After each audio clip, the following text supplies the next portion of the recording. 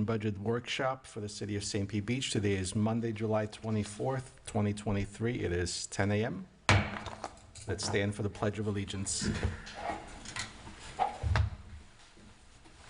pledge allegiance to the flag of the United States of America and to the republic for which it stands, one nation, under God, indivisible, with liberty and justice for all. City Clerk, if you'll please do the roll call. Vice Mayor Grill.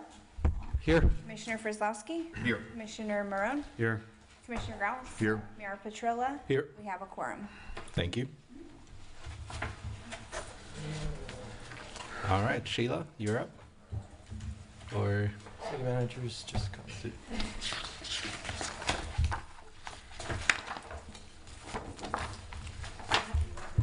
Yeah, you can shoot. Sure. good morning. Morning. Morning.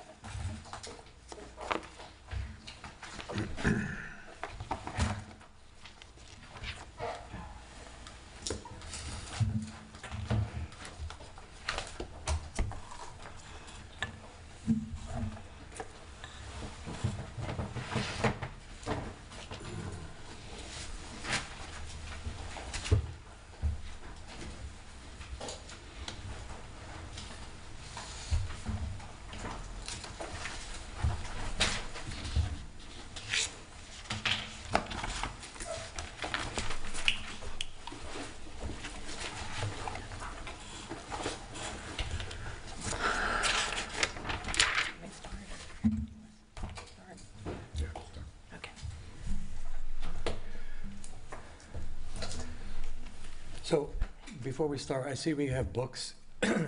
As we go through what was published in the agenda, can we talk about what may have changed? Because there are definitely some charts in here that have mathematical errors in them. Yeah, There was one. we have just a few minor changes that I can go over with you. Well, as we go through them, Okay, because I printed this in. And we really need to make sure that our agendas and things that are published don't continue to have mistakes. It's almost every week we have a mistake in an agenda packet. So, anyway, thank you. All right, Sheila, want to get us started? okay. Let me start talking about it. Okay, well, we're going to start by reviewing the budget fund by fund. The intent is to outline the major changes to the budget. The department directors are going to be on hand to discuss their own budgets. You can ask them any questions that you feel necessary. The budget you will review today does not include the fleet fund or the capital fund. We're still reviewing that, and that will be available soon after we finalize what we want to present to you. So there's those that they are still a work in progress. When do we plan on going over the CIP then? With that, When will we go over the capital? We, so we had discussed some of the capital projects with you guys at an earlier meeting. We have received the priorities from the Budget Advisory Committee on those projects. We saw that in the packet, you know. Right. But you don't really have to finalize that to adopt your preliminary millage. So Okay. sometime in the next month or so, we can finalize that. Okay. On the fleet replacement program, we working with the fleet maintenance personnel, we found that there were gaps in the fleet plan. There were vehicles that we didn't have in the fleet plan. There were vehicles that we had in the fleet plan that were not there. There was replacement schedules replacement costs that were not up to date. So we're redoing that basically completely. We have an allocation right now in the plan of the transfer, I believe, in the neighborhood of $300,000, $310,000 towards the fleet plan. And once we have a new revised plan, we'll let you know if there's a need to transfer more or less from that. So, And this is currently based on 3.15? correct, yes.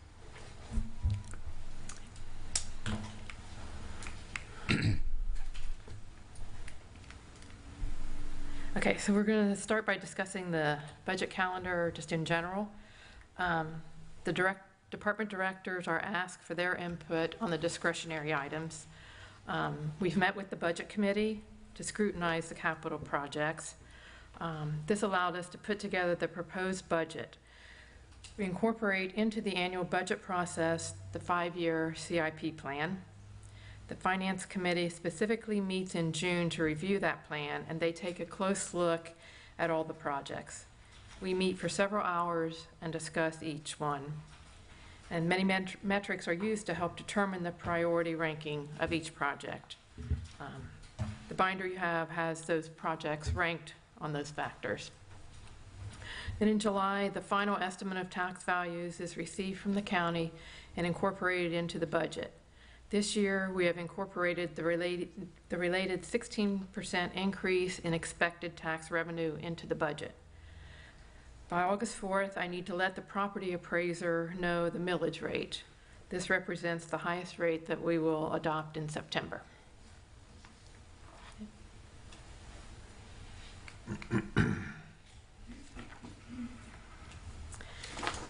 Then this slide describes in general where the city stood at 9/30/22, which was the end of our prior year fiscal year. When we start planning the budget process, it starts with analyzing our current financial position. The general fund is our primary operating fund. The numbers on this slide comes from our audited financial statements at 9/30/22. The assigned and unassigned funds represent monies available to spend. Assigned balances represent resources accumulated for particular purposes, but that do not meet the criteria to be classified as restricted or committed. The assigned resources are intended to mitigate the city's coastal vulnerabilities, including the potential exposures of extreme weather, funding sources for future capital projects, and financial requirements of other operating funds. And that assigned balance was almost $11 million at 9/30/22. The unassigned balance can only be used in the general fund. It represents the residual amount of fund balance not contained in the other classifications. The city's fund balance policy includes a goal of unassigned balance equivalent to 2 months of general fund operating expenditures, which is what's represented up in the slide of $3.1 million. The above total in unassigned balance represents 2 months of general fund operating expenditures.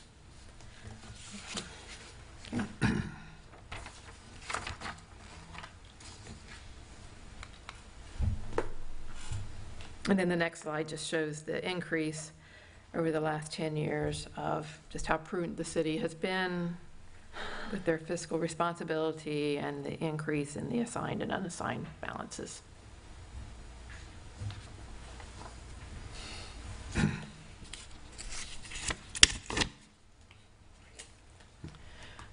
And the next slide just shows the financial position of the city. The fund balance policy was adopted in early 2022, using different metrics to establish a range for the assignment. The city used industry standards, including the Government Finance Officers Association, which serves all of North America. And they recommend that we have at least 2 months of operating expenditures, which the city has met.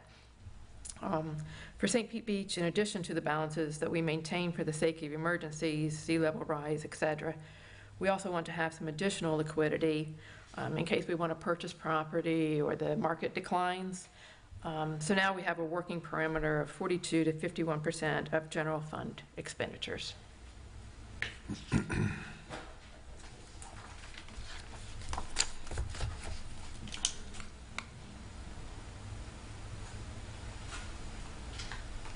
This slide shows just the process of how we budgeted for funds for fiscal year '24, and exactly what's the big drivers are for the change in the fiscal year coming up. So Go ahead. this is the current fiscal year. So where you start with a budget that is fully balanced, there are revenue and expense matrices that we track throughout the year to determine whether we feel that we're going to be above budget or under budget. So on the revenue side, we got a couple of revenues that are performing better than budgeted, including parking, where we expect to end the year with $500,000 above budget on parking. Interest income has also surged, and you all know that interest rates have been basically going up. So with all the deposits that we have basically layered CDs throughout that, and we expect to make about $275,000 more than budgeted on that. We have had a lot of positions vacant throughout the year, and this is a very rough number, but it might be up to $700,000 in vacancy savings. We budget every job as if it's going to be here 100% of the time. Our total payroll is about 15 million, so you get some sense of reference that we basically, with 700,000, you run in about 4% vacancies out of the 15 million number. And then there's a small group of other miscellaneous revenues that are also trending upward. That will give us another 250,000. So we're basically looking at, as we're sitting here today in July, our expectation for the year end is about $1 million surplus on revenue and about $700,000 savings on the expenditure side. So we're going to end up the year with a healthy balance. Now, that's a number that you need to keep in mind, because as we're looking to reallocate funds, especially for capital, this is a number that later on will come into play when we're trying to find funding allocations for things. Go ahead to the next one.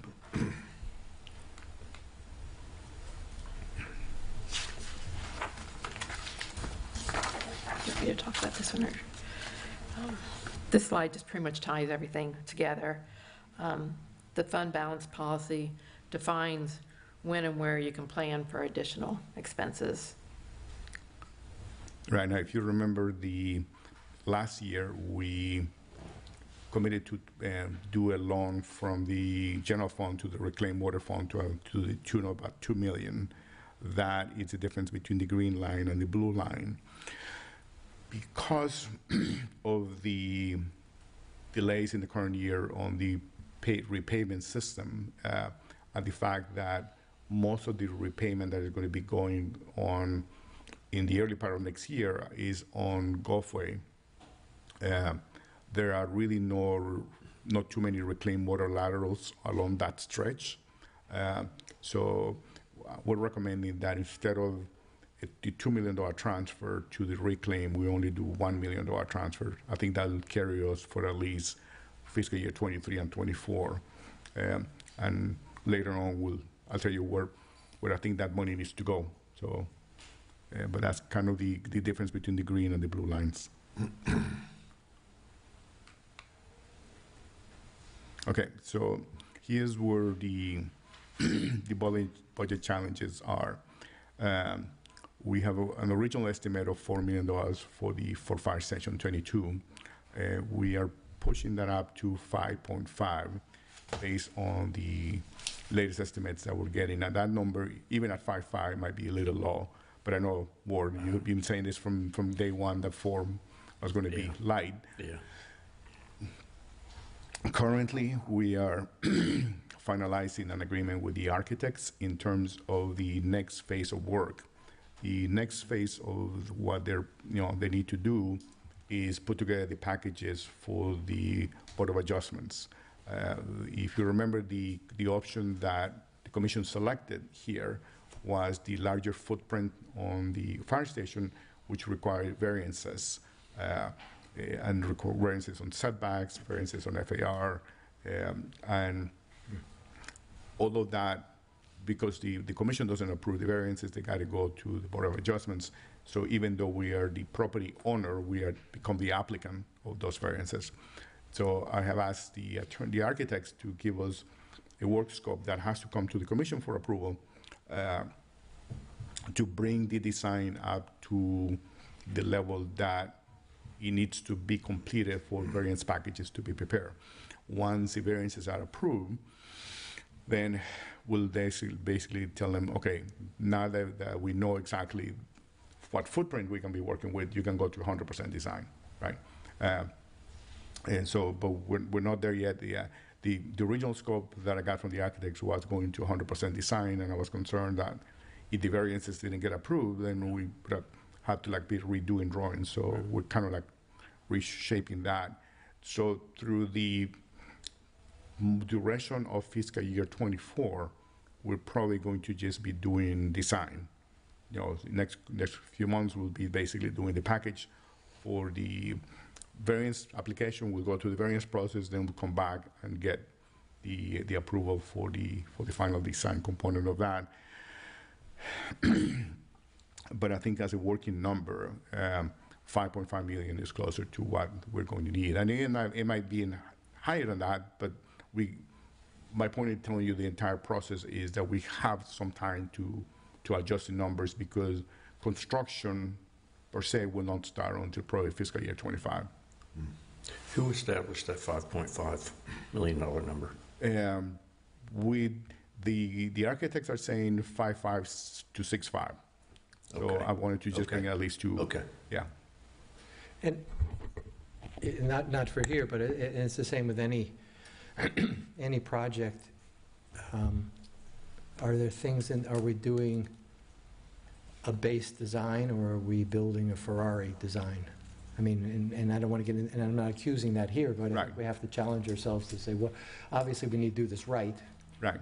Right, if we're building a fire station, you get an opportunity to go fit it out, and retrofitting is always much more expensive. Right. We just need to challenge ourselves with any project. I would say based on, I know the architectural firm, pretty well, and I would say it's in between. You never want to go with the low end, because this is going to be our building forever. Absolutely. And yet they're not going to gold plate it either. I was at the request for qualifications meeting. Oh, that's right. Yeah, and, you were a part of that. What impressed me the most, I mean, not like I was impressed, what was impressed upon me the most was this has to be Cat 5. Almost everything that's being done is industry standard, required, federal requirements, state requirements.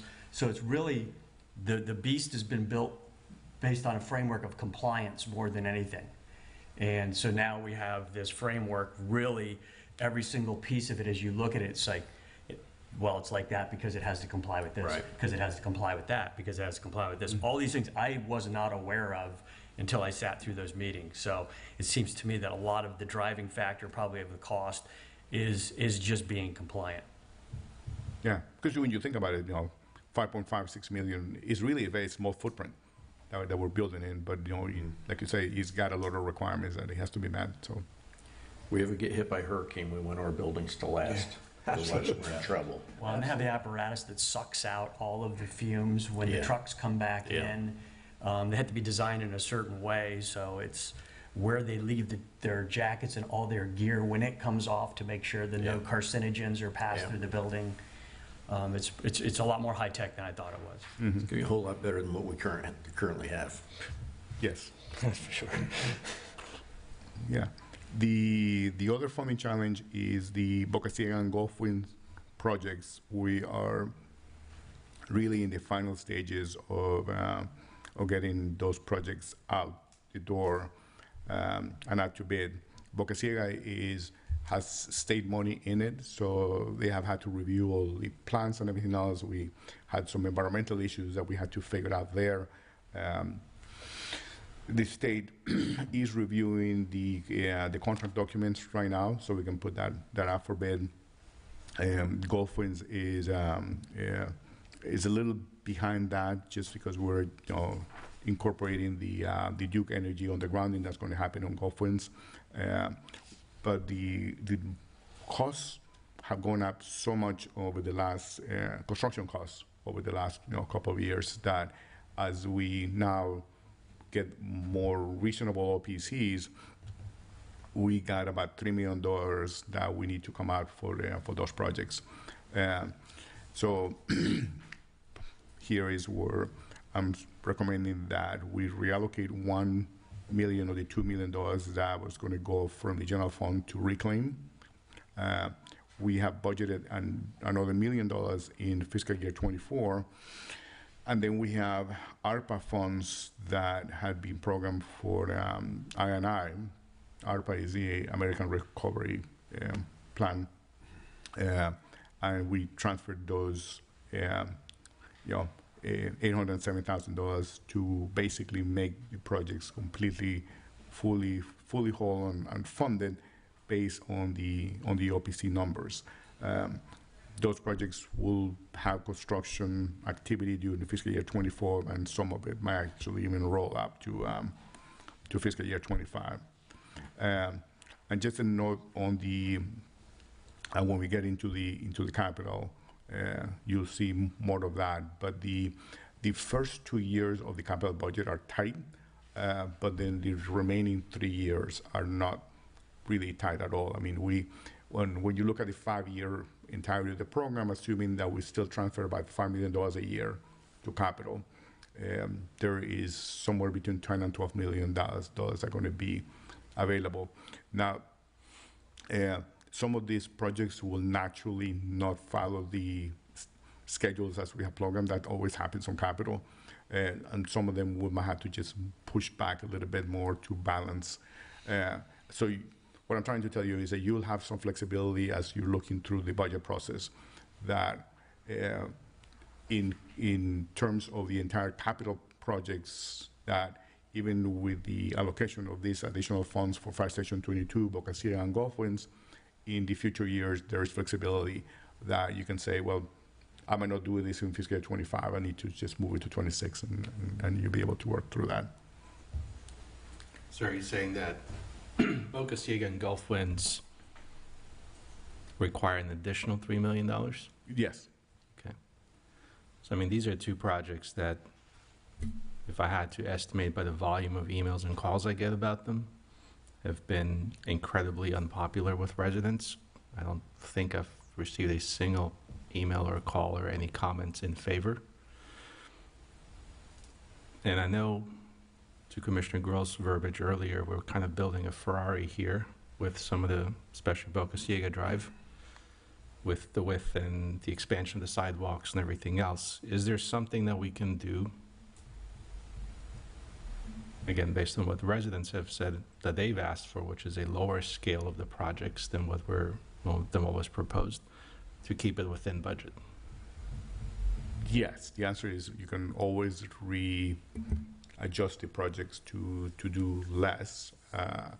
The city has basically had historically a vision of doing what's called complete streets. When a street is going to be addressed, it gets addressed holistically, which includes, drainage. It includes not just the roads, but it includes providing sidewalks, providing back lanes, providing all of that. If the commission wants to move away from that, it is absolutely in the discretion of the commission to Well, that's say. not what we're talking about. We're not talking about not doing a holistic project, but rather at a reduced scale than what was proposed. Right, so we had options of keeping 4-foot sidewalks or going to 10-foot sidewalks. That was Like one maybe thing. just addressing paving and water runoff, and Yeah. then leaving the sidewalks the way they are, just kind of value engineer it. Yeah, I think we're just glancing at it, it's like, oh, it's an extra $3 million for something that was extremely unpopular. Now, the roadway width, so the scale would be the length, which we don't control, the width, which is really being minimized. Yeah. Because that's, I mean, that road is so wide, I don't know, that was an engineering solution, you know, so that's squeezed down. Yeah, that's squeezed down. I'd be open to looking at sidewalks, the width of sidewalks. There's a lot of money there Yeah. for concrete That's sidewalks. for the million, that's a mile and a half of sidewalks. There's a lot of sidewalks there. So I think, Just on one side. yeah. And I think that would be an easy one, because the other thing we have to be careful about is the cost of re-engineering stuff too. course.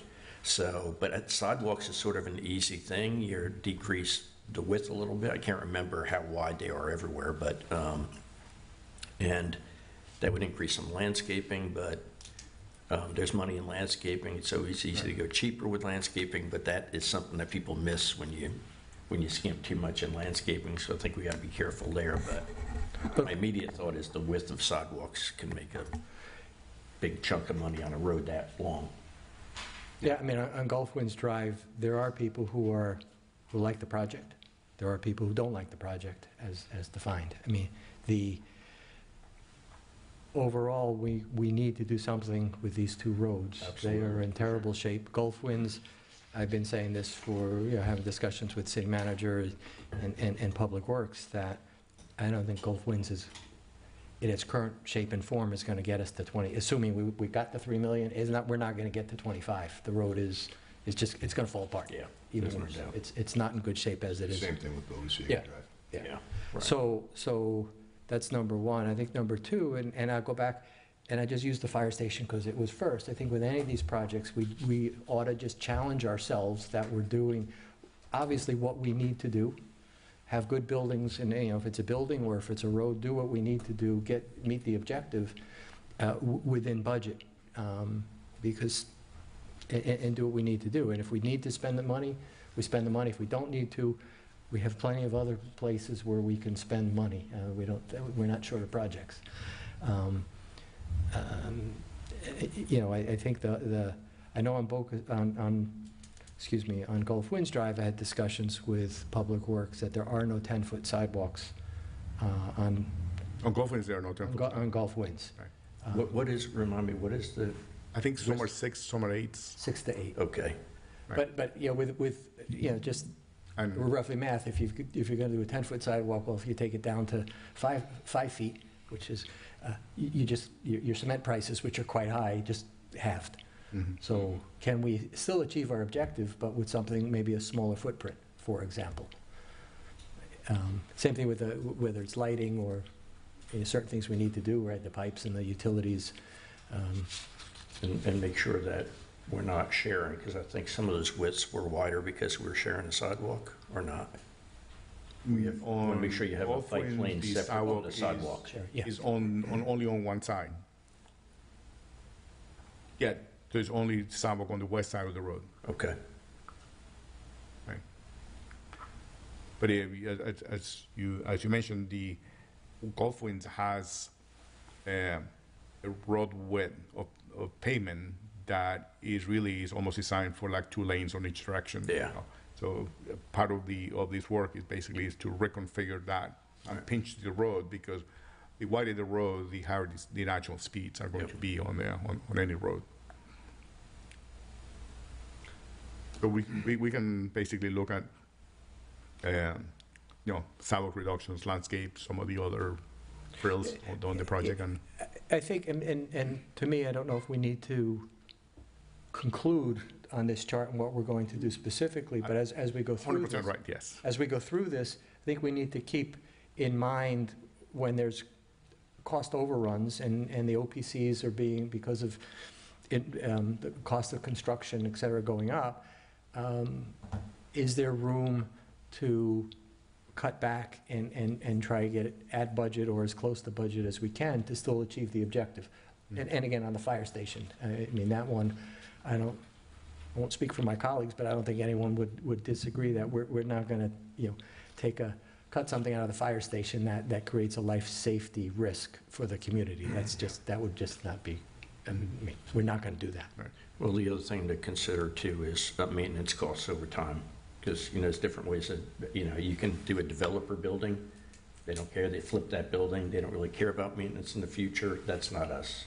We got to think about the long-term costs. So, you do pay. I mean, If you ask me as an architect, can I reduce the cost of a building? I could reduce the cost of any building. I can make the roof cheaper if you want me to. But, do you want a 10-year roof or do you want a 20-year roof? So they just have to, we're in a mode of, there's got to be a balance.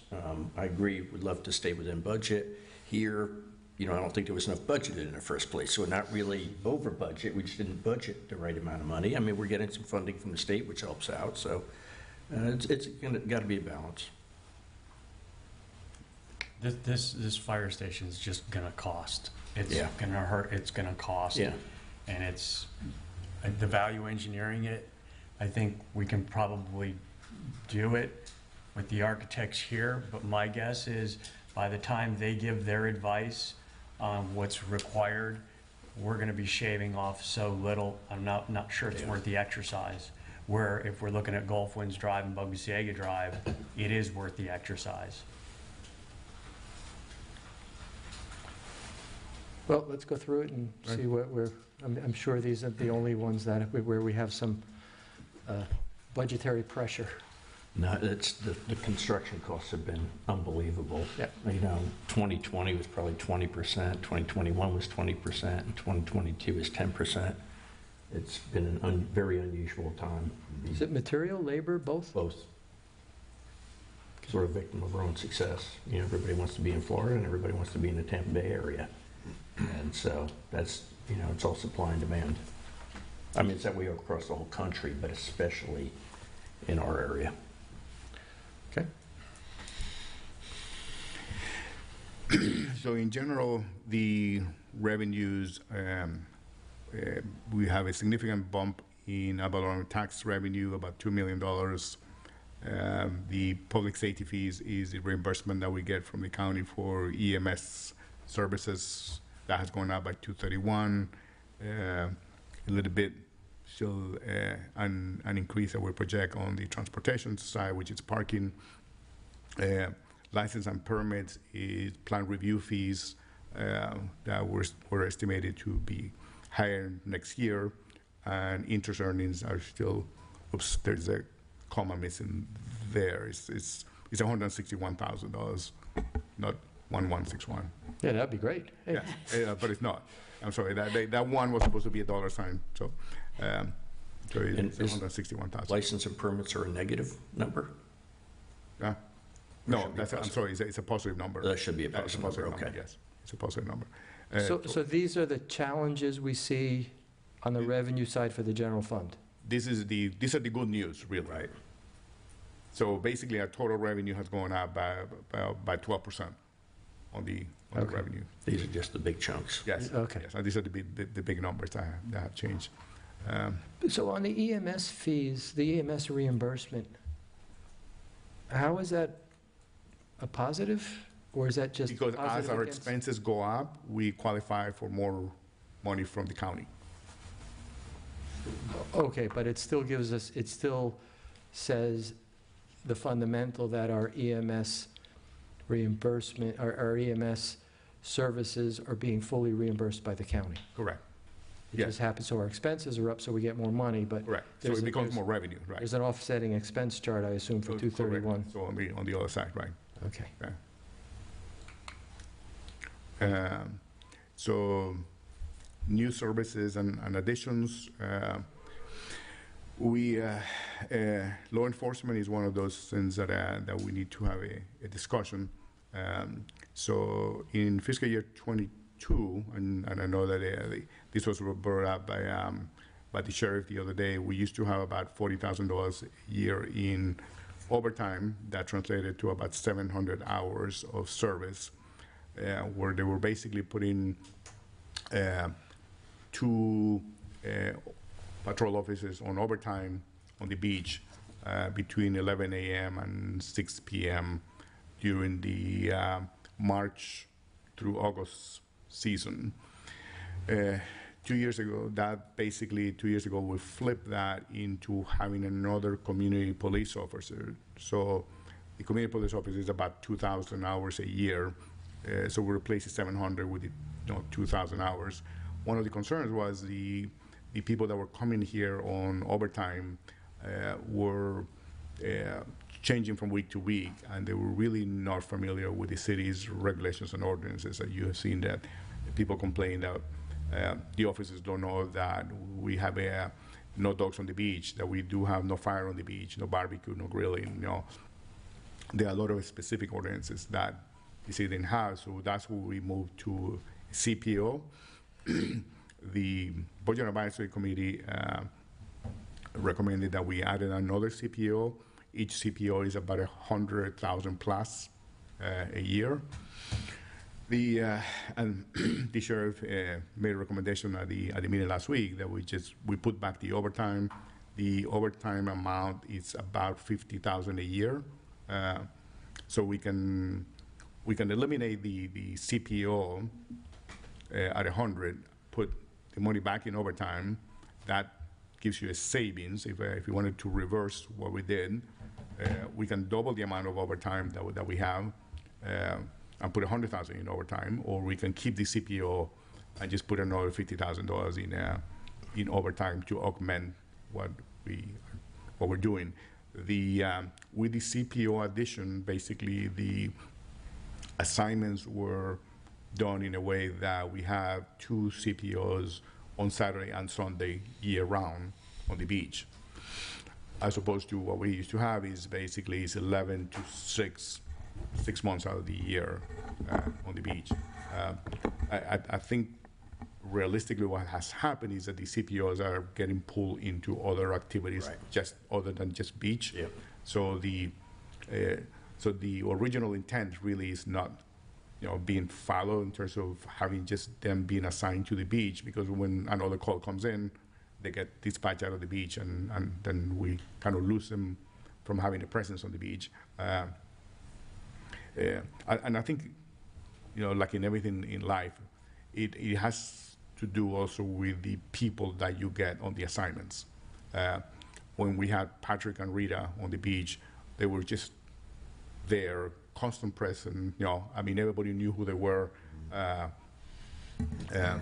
I don't know that we're getting the same performance out of the people that We're not. Right. That's been echoed by the residents, and Sheriff Galtieri said it himself. Right. We're not.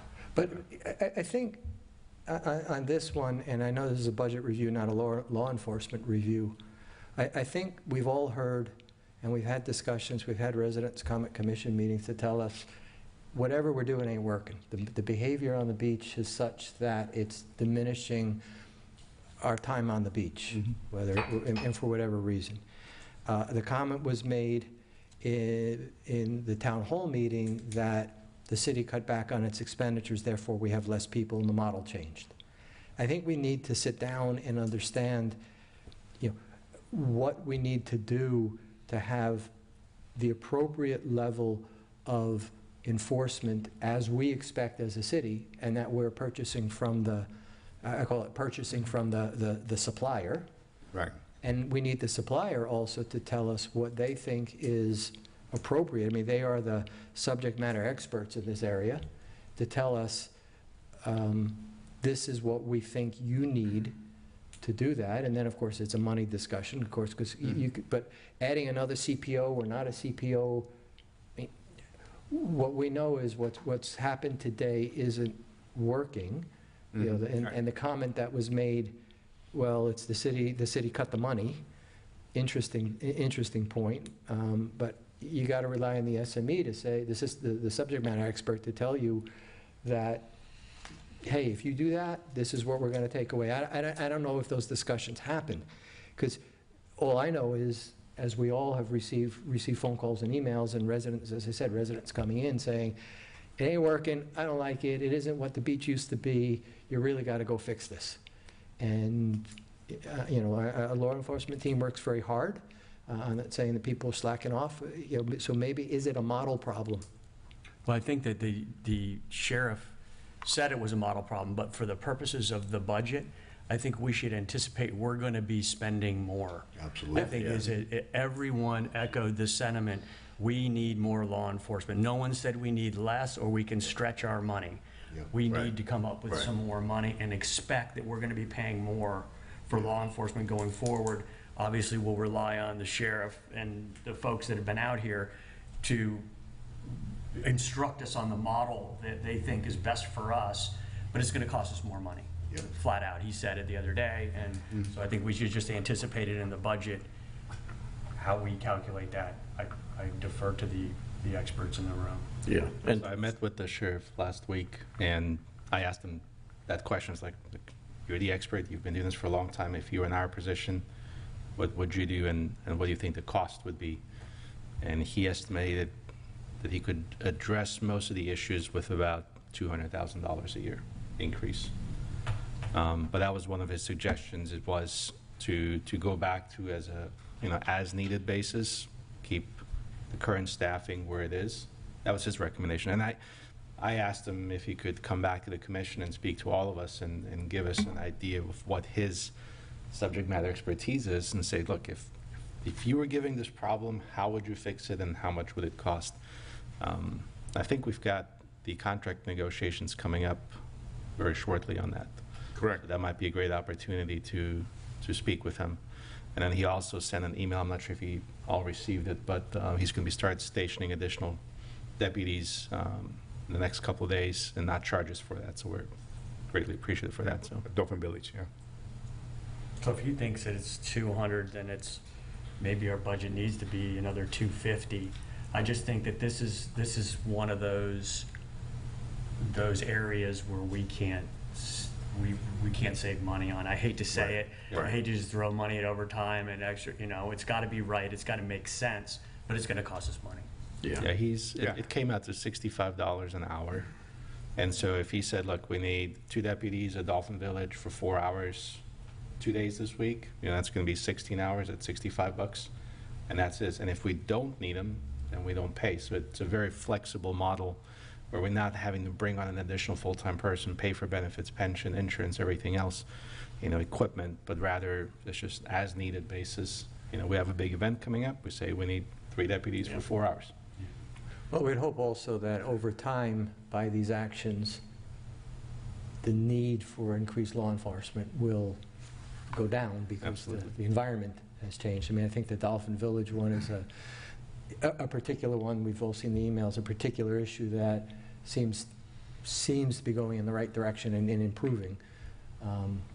But yes, I mean, I think everybody would like to see everything go back to the way it was years ago, but I just don't think that's going to happen. I think we've seen changes in society here where we're going to have to do things differently.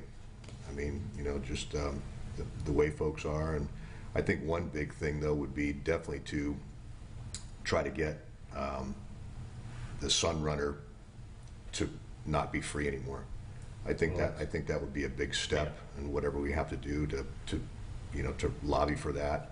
I think if they would start charging $5 a day for that, I think that would really make a big difference in the folks that ride that all day long and end up out here. yeah. I think that's supposed to stop in October, if I remember They right. were saying that they want to do it. They want to continue it for free, Indefinitely, not yeah, just. there's a move afoot, to extend that. And which I think That we do meeting's everything we on can. Wednesday, this week on Wednesday. I talked to Deputy Livernos the other day out on the beach, and he said he would not let his wife ride that. He said he was on it, and there's It's not people good. with mental health issues that he feared he would fear for his wife's safety. So that's what we have I don't want to, being delivered. I know it's a budget meeting, but we probably, maybe tomorrow night, we ought to talk about writing a letter from the commission to PSTA, making it clear the adverse effects. And it's not just us, it's the whole system. What they're trying to do, what good they're trying to do is going to backfire. That's what, Unfortunately, we are on one end of it. right. Yeah, they're not encouraging ridership when their folks get on No. St. Pete, and this is the circumstance that they're confronted with. It's going to hurt in the long run. They're saying I'm not riding it. I do agree with flexibility. I remember back when the commission, I was not on it at the time, when we changed from the police to the sheriff. One of the beauties of it was you have this flexibility where you don't have to hire. They've got, this army of people, and you just kind of, move it as you need, and they're very nimble. you buy a service. But the interlocal agreement that we have had in the last few years is very rigid. Yeah. Whatever gets approved by the commission, that gets set, right? I think there's a way to get some flexibility. But I would say then, I think with that next agreement, ought to have some flexibility where we can ramp up and ramp down as needed, Well, you know, that's- spring that's- break. We can put Yeah. $250,000 in a bucket. Yeah. That it can be, work directly between the sheriff's office and my staff to get whatever resource we need at the different points in time, Yeah. right? So, Also, I'll just say this, and, I guess we can convey this to the sheriff. Probably know, St. Pete Beach used to have a reputation for being pretty stringent with our police department. And, I'd hear some people say, I'm not going out to St. Pete Beach, too many cops out there. Well, that was kind of a good thing, It was, people knew that you had to behave or you shouldn't be here. And they would go other places. So, being a reputation as a family-friendly, oriented type of a place is a good thing to be. So, I just received a message from the sheriff as we're having this conversation, and he said he spoke with the mayor of St. Pete, who seems to be completely unaware that there's any kind of issues with the Sunrunner. And he also proposed that St. Pete allocate $200,000 to PSTA to make the Sunrunner free indefinitely. Yes. So I think at the very least that we need to do is match this $200,000 and say, you come here, you're going to be law-abiding citizens, or you're going to suffer the consequences. This is, Well, there is a move afoot, but I do think Mr. Welch, Mayor Welch, did receive at least one email that I saw over the weekend from a resident expressing her concerns with what's happening with the Sunrunner, and particularly her experiences at Dolphin Village. So this is a. I know he's quiet- got at least one email. This is a quiet way, I'll say it publicly, this is a quiet way for the city of St. Petersburg to alleviate their homeless population without overtly taking any action to alleviate their homeless population. It is surreptitiously occurring right under everyone's nose. And it is effective because they are not getting any bad publicity about law enforcement rousting homeless people. There's no homeless encampments. However, if you're a regular in the core area of downtown St. Pete, which I am, you see it's prolific. The homeless population is prolific. And there is no action afoot by the city of St. Petersburg to handle the homeless population unless there is an emergency or a crime is being committed. So while they let their folks sleep in Williams Park, we are not going to let their folks sleep in Haran Park and Paso Grill Park and McKinney Park and Hurley Park. It's not going to, that's not what we're not going to let this turn into that. We can't. So now's the time to put the stop to it, emphatically, I think.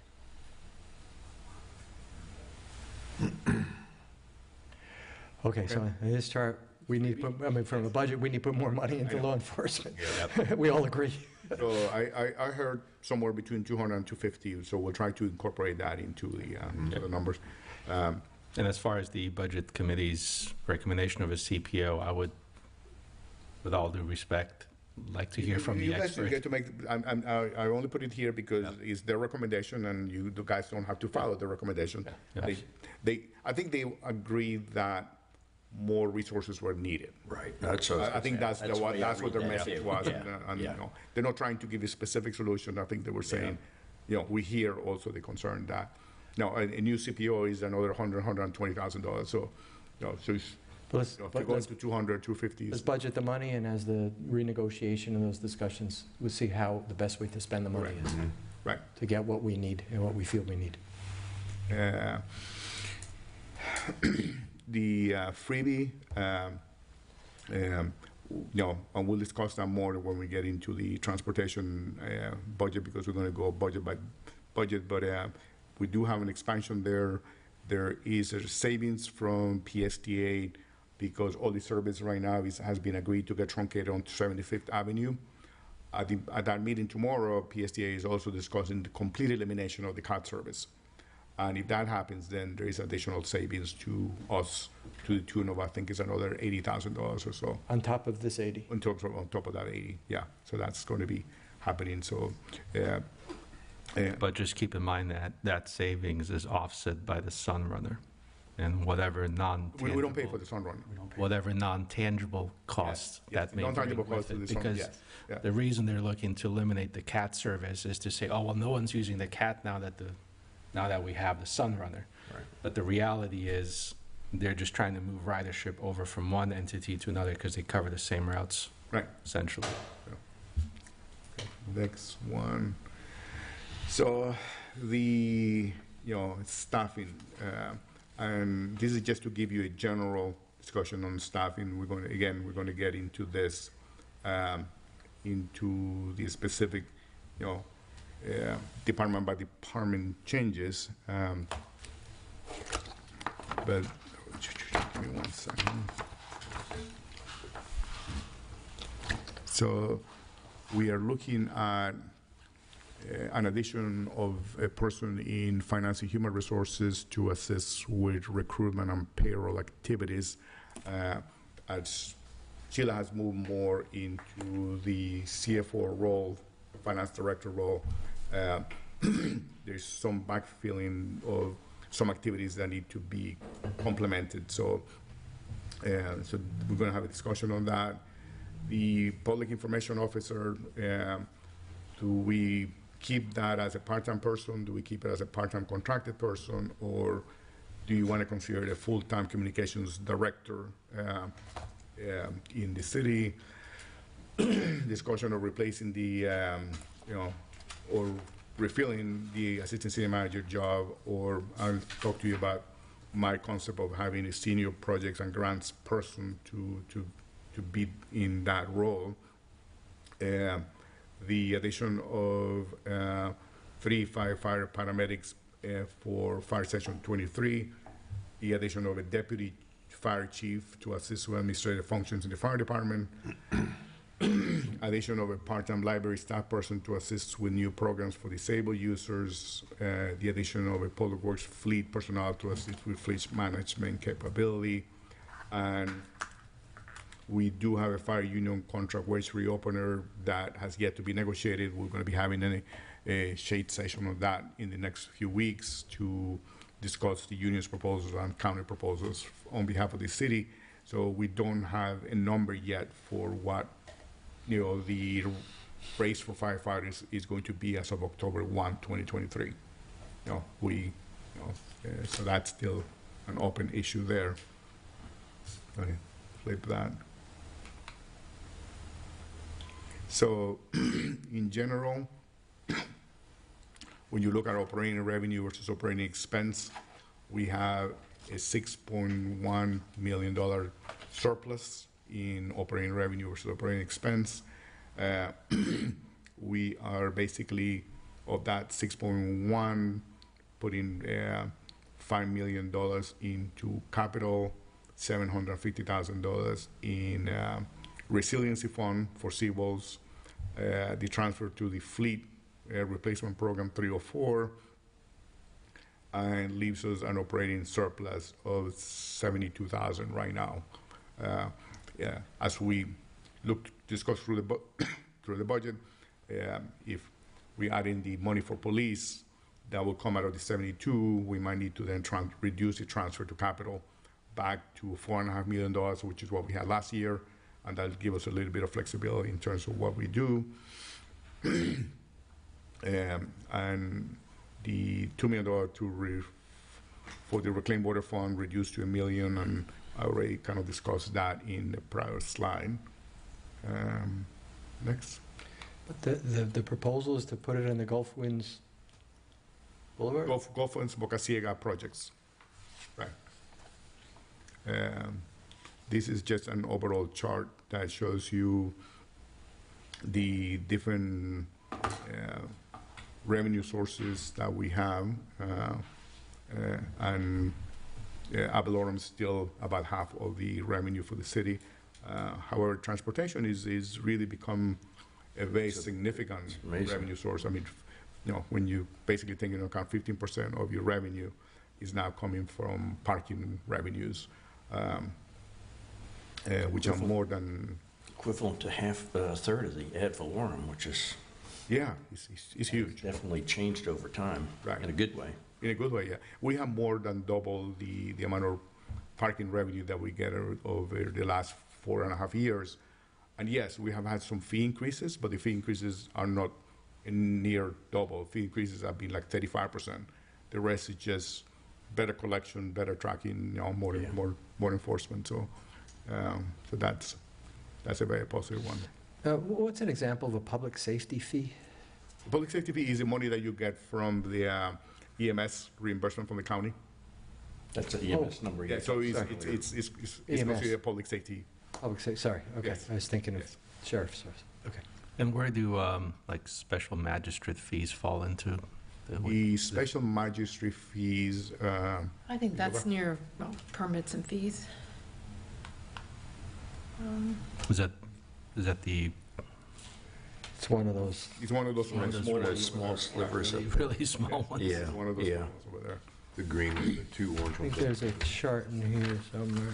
Yeah, and those, There are things like the utility tax and franchise fees that, add up to significant dollars.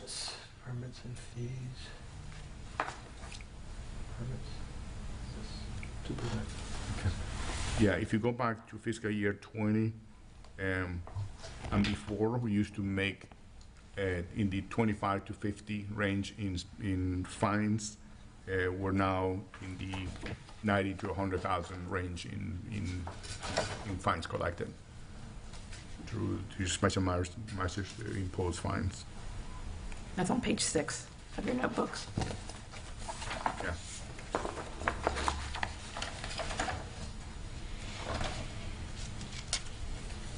Okay, Same thing as, like parking tickets, you see that it went from 209 to 375. All of those are been trending up. This chart is pretty straightforward and not very exciting, just to show that you have had the same millage rate for the last decade, pretty much.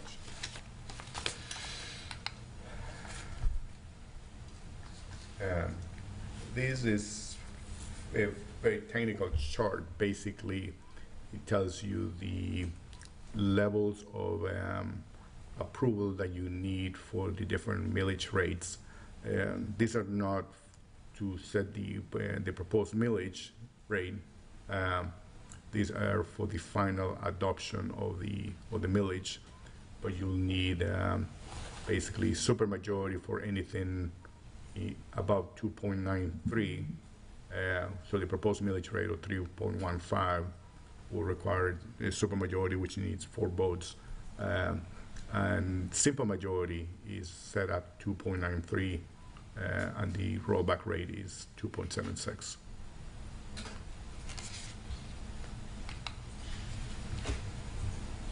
Okay, so now I think we'll start going through the different departments.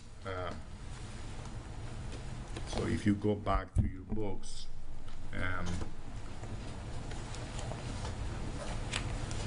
you got the first one on page 12 is budget for the city commission.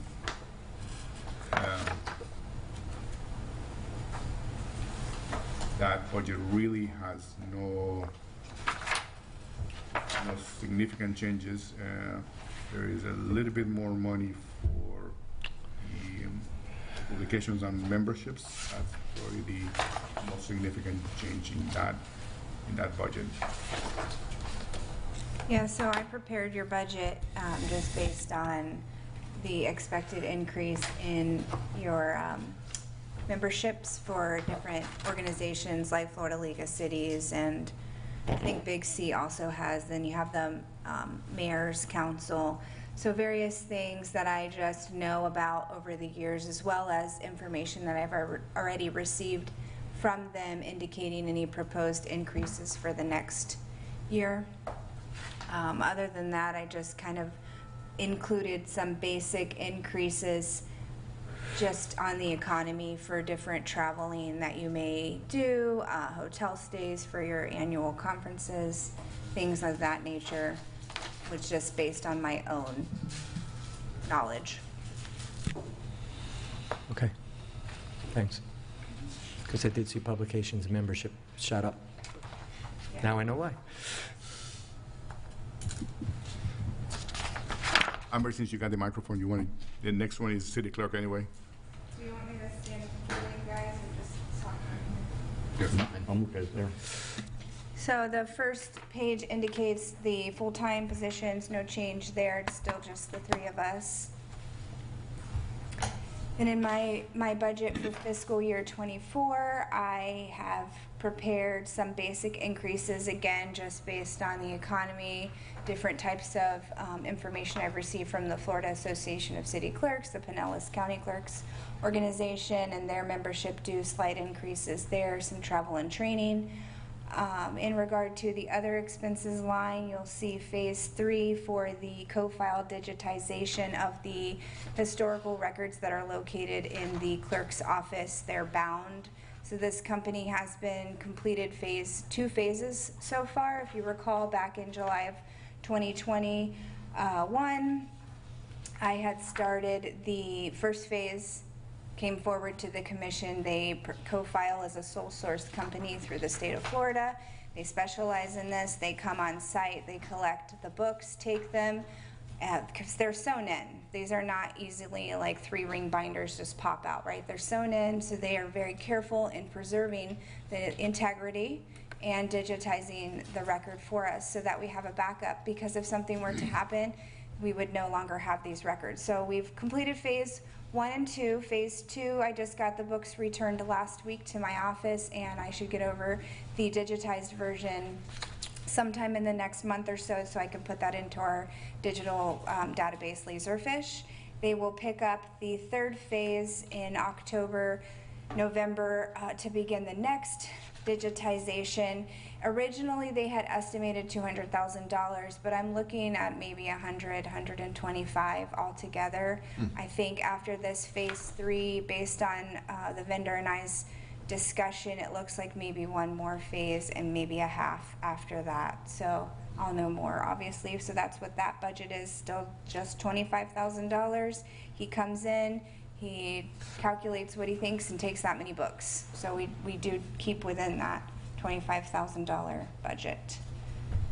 Other than that, I don't really have anything significant in regard to elections. It's based on the Supervisor of Elections estimate, and it's a District 1 and District 3 election. I add in my own increase just because if the ballot is more than one page, there's going to be a slight increase for that, but that's not calculated specifically in the election invoice. They calculate it based on a one-page ballot. And with that, if you have any questions. Down here, looks Thank you. conservative and good. And on their budget. It's one of the few.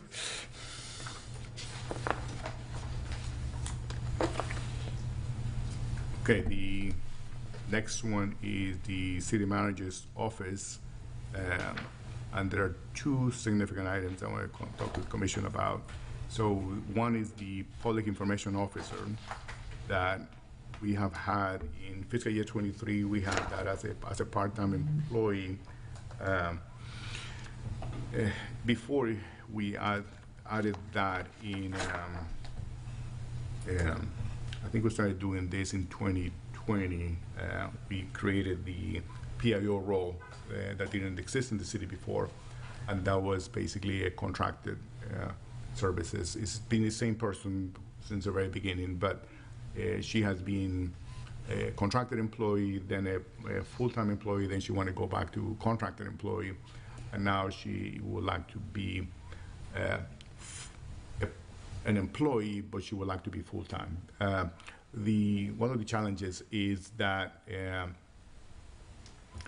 the role continues to change, and what we are expecting from a PIO, as people know or learn how to use a PIO and getting more engaged, is really more and more becoming a full-time role naturally. There are things that a PIO can be doing that we really don't have any specific area of responsibility. For example, the quality control on the website.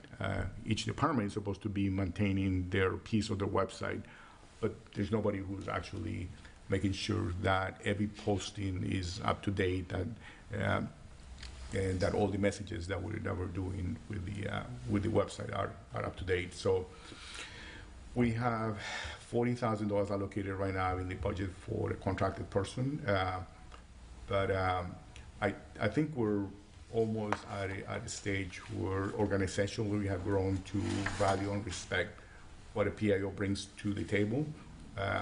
And I would want to hear from the commission as to whether you feel that we're there in terms of adding that as a full-time person or not, or you want to keep the relationship to about 40,000 is about the half-time person doing PIO services for the city. What do you think the cost would be of a full-time? Not double I that? think we're probably going to be looking to pay, I'm guessing 75, 80 plus benefits. Okay. I think we need a full-time professional PIO. I think, to your point, and I have my notes here, but I agree that we, in the maturity of the organization, we need, I believe, better structure, and it's not meant to be a criticism. As we grow as a city, as we become more complicated, we need to have policies, practices, coordination as a city on various subjects. And I'll tell you, I went to one of these FLC classes, and one of the speakers was the PIO from Parkland, Florida, who went through some tragic events. And things, and I listening to him, and then I spoke to him offline, and I have some emails which I haven't gotten through, because as I start thinking about, and God forbid, and I'm not planning for a disaster here, but things that I think we can have better structure around. Media policy, just the whole, what is our media policy? What's our social media policy as a city and for our city employees? Things that we need some better structure around, and then not a criticism. As again, we're a much different city in 23, 24, going into 25 than we were 10, 15, 20 years ago. The technology's changed, our stature as a city's changed, but I think it's a long yes, that I think we need a... And I think the expectations from our residents have also changed. Correct. Yeah. You know, the rule about communication is that you communicate, but you never communicate enough. I think the expectation is now that every time that we're going to post something on social media, that is all coordinated, is all branded, it looks the same, it feels the same, it goes to all these different places at the same time, as opposed to, we're still a little scattered, much better than 4 years ago when we didn't have a PIO at all, but no.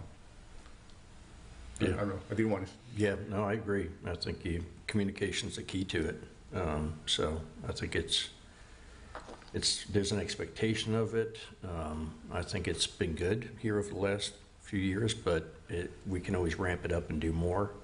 One of the things I really realized, probably we all did, was when we get issues of hurricanes and people leave town, it's hard to get the news specifically about a place like St. Pete Beach. You're concerned not so much with Florida and the Tampa Bay area, but you want to know how St. Pete Beach is doing. And so that kind of communication, when a lot of people leave town for a hurricane, that really becomes critical too. Do we have a job description so we're getting what we want out of that person as a full-time employee? We will put together a job description, absolutely. Right. Yeah, and we'll have to do a recruitment and, Because I don't know if there's been outlined expectations that are either being met or not being met on a part-time basis. I frankly don't know enough about an information officer to speak to the subject on whether we need full-time or part-time. But I am curious as to whether or not we have given our part-timer directives on what we expect and whether or not those expectations are being met. I don't know how that works here at this city, and so I'm anxious to learn about it. Well, I've heard a lot of good feedback from residents about, the communication and the whole emails and the Friday email blasts that go out. And I mean, there's quite a few people come up to me and have said, I really enjoy, getting that kind of information. And, I think full-time would just be more of things. I agree, you got to kind of prioritize and figure out exactly what you expect. Okay. The other discussion is the assistant city manager role. So basically, if you take the responsibilities that were under Ben's, there was a component of his job which basically was finance director, CFO, which is basically Sheila has picked that up, and that's why I'm recommending somebody from an entry-level person in finance HR. So as Sheila and Chris have moved up in terms of the responsibilities that they're doing, somebody is backfilling some of the jobs that they were doing before. So, for example, Sheila is not doing the bulk of the budget work, but she still has to review payroll, or she has to be the backup for payroll, and we need somebody to just implement that to ensure her success. The other component was he was business supervising 2 departments. I have picked up the fire department to supervise that directly, and the library I have assigned him to work through Jennifer because I see a lot of positive gains from having people that provide community type programs, and the library is morphing into more of a community program engagement responsibility, and having that more in sync with what REC is doing and be complementary, not competitive. I think there's a positive gain on that. So what I have really is a gap in the component of that Vince was doing with grants and what he was doing with special projects.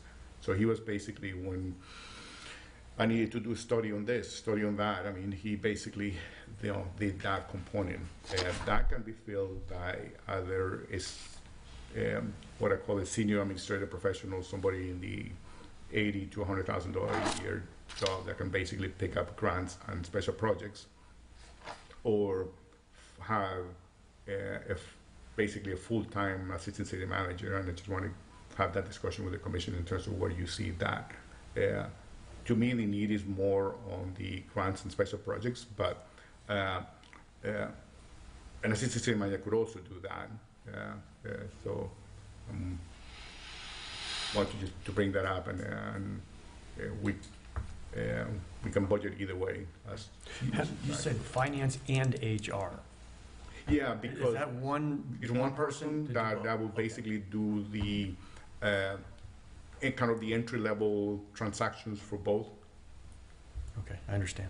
Right. Thank you. So, for example, like recruitment is pretty straightforward. You got to get the information, you get the job description, you post the jobs and everything else. You put it on Indeed, you put it on the different platforms, get the resume. So it's fairly entry-level. Payroll is also along those lines. So how do other cities our size typically handle assistant city manager? Is it more of someone who's a department director that's the acting city manager when you're not available, or do they typically have a separate assistant city manager that shares responsibilities? My experience is somebody who shares multiple roles, in terms of cities our size. I don't think, trying to recall my career experience on cities about our side, which is what I had before. There's no typically as just somebody who's just an assistant city manager. They're assistant city manager and something else, doing. And so what would that role do? Assistant city manager, and do what roles? It will basically, it will be almost the same roles in terms of special projects and grants, but it could have some departmental responsibilities. It could, it really is just the level of personnel that you're hiring. If you do the grants special project administrator, you'll probably be in the 80 to 100 range. if you do it at the city manager level, you're in the $125,000 range that you, of course, you can expect more from that person Yeah. as you get somebody from in a higher level, you know, of the compensation side. So what would the plan be then for backup for city manager when city manager's on vacation or has to attend different meetings? We would rotate it amongst the senior staff as we used to? I would basically, you know, we'll look to assign somebody to step in for a week or 2 weeks when I'm on vacation, right? I mean, covering for my vacation, I don't think is enough justification for an assistant city manager because, you know, I go on vacation 1-2 weeks Yeah. and then I'll be back. So, you know, it's a good experience for people to, you know, to sit here in the days and interact with the commission. So, I mean, I think we need an assistant city manager for any number of possibilities. Could have a health issue, could, you know, decide to leave for any reason. I think we need an assistant. You do city or don't? manager. You do. Were we talking about posting it at the last commission? yeah, but that's why I wanted to have this discussion Yeah. here before, you know, we do that. So, And I think we had a discussion already, and I think we provided directive in which direction we want to go, which is to post a job for a assistant city manager. I mean, that's the discussion that we had last correct, commission yes, meeting, and that's yes. the I directive. just had not been able to give you my Seems like thoughts we're- on We're the rehashing options the that same you have issue. available to you, right? Yep. Okay.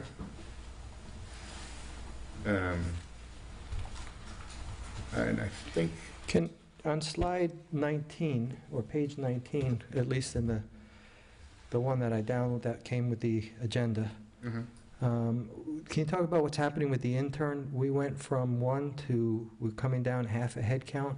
yeah, because her internship expires March 31st, so it's half a year. So another year from now? No, 6 months from October 1.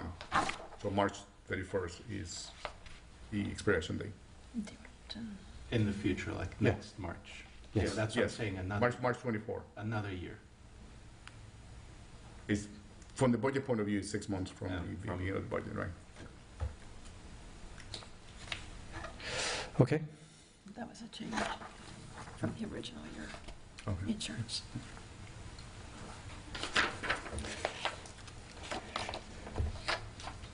The other question I have on the next slide, while we're at it, and there seems to be, and maybe we can just talk in general on a couple of these, and I'll just go through it, and city manager or finance director, you can discuss them. We have a 4% planned increase in salaries, it seems in most departments, that comment is there. Right. And I was just wondering how we came to the 4%. That's what the CWA contract calls for. So we basically assume that typically the board has granted everybody an amount equal to what CWA's contract calls for. Okay. And then I find on the overtime lines throughout all the departments, it seems, well, here for city manager's office, it's down 100%, it's 0. The other departments, it's up 100%, or it's up 200%. I think there was one that was up some in the 1,000% range. And I'm just wondering how we, looking at overtime, are we using overtime in some departments, and as we go through them all, to make up for a lack of headcount? I mean, there should be a normal, there's always some level of overtime expected in any job, but some of the departments seemed quite high. So I was just wondering if was there a strategy there, or this was just an estimate? I think we're doing an estimate based on actual figures for fiscal year '23, or estimated what we expect to be the final total. So yeah, there are some departments that have a lot more overtime than others. Okay.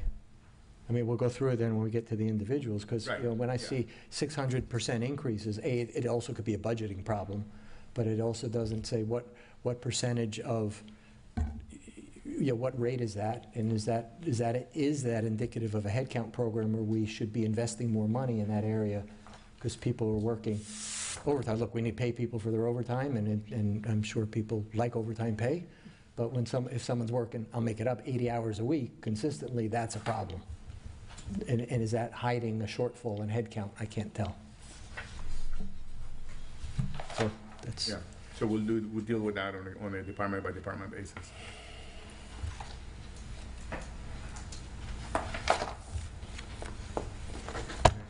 I think the next one is the planning.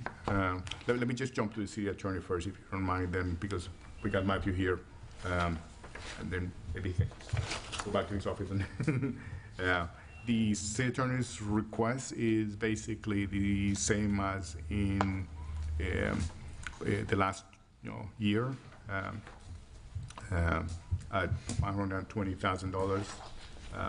But Matthew's here if you really have any questions as to the request or anything you want to change in the city attorney's budget. Good morning. I have nothing to add. We're not asking for an increase in the budget.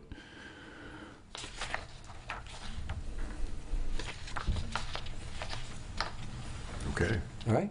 Thank you. Easy enough, right?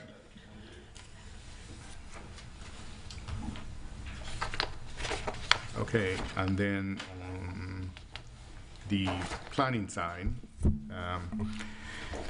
we are basically going from 3 full-time positions to 2, because we are basically wanting to take one of the full-time positions and really be dependent more on different contractors to fulfill that job, because the different skill sets that we're looking to have are really very difficult to find in a single individual. So right now, especially for the support for the historic board, we have a person who does all of the analysis for the properties to become historic properties. We have an architect that is basically helping review any project that is trying to follow the Pacific Grill overlay, because the Pacific Grill overlay has very particular design standards that they need to be followed. And one of the concerns that came through the city commission, through the board of the historic board, was that we didn't have anybody with the architectural expertise. So we basically have an architect that is on contract that we only pay him when we use him, but he's available to review applications for the overlay. And then we have a consultant that has been working to support changes to the overlays. It's a consultant that was originally the person who designed the original overlay, so she has a lot of the background on that, and have a little bit of money available for any other specific skills that we're looking to have. So when you hear the kind of things that we're trying to do, it's difficult to say, well, we're just going to have one senior planner that takes care of all of that. I think that we're better served by having a cadre of different consultants with different expertise to complement that. We're putting in $300,000 here for the comp plan review. I think that's the number that we have all discussed. And then, as you all know, there is a process that we're going through to basically comply with the year amendments. And that is going to be going through the state process, through the county for final approval. Once that is approved, then you need to take all those changes and then incorporate those into your land development code. So that exercise of taking all of that into the land development code is probably about another $100,000 exercise, to make sure that your land development code is in compliance with the comp plan. Okay, so we're allocating $100,000 for that. That's really the bulk of what we're doing. So yeah, you see a big number there, $500,000 in professional and contractual, but that's basically build a base on those 3 different types of work. Any questions on that? So the net is down 1 head count, but reinvest, well, the the 1 head count is not going to be the $340,000 increase year on year in professional and contractual. No, the 300,000 is the review of the comp plan. 100,000 is the completion of the year amendments into the land development code.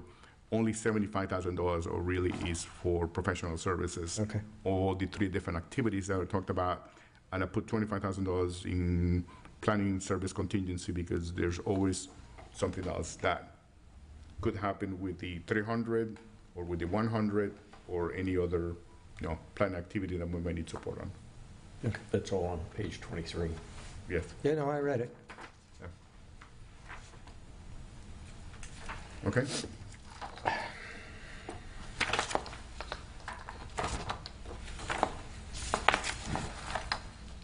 Admin services, finance. Sheila. All right. Hey, cool. All right. So we have budgeted the same equivalent, full-time equivalents, with the assistant city manager leaving. We are expecting to hire the HR finance technician to help out with job duties.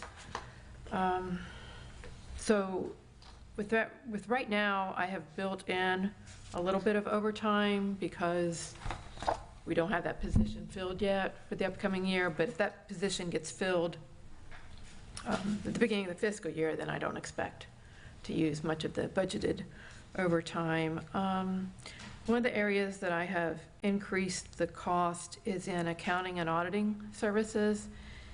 And that's simply because every year I'm normally the one that does the bulk of putting the annual financial statements together. And I'm not sure I will have as much time this year to do that because that even involved a lot of extra work in its own.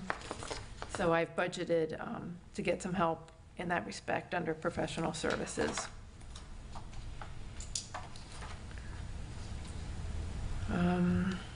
So we've won awards for our financial statements year on year on year, and I'm not saying do we have the right structure, but one of the things, and Vince and I used to have this discussion, is that we were proud of, we did everything in-house. We did this ourselves, and they're quite good. I mean, it was quite comprehensive, very good document. And as I said every year when we reviewed it, anybody wants to learn about the city, go read that document. You can, right? And especially the numbers are numbers, but especially the back section, all the supplemental material. Is it a staffing? I mean, outsourcing is one way to do it. I know other cities outsource at 100%. They go the other extreme. They do everything outside and it's done.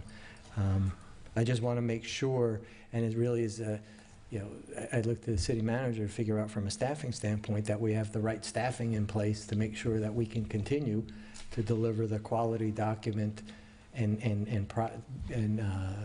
we've had. And hopefully we still win an award, whatever the structure is. But we don't do this for the award, we do this to have a quality document. Well, we would continue to receive the award, sure of that. Oh, Sheila's guaranteeing that. Yeah.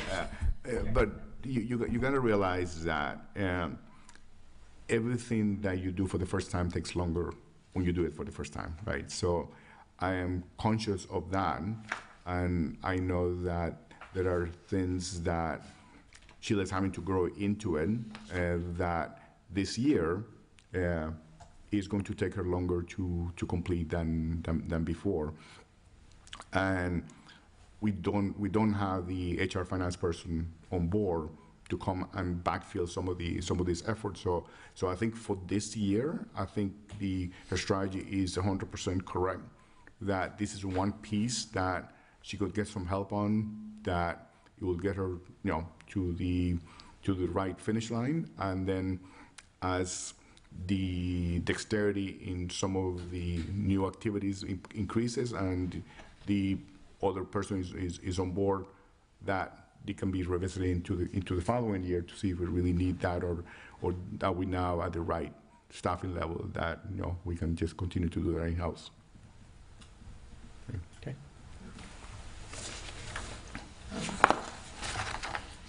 Any other questions on the finance budget?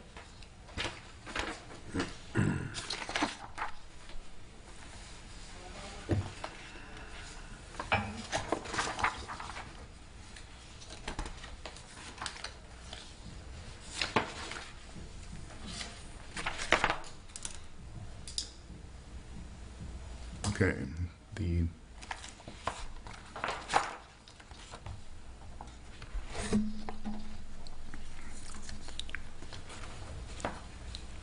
the next one is Community Development Department. It's not IT? I'm sorry. Is it right? Yeah, you're right.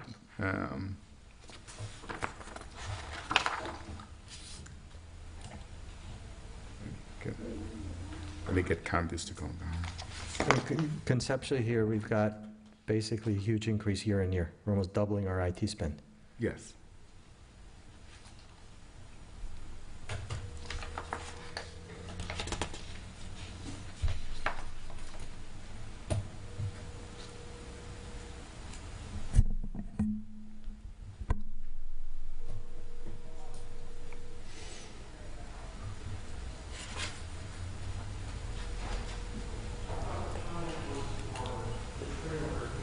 Hey, they're ready for you. Okay, bye.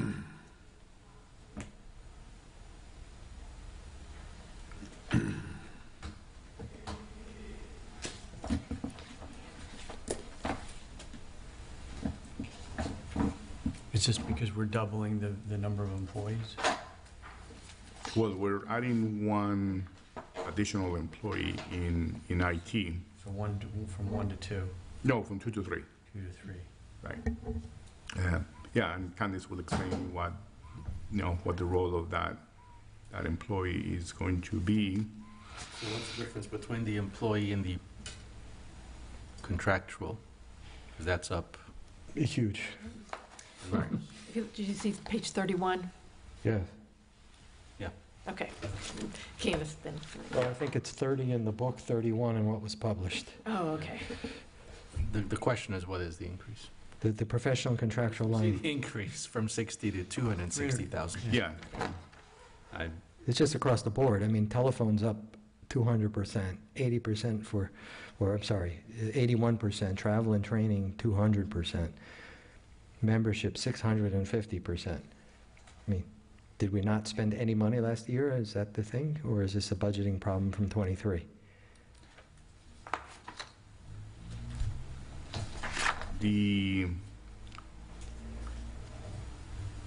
I know a lot of these expenses are expenses that we consolidated into this budget, right? Mm-hmm. But just give us a second. Candice will be here in a second. It seems like at our last budget meeting, there was a discussion or a presentation about updating software. So I expected that to be the big increase in this budget, and yet I see it's Well, but we also contractual. Where we're looking at a $600,000 increase. Yeah, it's, Yeah, but software's line is not all that big growth. Still $90,000 in software alone. Yeah, I mean, software licenses it's a great business. Right. Yeah, and I think part of the increase in the software cost is, the city implemented the Central Square for finance, and so that comes with an increased Yeah. cost than what we had.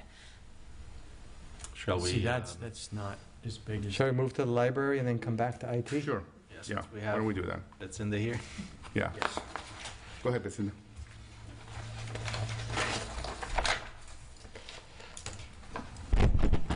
Hi, Betsinda Cattels, Library Director. Mayor, Commissioners, thank you for having me over today. We're going to start with my positions, my staff positions. I'm requesting a library page position. We have, in the past year, been working with the Center for Autism and Related Disorders to become a autism-friendly business. We have completed that process, which included staff training, an audit of the library proper, the grounds, and we also want to hire a library page who presents on the autism spectrum so that we have a full complement of autism-friendly components to our libraries so that families and kids on the autism spectrum will feel welcomed into the library. How are the people that are coming in with autism supposed to know the person that has autism?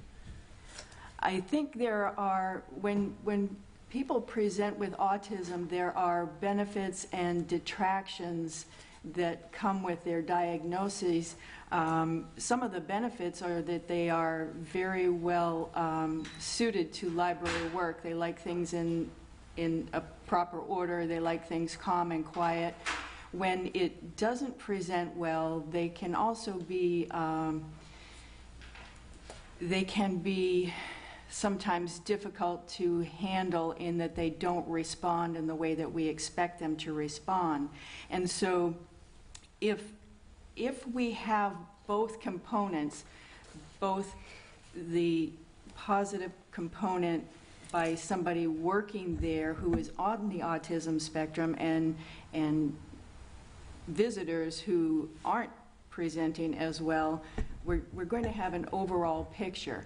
How do we know if they're on the autism spectrum? Sometimes you can, if you know what to look for, like I said, the staff have been trained, they sometimes don't look you in the eye. They don't interact I'm sorry, with maybe you misunderstood my question. Okay. Because I see what I understand your explanation of how, but it sounded to me like you're proposing an intern who possesses the characteristics of someone with autism or has been diagnosed with autism in order to assist those who have autism that are visiting the library. Is that what you're saying?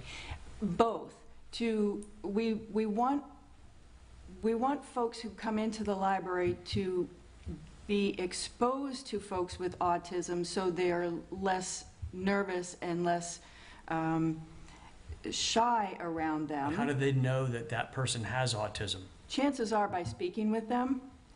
This person is going to be out in the stacks, shelving, and going to come into contact with patrons, answering questions and that kind of thing. So because this isn't like a HIPAA issue where we're telling people that we have an autistic person on board. Now we're talking about their health condition, and then we're inviting someone to come in and learn more about the person who has this health condition? Let me go back to when I was a kid. When I saw my first cohort in a wheelchair, I was very nervous. And so just being around folks in a wheelchair made me less nervous. And that's what we're hoping to do with somebody on the autism spectrum. So we're not going to put PR out there saying, come meet this person, but they are going to be in the library and they're going to be interacting with folks who come into the library. Does that answer your question? It does, yes, I understand. Thank you. You're welcome. So the question I have, tomorrow there's an item in the agenda for the RFID system, and I don't want to talk about that now, but I view that as, and we'll talk more tomorrow, but as an investment in using technology to make our processes more efficient. Should we not at some point be expecting a reduction in headcount based on that investment, this aside? So the question is there any savings that we're going to reap from that investment that we can use for this increase in headcount? I mean, we certainly want to accommodate our patrons with disabilities, and I'm not saying we should not, but I'm also wondering, okay, we're going to make this investment, should we not be reaping some savings, and therefore we can use those savings into this? I don't think that RFID in and of itself is going to reap any savings benefits. If we combine the RFID project with other technological enhancements, such as after-hours pickup lockers or vending machines in other parts of the city, then I believe that there would be some, because we could serve people after hours. And so I would hope that as technology grows and as library users get better with the technology, that could be a savings benefit. But I don't believe that this first part of the project, the RFID tagging alone, is going to save any personnel dollars. At this point, we're hoping to have a better inventory control, so things that are purposely or inadvertently going out the door, we want to have better control over that, which is what the RFID will do. So we'll get savings out of that, then the $65,000 for the books and new equipment, we should get some savings. I'm just trying to make sure that our investments pay us back. I certainly hope that it will pay us back, and over the long haul, the RFID tagging may. We don't have, I think the primary loss right now is folks using the self-checkout machine incorrectly. And I can go into a lot of details about how that differs from when you go and use the self-checkout at Walmart. But we'll probably talk about that tomorrow night. But RFID alone is not going to save us enough money to, say, have one less person. The books are still going to come back. The books are still going to need to be shelved. And if you do save some time with personnel, they would probably be then more apt to do other services to help out the residents, I would suspect. Certainly.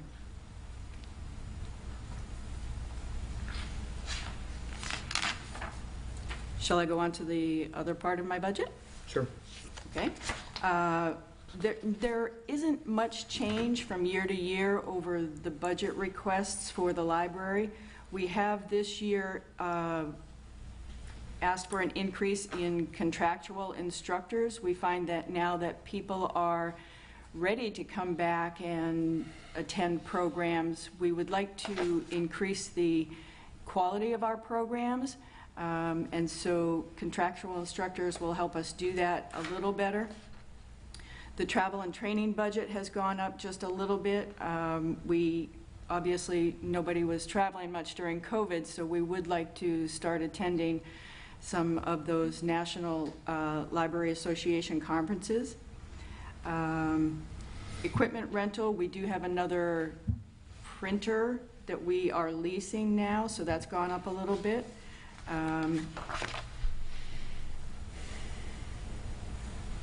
Our office supplies go down a little bit because we're not paying for the ink. It's part of the lease agreement.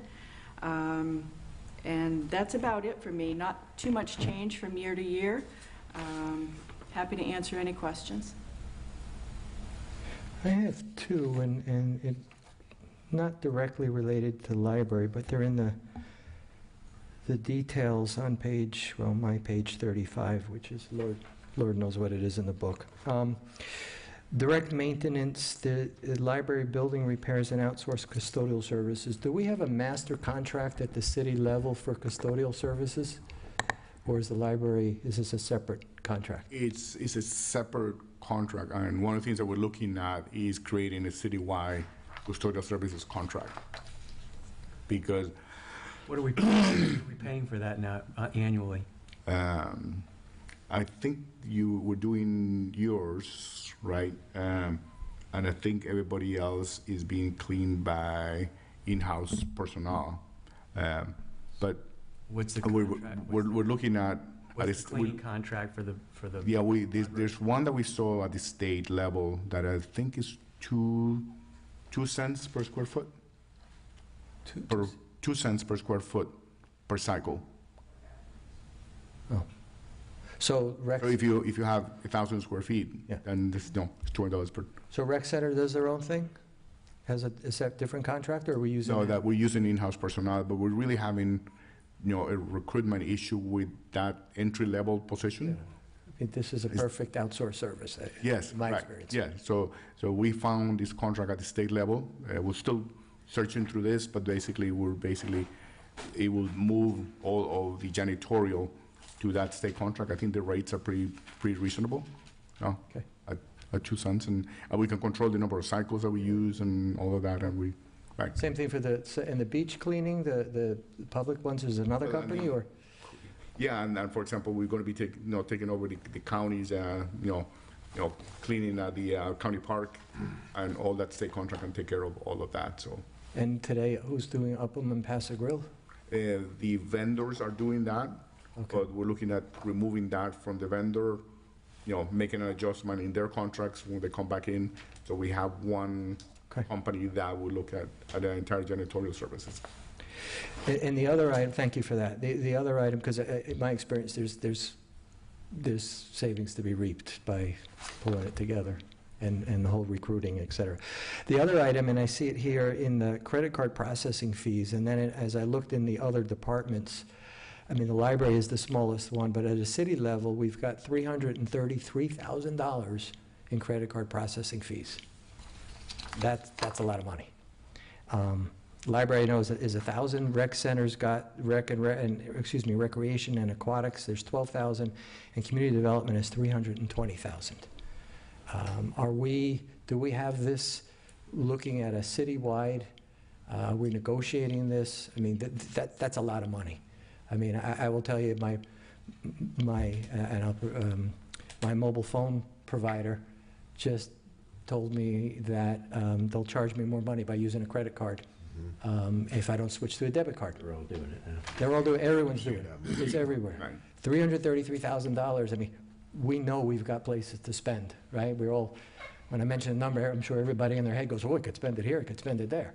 What can we do?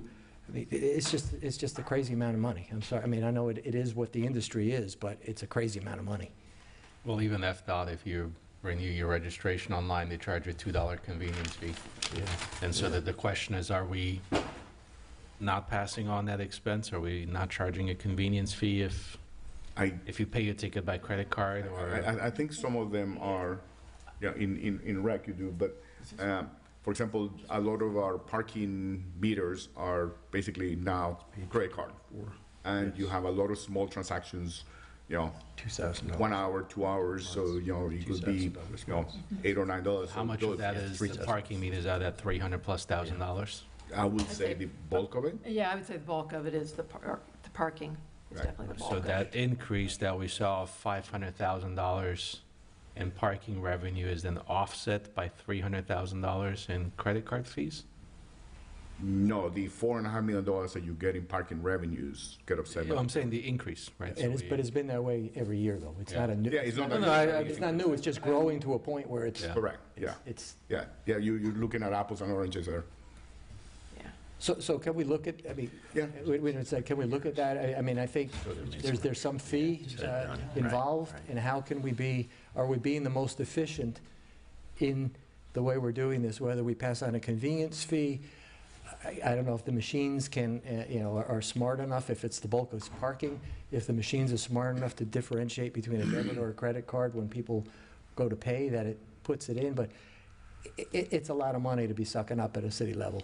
Yeah, and we do things, for example, in the building department, we put a cap on how much you can put on a credit card. Because some people will come in and pay building permit fees of $50,000, right? So I think we put a cap, if I remember correctly, it's $5,000. So anything over $5,000 has to be a check. So we'll do a lot of small transactions because credit card fees are per transaction, but percentage, so. But let's take a look, because I think. Yeah, we can probably, And it's not just library, it's just a big number. Yeah, yep. And it's only getting Yeah, well, the way the credit card companies are going, it's only going one way. Mm-hmm. When are we having a discussion about how much we charge for parking? When we get to the transportation and parking Okay. side. So I hate to beat a dead horse, and maybe I'm just ignorant, but I just don't understand the difference between allocated maintenance for cleaning the library and direct maintenance for cleaning the library. Okay. And maybe there's more to it. I know we just had the library redone, so I can't imagine that there's a lot of structural building maintenance other than changing light bulbs and HVAC. What- You are right, but there are ongoing costs such as fire alarm systems that need to be checked, the extermination fees that come, all of those things that we do for every department in the city, every building in the city, the exterminator, the fire alarms, the fire extinguishers, those kinds of things. That's, in my understanding, that's what allocated means. We When allocate, the fire marshal comes in to do testing once a year, he charges the city, and it comes out of the library fund for the, yes, my portion of that comes out of library budget, right. all right. Sounds And like, direct If maintenance, it's like $60,000, and I'm just thinking, they spray for bugs and they take the garbage out. And like I said, I'm ignorant about it. I do not know what happens over there, so I'm relying on you to tell me. I just don't know. right. You know. And I know that lots of things are happening as a contracted basis. Our roof gets inspected every quarter. Our, like I already mentioned, the fire extinguishers, fire alarms, that doesn't necessarily happen with the fire marshal for our city. Those are contracted expenses. And when they happen all over the city and all of the buildings, we just get a portion of that. I see what you're saying. And direct maintenance, I believe, is the things like our sliding glass doors sometimes go off kilter, and our air conditioning every once in a while, and plumbing, those kinds of things. But we also do pay, you asked for a figure, I believe it's about $24,000 for cleaning, give or take, approximately. so Sheila, is it fair to say that the allocated are basically overhead, I call them city overhead, that we just allocate across the city because there's no one specific user that we can Right, pinpoint it? and So- that's, a lot of it's handled by the facilities So I'll see division. this across the board as we go forward. Mhm. Okay. That's allocated maintenance. Yeah. I do have a question on how you manage to get insurance rate down in this environment. Well, we'll have I'm a. surprised we'll it's have an not double. insurance- We'll have an insurance program, come on over. We'll let you know when that's happening. Thank you for the answering those questions. I appreciate You're it. welcome. There is, I just want to kind of acknowledge that on the, it just doesn't show up in this section because it's under the revenue side, but we get $260,000 a year from Pinellas Public Library Cooperative. Yes, And I just wanted to follow them up. those are, I think a lot of people don't understand that system where there's a library cooperative through the county and we get a portion of the dollars because not everybody has libraries like we do, but our library is free to anybody. So the county worked out the system where we get a portion, and that portion for us is $260,000 a year. and state funds as well. Right, and state They funds, help which us. are in addition to that 260, right? Yeah. Thank you. So, okay, because the chart's then wrong. So we are you're proposing to increase the head count, but the chart shows year and year is zero change. That's why I've been confused, both in my chart and what's in the book on page 32. Yeah. Correct. Page 32 shows the increase, but the overall summary chart was pulling up the wrong column, so that's one of the pages that Sheila corrected. Well, it's still wrong in the book. But so how do we get .63 of a person? Sorry, I should have asked that before. Is that not? 25 hours a week as opposed to 40. Thank you. Okay. Anything else? Thank you. Thank you. Candace, Should we take a recess for lunch or? whatever you guys want. You want to do IT since? Do IT Let's first. do IT since Yeah. waiting so patiently. Fine, totally fine. I don't want anybody to be hungry and waiting on that food, because I know how that. Because she knows, she doesn't want grumpy people, right? You should have come after lunch. Yeah, I guess maybe I should have waited. Should have taken me up on the offer. Yeah, right. All right, let me see. So, Candice, I think the first thing to explain is the additional person that we're requesting on Right. IT. Yeah, absolutely. So let me see if this is, I got the deck up, Ryan's got the deck put up. There's just a couple slides here. Let me go ahead and, if you don't mind advancing it, Ryan. This is the overall budget, but I know you guys are looking at that, plus the year-over-year change sheet as well, so you're kind of probably focused in on a few key areas. I think I heard some questions earlier, so I figured we would start by jumping into the key areas of difference, and then we can go from there on what else you want to talk about. Pop to the next slide. All right, so a couple key differences for IT this year, among many, are around just the overall technology program, and it's related to contract services and support and staffing. Fundamentally, when I got here 6 months ago, there was one individual servicing 6+ locations, 100+ people, 200+ devices, and that individual is responsible for maintaining your network, running your security program, fixing whether or not you can use your computer, deploying your computer, onboarding you. The list goes on and on and on. So that really wasn't a good fit for our organization. We needed something different. And the city decided to bring in a CIO to look at, obviously bringing in some strategy around the technology landscape and so forth. That's why I'm here. That's what I'm looking to do.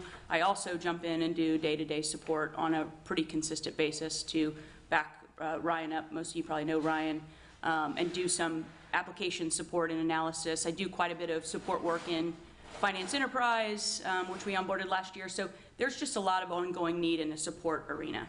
And then coupled with that, everyone knows we were awarded about $70K worth of technology on the cybersecurity grant through the state of Florida, right? So we're in the middle of trying to get that launched right now. So all of that new technology, the need to grow and maintain the current technology, and frankly to expand next year and look at a lot of projects. I've got about 19 projects written on my board in my office that people want us to look at in the coming months and year. So we're going to have some real hard decisions to make around priority, but fundamentally the scope of work is large. So I looked at ways to try to slice this up in a way that was digestible, to onboard and bring in new staff where we could and where I thought might be feasible to do so. And then I also am looking to get some contract staff to help support us in a couple other key areas. So the big kind of nut there is the 240 for contract support. This is managed services support for the security program, so those 6 or 7 technologies are not going to maintain themselves. There's not going to be someone to watch and oversee all of those vulnerabilities, those threats that are coming from within those technologies and within that environment to help keep us safe. We need support resources to be able to do that. Not just capacity, we need the skills, right? We need network and security skills to be able to maintain a better security posture for the city and exploit really what we're getting out of those capacity or those capabilities. So that's what that's going to be primarily used for if it's approved. I can stop there if you guys have questions about that, or you want me to kind of go through the other couple changes there from a staffing standpoint. Keep going, please. All right. The next line item is related to that. It's $57,000, so it's roughly bringing in some new firewalls and infrastructure. So I met with you all a little while ago to talk to you about my assessment of the city technology infrastructure. It's a lot of legacy things here. I'm not talking legacy 3 to 4 years or a couple years. I'm talking 10 plus, 15 plus years of legacy technology and capabilities that are still here that need to be handled. So we've got a fair amount of upgrade to do to that technology stack. So in that bucket there's firewall stack needs to be replaced. Some of our switches, so that we can manage them appropriately and centrally, need to be replaced. So that's kind of the core network infrastructure we need to kind of set up in a foundational way, in a reliable way, so that we can leverage those services for new things, right? New capabilities, or reliably providing you capabilities you already expect that we should be able to provide you. So that's kind of what that bucket of money would be for. I already mentioned the $70K that we were awarded, so we're trying to get that off the ground right now. It's slow going, but there's a fair amount to do there, so we're working on that. And so I am asking for one staff this year. Ryan, if you don't mind popping forward in a slide, just want to give kind of a picture. You know, many of you come from private sector or know, work closely with private sector. The top bucket there is a very typical IT organization for just about anywhere you go. You typically have somebody leading the organization, and then you have people in these specific pillars of expertise, right? Network and security get lumped together often, infrastructure separate, help desk separate. Well, that's great, right? That's a typical organization. We don't have that here. That's not what I'm asking to have here, but I am trying to make the discernment for you all that we have a gap. We've got to fill and close this gap. Right now, what we have is myself and one individual and a part-time GIS person, okay, to service the entire city and not just stabilize what we have and fix, but also expand and grow. So the next slide, if you don't mind. So the way I'm trying to tackle this for year one, going into, well, year two, I guess will be for me, would be to bring one staff in-house. So that'd be kind of the business analyst spot there that you see next to the specialist. So go ahead and get one head count approved through you all for this year to onboard to help me with project implementation and implementation of a variety of things that we're doing within some of these things I just mentioned to you.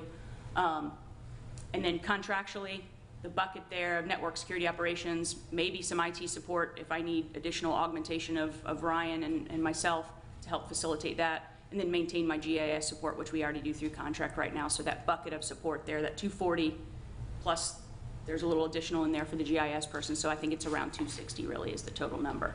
But 240 is the net new ask. So I'd hope to plan to do that through contract this year. And then project management is a function we don't really have at the city. And IT would oftentimes supply a lot of that functionality. We would be the person to help facilitate, write requirements, help you plan, and go through the phases of implementation of a project. That also is significantly time consuming. I'm not looking to tackle that by myself this year. I have plenty to do, so I am looking if we are going to implement the e-permitting software or any other implementation this year, I'm looking to augment that project management through those project expenditures. So contractually get help to facilitate that. Otherwise, I'd probably be looking to get an additional headcount or beyond, or contract a PM for myself, but that's not the way I'm looking to tackle it year one. I know that is a lot, but that really kind of talks to those high buckets and some of those big changes. Have we ever thought of outsourcing the entire IT operation? We're small, we're 100 people, 120 Right. people. You We need gotta to, have somebody here, but- constantly servicing Stay- everyone's stay- work. Let me finish my thought, please. I didn't say outsource 100%, but there's a lot of basic core operations, and there are companies that provide this. You outsource it. So it's the whole make-buy decision. How deep do we get into this area internally and do it ourselves versus outsource it, who handles many of the things you went through? There are companies that do that and provide it. You still need to maintain, obviously, in-house and have the core of people in-house, even including hardware and managing your hardware. We need to talk, there's 10% for additional hardware for new headcount. I only think we had 1 or 2 people so far. We've only talked about 1 or 2 headcounts, so I don't know where the hardware is going. We'll talk about that in a moment.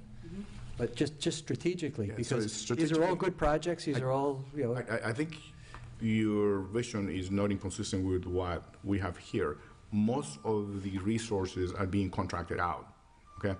The only one that the business analyst is somebody who you want for them to get to know and understand the organization to help maximize the benefit of some of the systems that you're implementing.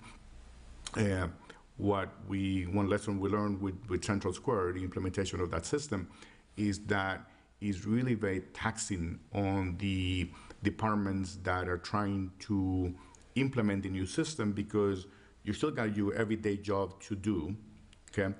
And you have a new system you're bringing on that you have to be learning, you have to be customizing that system, and having somebody there who basically is somebody who's going to be looking at, well, are we following the right process?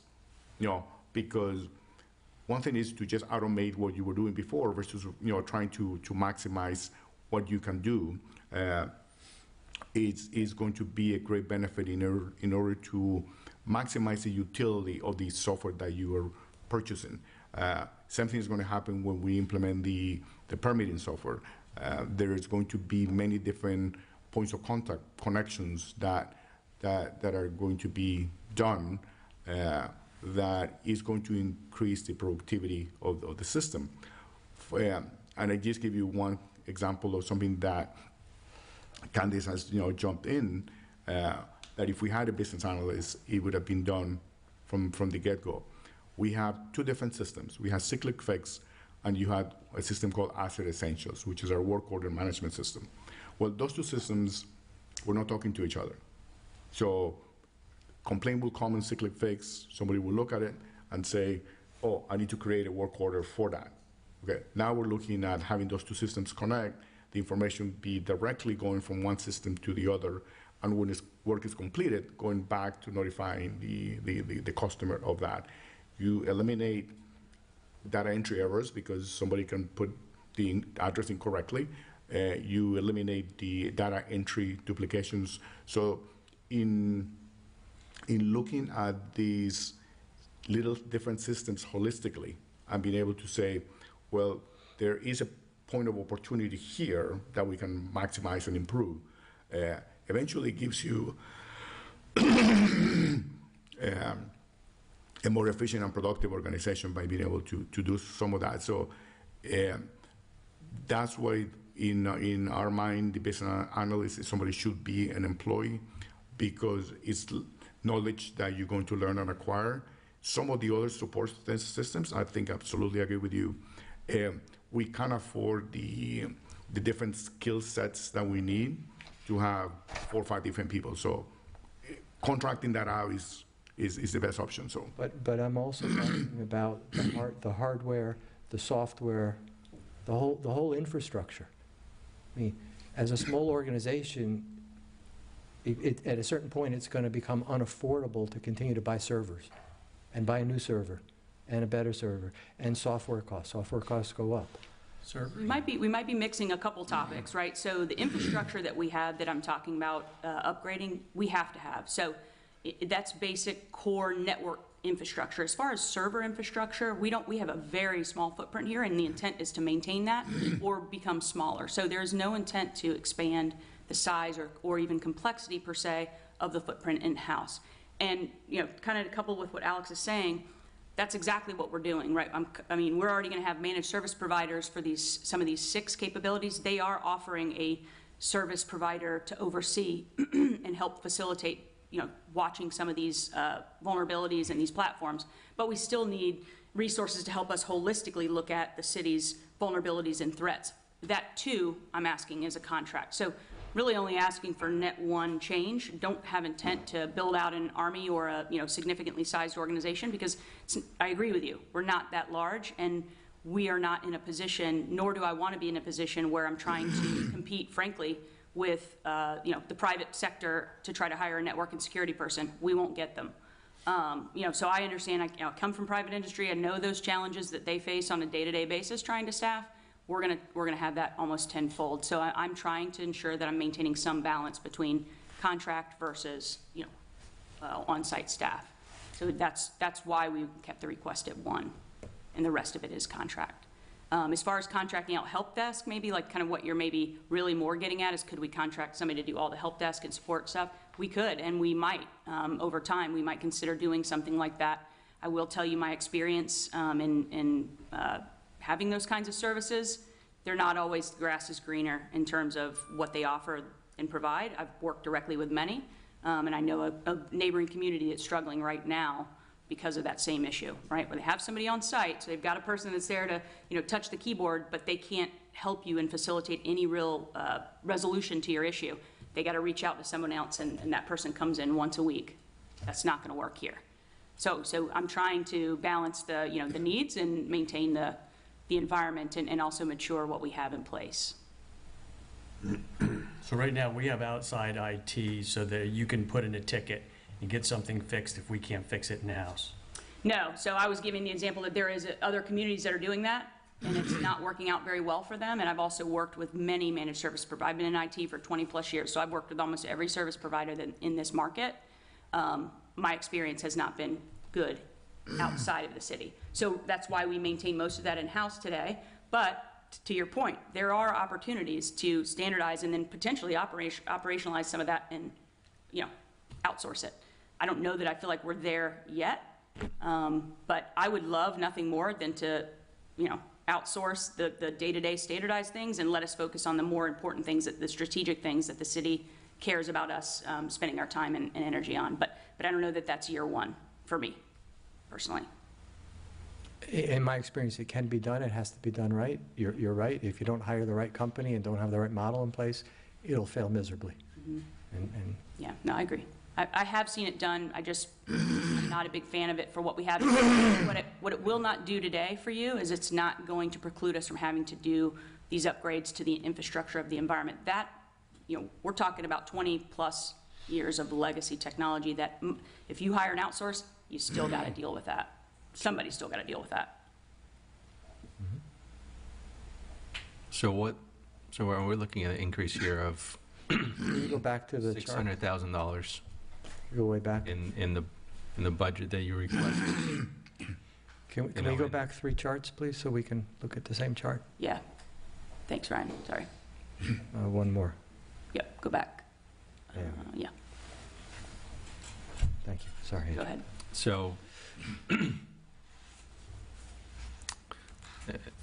on the chart we just went back from before, I know you're saying you're asking for one staff person, but really you're asking for 4 positions because the other 3 were contractual. Whether they're outsourced or however you had 3 different positions on there. So we're going from $60,000 to $260,000 on that ask. If you didn't get a budget increase, or if you went from 60 to 100,000 instead, I'm trying to understand what it is that we don't have today, right? Because it seems like the phones are working, Did you say the phones are working? no, I'm saying the phones are working, the internet's working, the whatever IT stuff that we can physically see, right? Email's working, those types of things, right? If the phones are not working, then we need to go talk to the phone provider because, you know, It's the infrastructure in the Yeah. building that Sure, so I'm trying to understand, what is it that we don't have that we're getting for an extra $200,000 just in this one instance here? So, Ryan, go forward to the technology staffing slide, the first one. Let me see if I outlined it there. So what we're really fundamentally getting for that is 2 of the 3 buckets of resource, and we're not just talking about the body, I'm talking about the expertise and the skills. So when we go and outsource this, just like what Mark's describing, outsourcing a component, that's essentially what we're doing. We're going to a company and saying, hey, we don't have the expertise or the capacity in-house. We need you to supply that for us. And they're going to put probably 1 or 2 people to monitor and manage our environment. But those 2 people are going to be working with a bench of technologists behind them, network experts, security experts. Let me rephrase that. If we do nothing, We seem to be getting by right now. not in an environment that I want to stand here in front of you and have to answer to on a regular basis. That's fine, I'm just saying. Yeah. Objectively speaking, it seems like we're getting by, right? And we're trying to understand, right? We're not saying no, we're simply trying to understand if everything seems to be running okay right now. I know we've had some hiccups with recording meetings and some other things recently, but generally speaking, right?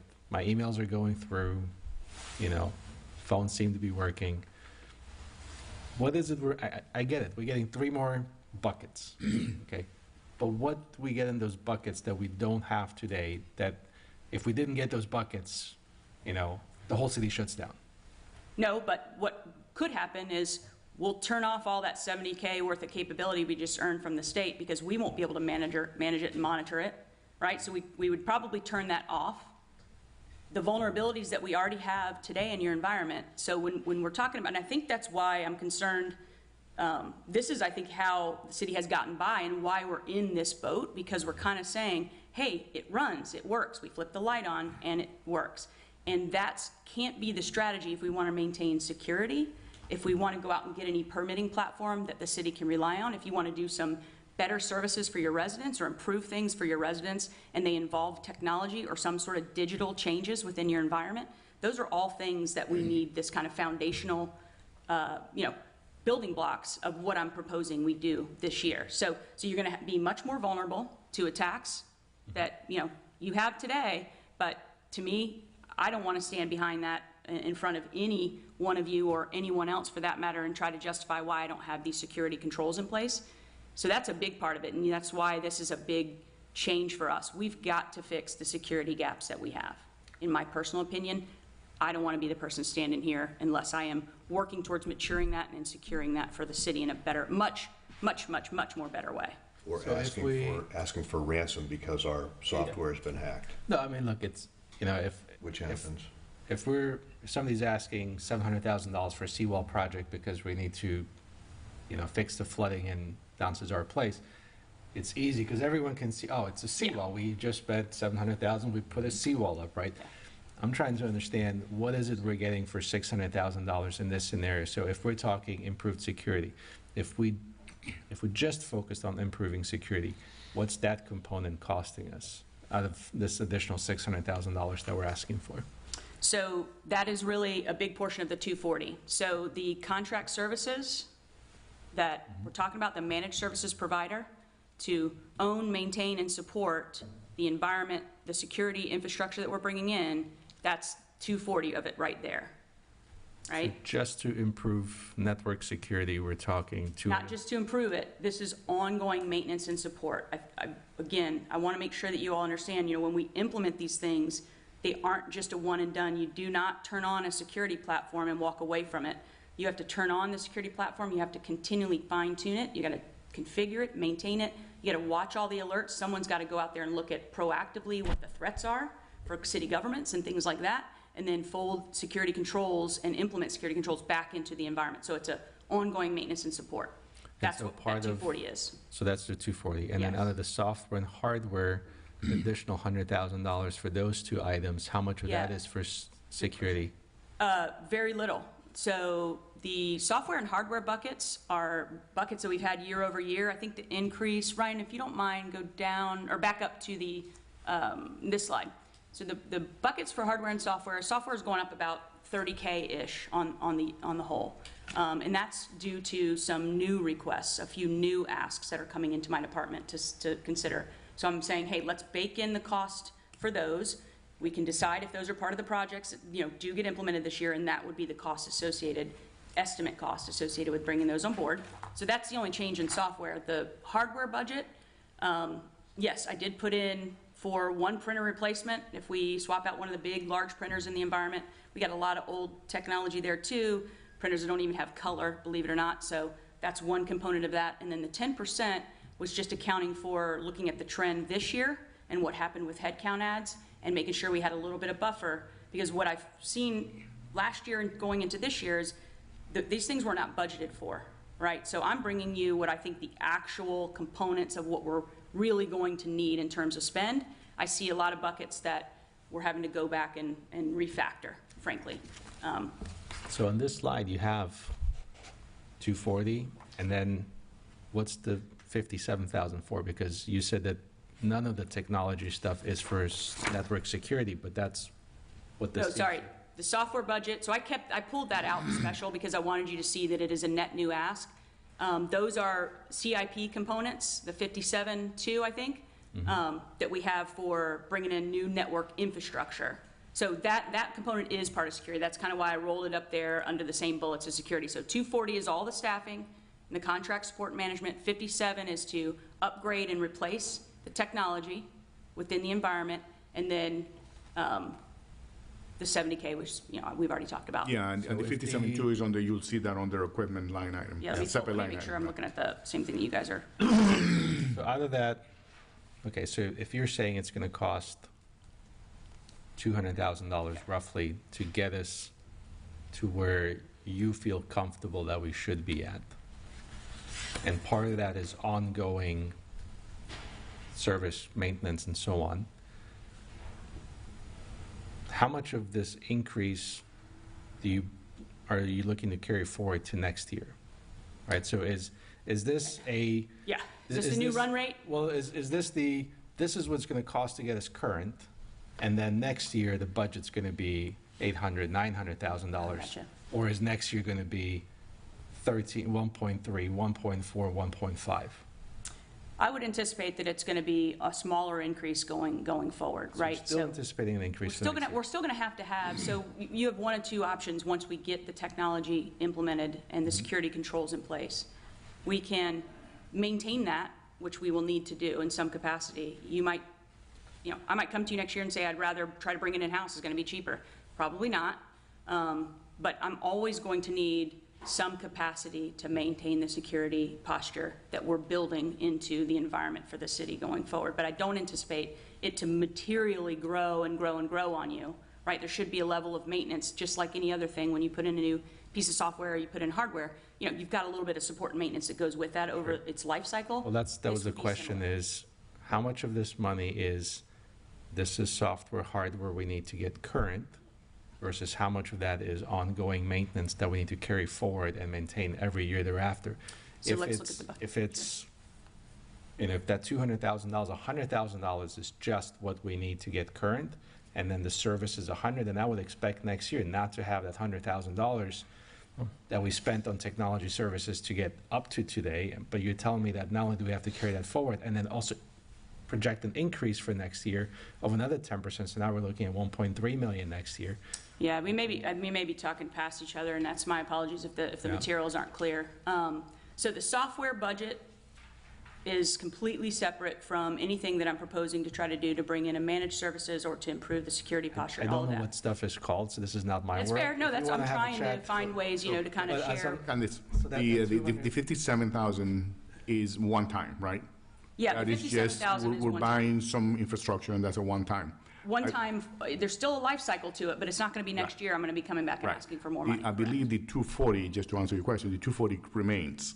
It's an ongoing maintenance It expense. could go down.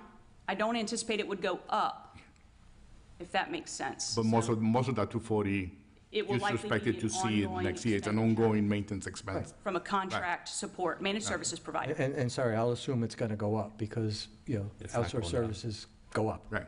Software license fees go one direction, they go up.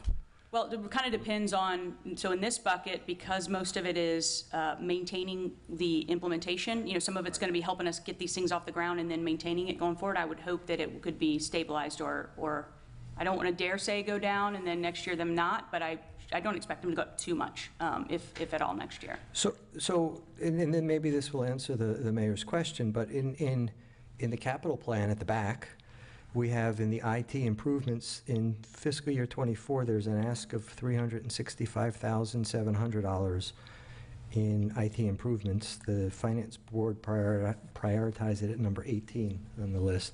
And then that drops over the next 5 years as a $30K, which I'm assuming is just a placeholder for fiscal year '25 through '28. So what's the 365 related? Is it, that's separate investments? I assume it's capital investment, so it would be hardware? Different from what we're looking at here?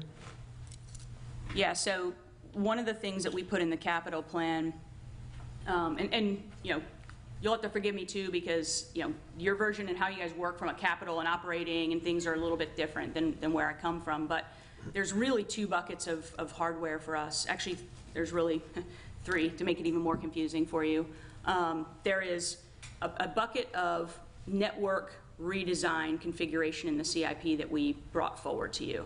And so that is looking at all of our locations throughout the city and redesigning the network routing and traffic flows so that we have redundancy from environment to environment and from building to building.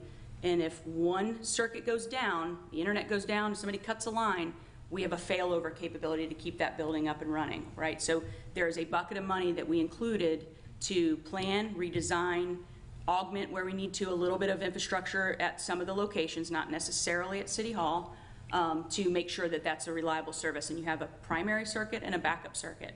The other thing that's designed to do is prioritize, and I know this is going to not make a lot of sense to you all, but traffic on a network needs to be prioritized.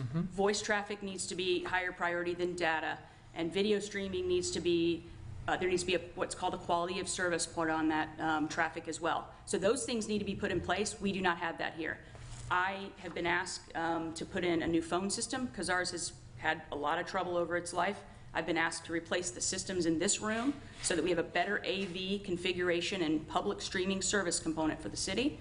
I do not want to do that.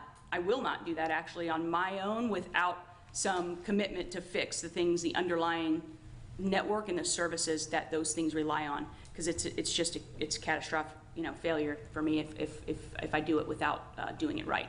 So there's a bucket of money in the CIP to fix that at all of our locations. Right. So I really think we need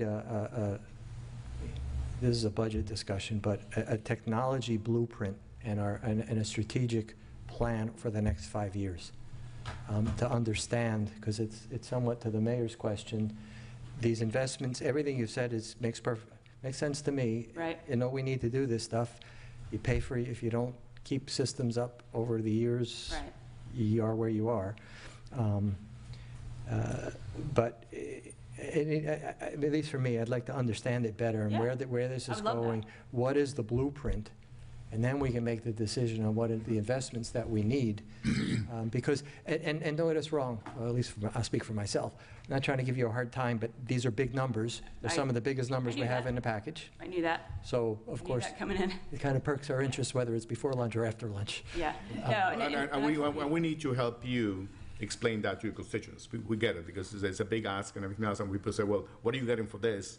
You gotta be able to condense that into, non-techie information, right? I mean, network, for example, network traffic priority is very important, because how do you stop people from basically streaming movies versus doing video conferences? Exactly right. Why are you using my bandwidth to watch a movie? Just Right. For example. when you're doing your evaluation, one of the most important things, I think, probably to all of us is, and to the mayor's point, we like to see what we can expect going forward, because sometimes we get into this scenario where it's a self-fulfilling prophecy. We say we need this, and then the budget's increased to 400,000, and the next year it's like, well, it's got to go up. It can't go down, it's got to go up. I mean, that's what budgets do. Yeah. The next year's budget has to go up.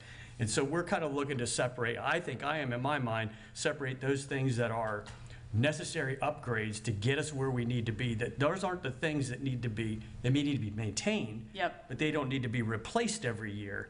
And then those things that are ongoing maintenance costs that we haven't incurred before but will going forward as our regular costs, so that we can kind of see, okay, that's a one-timer. That's a one-timer. That's probably a one-timer for 5 years. We know we're going to, Yeah. what's the shelf life of these things too? Yeah. As we're making decisions about them. Yeah, I can get that together. That's pretty, it's readily available. Part of this stuff is infrastructure reliability, to your point, and to, much of the points you all are making. And some of this is net new. What are we trying to do to expand and grow? So we can definitely separate that out better and put together something for you It's guys. a little more difficult, because, as the mayor said, it's not a seawall, so it's not something we can touch, feel, and smell tomorrow. Let's take a road trip and look at the seawall. Right. Yep. No, I completely understand. So, One thing I would like to know is, have we neglected our systems to the point where we are really, really far behind? I mean, how bad are we? Well, so the reality is this. I have predecessors, there's probably predecessors before those people. People come in with a strategy and a plan, to the best of their ability and with the information that they had available to them at the time. I can just tell you that what I'm seeing in the assessment to date, we have a lot of legacy things that really needed that life cycle management over time so that we weren't in this boat, so we didn't have this big jump. We were kind of doing a better, maybe maintenance over time, so that was less of a big ask kind of coming at you at one time. So yeah, there's a lot of legacy here that needs to be addressed, and there's a fair amount of vulnerability that comes with that. Thank you. Last question on the printers. Do we own printers or lease them? We lease them. They're the big, large scale, generally speaking, yeah, we lease. How about hardware? What's the replacement cycle for desktops, laptops? 3 years right now. 3 for both? Yeah, 3 for both. So Has that been happening? Do you know? yes, Okay. that's what some of these hardware costs Okay. will come in. Yeah, Okay. after 3 years, we rotate out. We get it with the 3-year warranty. Okay. All that's baked in, and at the end of 3 years, we Okay. upgrade that person. And Yeah, that's actually pretty Sheila, good. 3 years matches the depreciation schedule for government accounting? Okay. Yeah, I'm used to 3 for laptops, and maybe not 3 for desktops, but Yeah. We're doing, actually, we don't have as many desktops anymore. Okay. People, That's what I it's just figured. a nicer Yeah. thing for people, and people want to be able to walk around and Yeah. sit in a conference room and be on their laptop Yeah. and collaborating, so it just doesn't make sense to have too many Yeah. desktops. Or work from home too. And from home, yeah, absolutely, for those that do work from home. Okay, all right. I Thank have you. my marching orders. Okay, Thank you. Thank you. thanks. All right, shall we take lunch recess? Yep. I think it's ready. Shall we call it 1 PM? Or is that too long? I eat fast, so tell me if, I'm good with it. Food's right there, right? yeah, So we don't have much travel time. sounds good.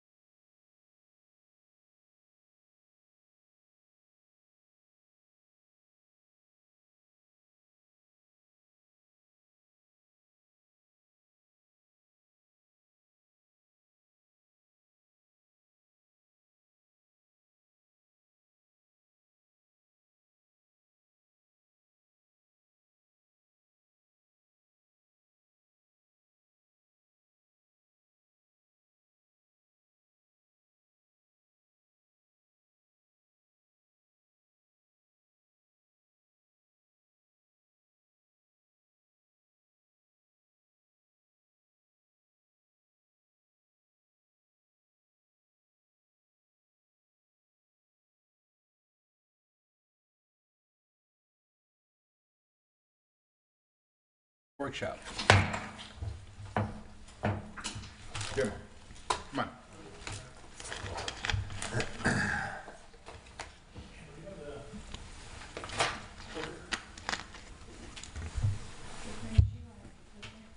Oh, Sheila, you have the clicker? No clicking for you. Oh, is it right there on the table? Is this it? Or- Okay, all right. Okay.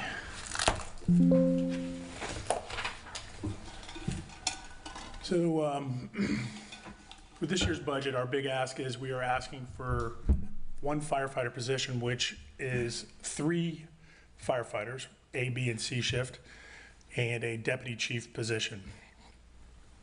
Some of the intent here is to professionalize the department, provide for structured management, maintain our high level of service to the community, and effective response force to enhance our response force as it is currently. Beyond that, our attempt is to approach meeting some of the standards that are industry standards that National Fire Protection Agency 1500 and 1710 are both staffing standards. I won't go into great detail about those, but we are not meeting those standards currently. OSHA has a 2-in, 2-out rule. When you get on scene of a fire, once it's past the incipient phase, which is just developing, you're required to have 2 firefighters within the hazardous zone and 2 out to support them. We don't meet that standard currently. Pinellas County SOPs, we're not meeting that. Currently, there are 76 pump-capable fire engines, fire apparatus in the county. 74 of them are staffed with 3 or more personnel. The 2 that aren't are on St. Pete Beach. And of course, the ISO rating, that is another thing that is based on, one of the factors is staffing. I'll get into that a little bit more as we go through that. But So Chief, if I could ask, excuse me, in the previous chart. Thank you. Alan, go back. Yes, sir. Will the addition of that one firefighter position and deputy chief allow you to achieve those 4 sub-bullets that you said you're not meeting in some way, shape, or form? I can say that we will be approaching that standard. There's some factors there that could be interpreted that we are not still. The NFPA standard 1710, for instance, requires 4 firefighters per fire engine. So 3 would be approaching that, but we would not be meeting it. In a high hazard environment, they require 6. A standard kind of response for a firefighter NFPA, the factors that they use, a low hazard would be a residential property, 2,000 square feet. A high hazard would be a high-rise, property such as we have out here. So that would require 6. So how do you achieve that then with mutual aid? Mutual aid, automatic aid. Or both departments come to it plus mutual aid, or? Right. So on a regular structure fire, we could meet it, because we have our backup unit coming from 22 or 23, depending on what district you're in. It's just when you get into those higher hazards with a higher number of firefighters required, you want 16 on a residential fire within 8 minutes, and you can't always achieve that. We attempt to get to that. There's a lot of communities that can't get to that, but we always want to strive for that. So I think initially just staffing with 3 to get to where we can function, because as a 2-person apparatus, you have a lieutenant and a driver. You get on scene, you go to the pump panel with the driver, the lieutenant just standing there. There's no task that one person can do, at a fire scene. So we need to have that additional person on the truck. And with our PTO and our Kelly days and such, people calling out, about 91% of the time we're at 2 people on the apparatus. How many what percentage of your calls are more EMS, health-related compared to fire? About 75, 80% is EMS, 20, 25% is fire. How many structural fires have we had this year? How many structure fires have we had? Structure fires. I'd have to get you that number, but More than 10? more than 10, probably, yes. I would expect the EMS calls to be even higher than that. Doesn't seem like there's as many fire-related. Yeah, I can run the exact numbers and get you, if you give me a time period, I can give you the actual numbers. I'm but- just kind of curious, Yeah. and, it's in the last year or so. So in terms of the additional staffing, does that have any effect on response time? Or it's just more manpower personnel at a location? It won't affect response time, but it will affect efficiency when you get on scene, so. For a fire? Right. Yeah, for a fire or to investigate if there's a fire, so. Okay. When we get to a large hotel let's say, and they say the fire's on the 3rd floor and we're getting a general alarm, we have to walk that floor. We have to check those doors. We use our thermal imaging camera to tick each of those doors or make contact with people in those. So the more personnel, the quicker we get there. So, and affect some sort Jim, of. when you explain that right now, you're basically complementing the fire unit with the medical unit. Correct. So basically, we're counting on the fact that the med unit will be available when you have a fire. So you get 2 in the fire truck, 2 in the med truck, you get 4. But if it happens to be that as you get more calls, that the med unit is not available, Right. then you really are, having a fire truck that is not reliable by itself. Right. That is dependent on the other fire station or, or any other city support. So I'll try and get into that more as we get into Okay. There's not many, but, in the years past, when our call volume was in the 2000s or below, I mean, you could count shifts sometimes at 22 where you weren't running calls. You'd go a day or 3 sometimes without running a call. Those days are not happening anymore. So the call volume is going up quite a bit, and I don't see it abating, as we move forward in time. So Why, is that both on fire and EMS, or, Both. and why do you think, why is that happening? What's changed? I would say, our census numbers are going down slightly. Right. But as we've discussed, I mean, there's a lot of day trippers that come out here. There's a lot of people that come out here. And then you think about the number of parking spaces that we fill by 10 a.m. most days, the Ubers that drop people off, the employees at the hotels that we have out here that aren't captured by a census, that are generating calls regardless, just by being here. So the events that we have, the concerts, whatever you may, but it's not necessarily the people that are living here. Yeah, the census is misleading. I mean, Yeah. So the data's a little soft, but about 25% of our calls come from hotels and tourists and the beach area. So it's tough to get that number as a solid data point. I think as we move forward with the new system that the county's implementing, we may be able to get better numbers. And we're hoping, one of our ideas is to look at the billing address of some of these people for their Sunstar transport. So that may identify them better. But generally speaking, we ran numbers around the hotels, around the entry points to the beach, and it's about 25%. But you can also generate a call from the hotel standing in the parking lot, looking at the boulevard, and there's a car accident. So it's soft numbers. Yeah. So, if I may. This explains ISO. There's some factors that evaluate our safety rating. We're currently at a 2. Communication, water supply, fire department capability to respond, extinguish fires, staffing is all, baked into that. Generally speaking, the ISO score improves taxpayer insurance premiums or reduces their premiums. So if we invested, or what would we need to do to get from a 2 to a 1? I assume 1 is the best? 1 is the best. And is there any rough estimate on what those savings would be to the insurance premiums? I'd be speculating, I believe it's around between $200 and $400. I think. Yeah, the numbers are not as hard as on the flood insurance. Flood insurance, the federal government has scale, and for each point below, you get 5% discount. This is not as hard as that, because some insurance companies will give you more discounts than others, and, you know, so it's difficult to answer that question exactly. Okay, thank you. True. But most insurance companies use the PPC ratings as a factor when evaluating cost.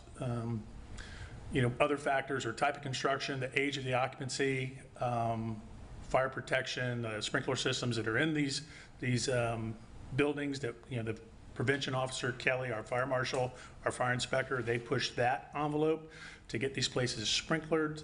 That helps reduce our rating. Water supply is a big factor. The amount of coverage across the city, the deductible amount, and then volume and relationship discounts. This data here is this is generated through a industry standard that creates projections for call volume over time. And if you look at this, it says 3,328 calls in 2040. And I just want you guys to remember that as we move forward, as we've blown that number away. Like I said, we have a Class 2 rating. Increased service demand in the area is forecasted to be 3,328 in 2040. This is our call volume over the last 4 years, 2019, 20, 21, and 22.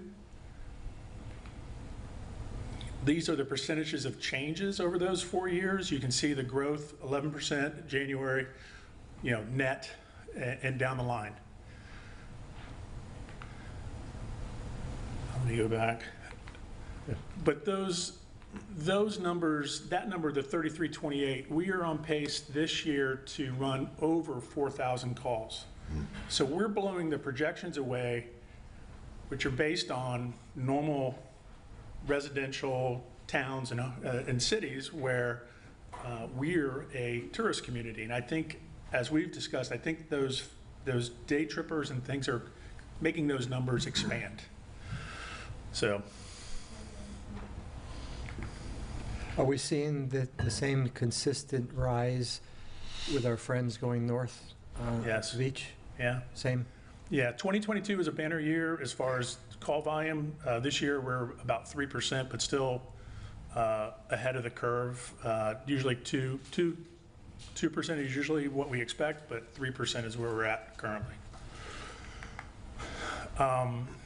The other issue is the deputy chief position. This is our administrative staffing, a graph that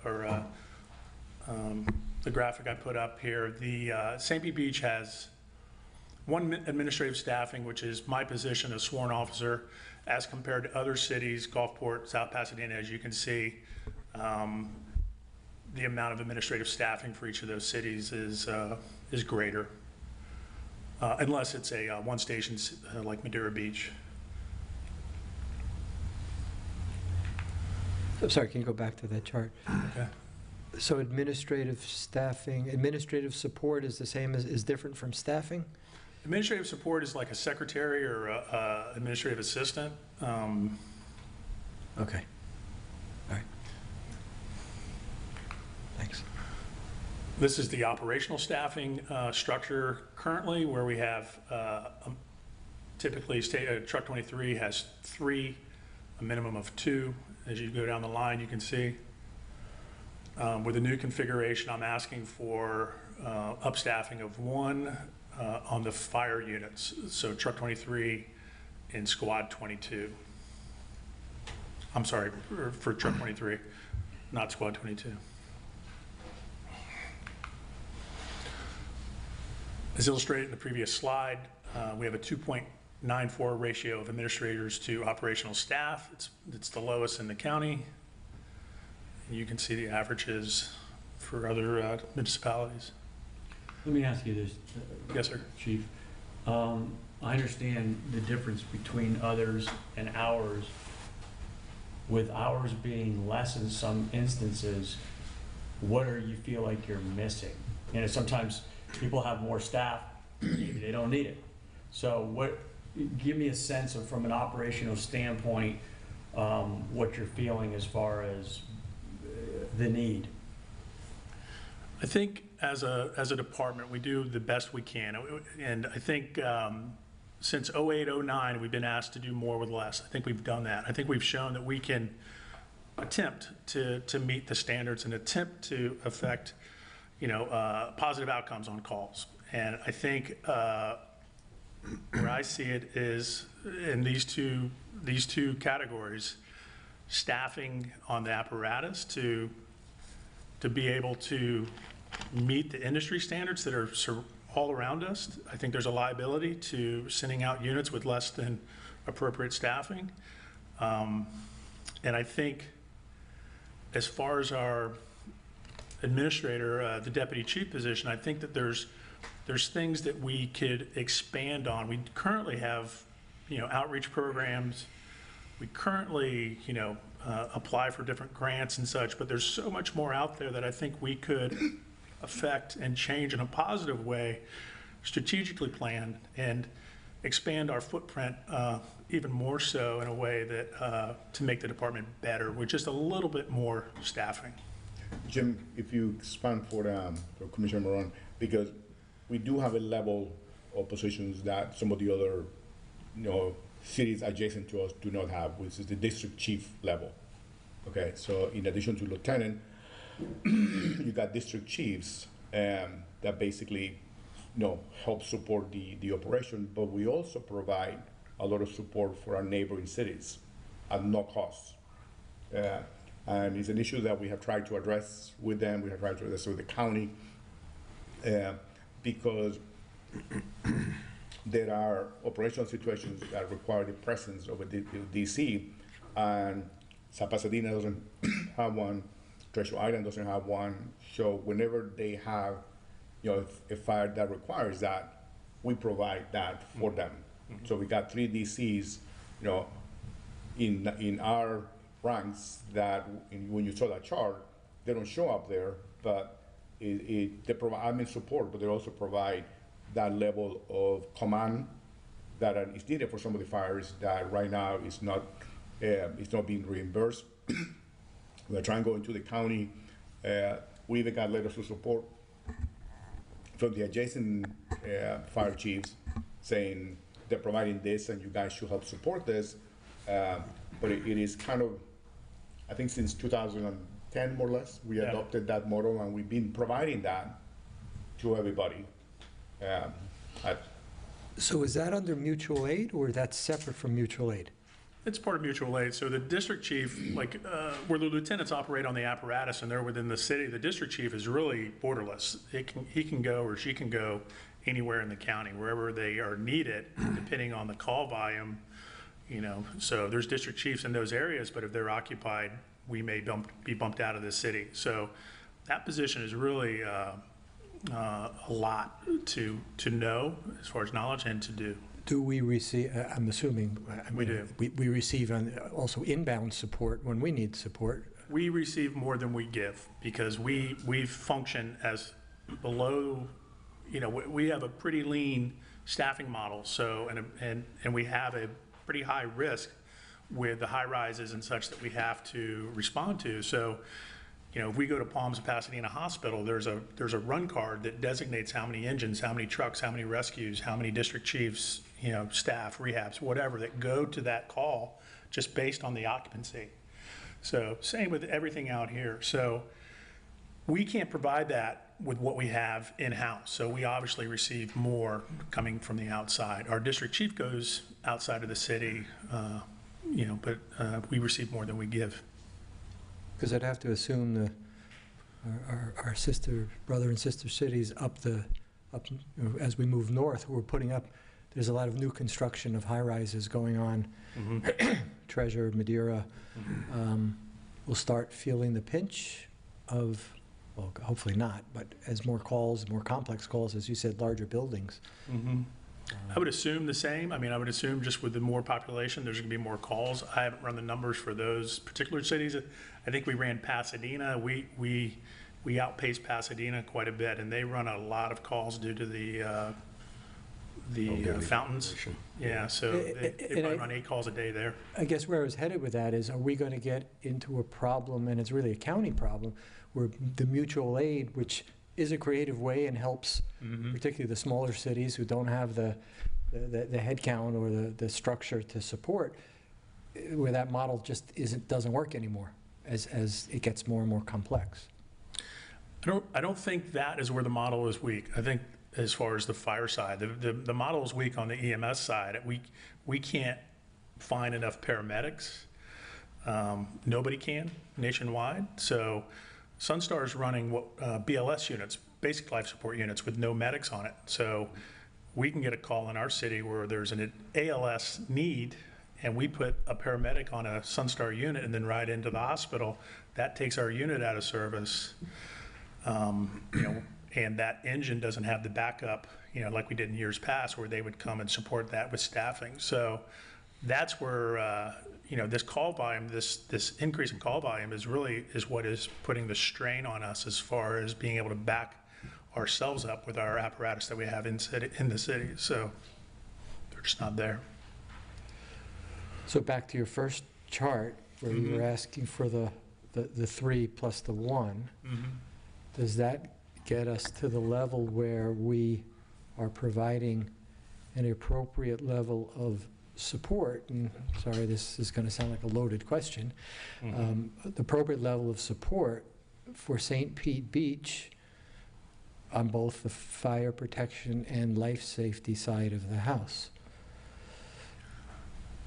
I believe it gets us closer to that, and I will say that I think that's going to be something that we assess over time, looking at the call volume and the need at Station 22. I think there's obviously we went by the letter of the standard. I would say that we would have to add another person at Station 22 on Squad 22, but I think the budgetary impact of that is such that we kind of want to see how this rolls out and then assess what 22 looks like after that, and then maybe come back next year and ask for another person. But right now, I think we're good with this current budget request. Thank you.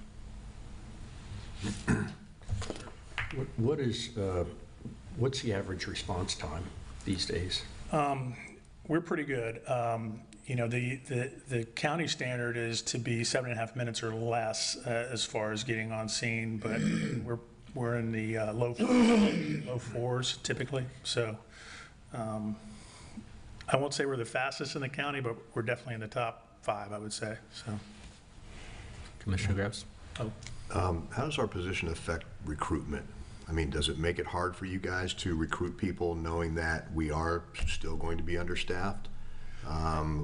Or are there enough people out there that we would be able to fill these positions? And I think we'd be able to fill these positions because they're EMT positions. I think paramedics that are very high premium right now, and we're competing with other municipalities. I know Sunstar, for instance, is raising their pay and giving stipends for staying a year or 3 years, and so it's very competitive for paramedics. But these 3 positions are EMTs, and I feel like we could fill those pretty readily. Now, keep in mind that we would ask that they attend paramedic school. We've provided that training now to one of our EMTs. It seems to be going well.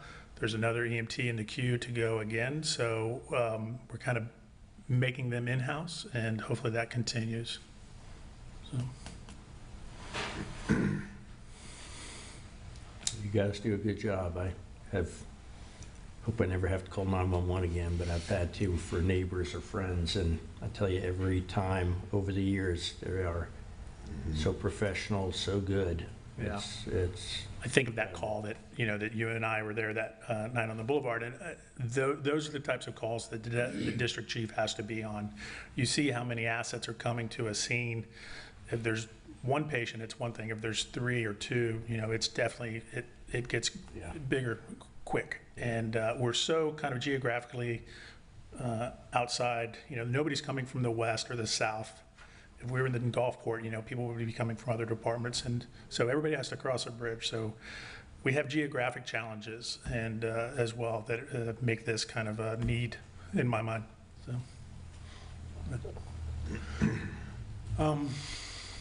I'm hoping for the impact to improve our effectiveness, decrease property loss. Reducing overtime is one of the goals. And then provide more time to facilitate project management, create managerial hierarchy, formulate a succession plan, and expand the professionalism and the supervisory roles of our current and future employees. So, and that was all I had. Are there any other questions? You mentioned reducing overhead costs, overtime costs, but the overtime budget is the same as 2023. Sheila did that. Which actually, So how much are we gonna cut it by? well, actually, for this current fiscal year, it's actually higher than that. And I was going to budget more in line with what the actual costs are this fiscal year, but assuming that we get the staff, then it should be lower. So that's a Lower than conservative. projected, but not lower than budget. Right. So this is Trying just to a be conservative. Yeah, I was going to say, it's just a conservative way of doing it. Yeah, because if you didn't have the staff, the overtime would be a lot higher. Right. We have we also have a positional staff overtime where people aren't trained up to the ability to fill acting lieutenant or acting DC roles. We have such a young staff now, and it's around 60% that are 5 years or less. They're not able to act up as a lieutenant or act up as a district chief. Those are huge responsibilities for a young firefighter to take on. And so we still have to kind of bring those folks up. So I think over time, if we can keep these people on board, get them trained and fill those positional kind of overtime spots, I think that will drop. With the deputy chief position, I think anytime the district chief is off currently, again, we don't have people acting up. So either I fill it or, we figure out a way, but with the deputy chief position, he would help fill that, or I would help fill that as well. So I think that would affect overtime and bring it down somewhat. So you can see that it's definitely up there. And I know previously you've mentioned that, right now we're sending out 2 vehicles for every call because we do not have sufficient staff just for the truck, if my understanding is correctly. Will adding this one position alleviate that, or we're still having to send out 2 vehicles? No, I think, as we've discussed in the past, I think, District 23 will say the north end of the city, that is where more call concurrency occurs.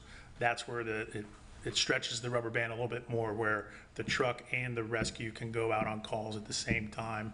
And that's what exposes us, because we have only 2 personnel on the truck. So there's no backup, like I said. So with this, if you put a 3rd on the truck, then that truck is running alone to fire calls. The rescue is back in the station or on the other call.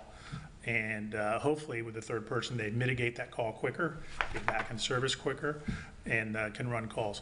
We've done things internally to kind of help this issue. We've made the squad and the truck both ALS when staffing permits. So we're not only having Rescue 23 and Medic 22 running medical calls, we're also having Truck 23 and Squad 22 running medical calls, just so that we can get to the patient quicker. So we'd still have that going on. We'd still have, and with this, we'd be able to get back in service quicker. So Station 22 is running less than 2 calls a day sometimes, so averaging about 1.64 calls a day. So we don't think the issue is as great down there. Thank you, Chief. Thank you.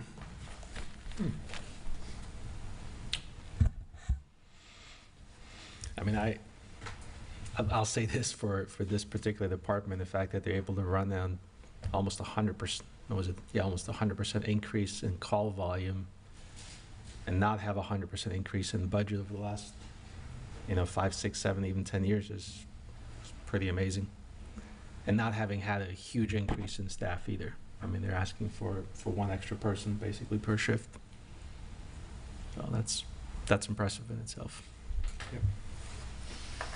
Well, we got a nice place to live, but if you don't have, between our fire department and our sheriff, Yep. you really don't have anything. Yep. Nice beach doesn't matter, so. All right. Who's next? We can go back to, let's see, what do we deal with Public Works now? Public Works. Page 54. Did you say 54? Yeah, page 54.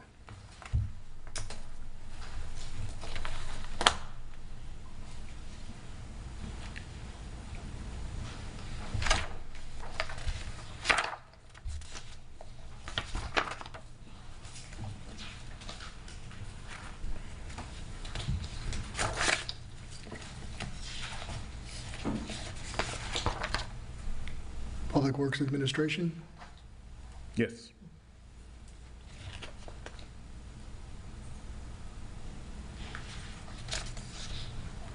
I'm ready. Waiting on the slide, but, okay. The only change that we really have in the administration is the addition of the mechanic assistant position. And you're going to see that position funded through all of the public works departments, because that position will work on all of the other departments' fleet vehicles. So not just for Public Works, but for Parks and Recreation? It's for the entire fleet, Yep. absent the fire trucks. Right.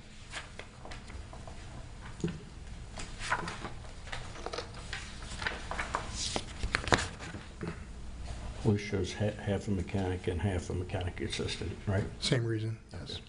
So, Mike, the only question I had again, and this one is on overtime, is up 190%. But if we're increasing heads, do we still have such a need? And I know Sheila will say that we use the going rate and extrapolate it, I assume? Right, I'm trying to budget conservatively with overtime based on the actual amounts. So it just it just varies. It seems like lately there's been more in fiscal year '23. Right, I mean, the percentage increase could also be a budgeting issue from prior year, so it's We have spent a lot of after-duty hours chasing down other people's drilling operations where they have hit one of our pipes, either during the day and we have to extend through into the late afternoon to keep an eye on things, or during the weekends we have to respond. Seems to happen quite often. I think it's a blip on the horizon. It'll, everybody's going to get their stuff in the ground by the end of the year, and that'll go back down to normal. Okay. And then what do you attribute the significant decrease in planning and engineering?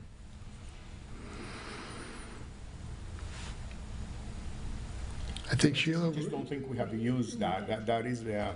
we were using a contingency account that we have for whenever we have to do studies or engineering work for something that is not directly related to a project that's on the CIP. So if you have a project that's in the CIP, that engineering work is in that CIP budget. This basically is whenever you ask, could you guys look into X or Y, and he's got to get engineering services to help, get you the right answer. That's what that money is for. But I don't think we have used as much in the last couple of years. No, our small projects seems to have declined over the last 3-4 years or so. We had a big workload when we first came on board. There was a lot more motion going on.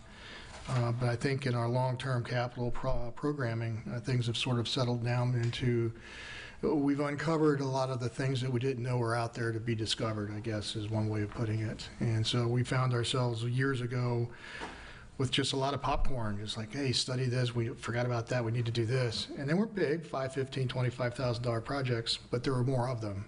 And now things have sort of settled down. We have a lot more known that goes into the CIP is more as in a programming fashion rather than a, oh yeah, that just came up at the, spur of the moment. These things will happen. We just don't know what they will be yet. And so we always want to have a little bit there so we can take care of engineering issues.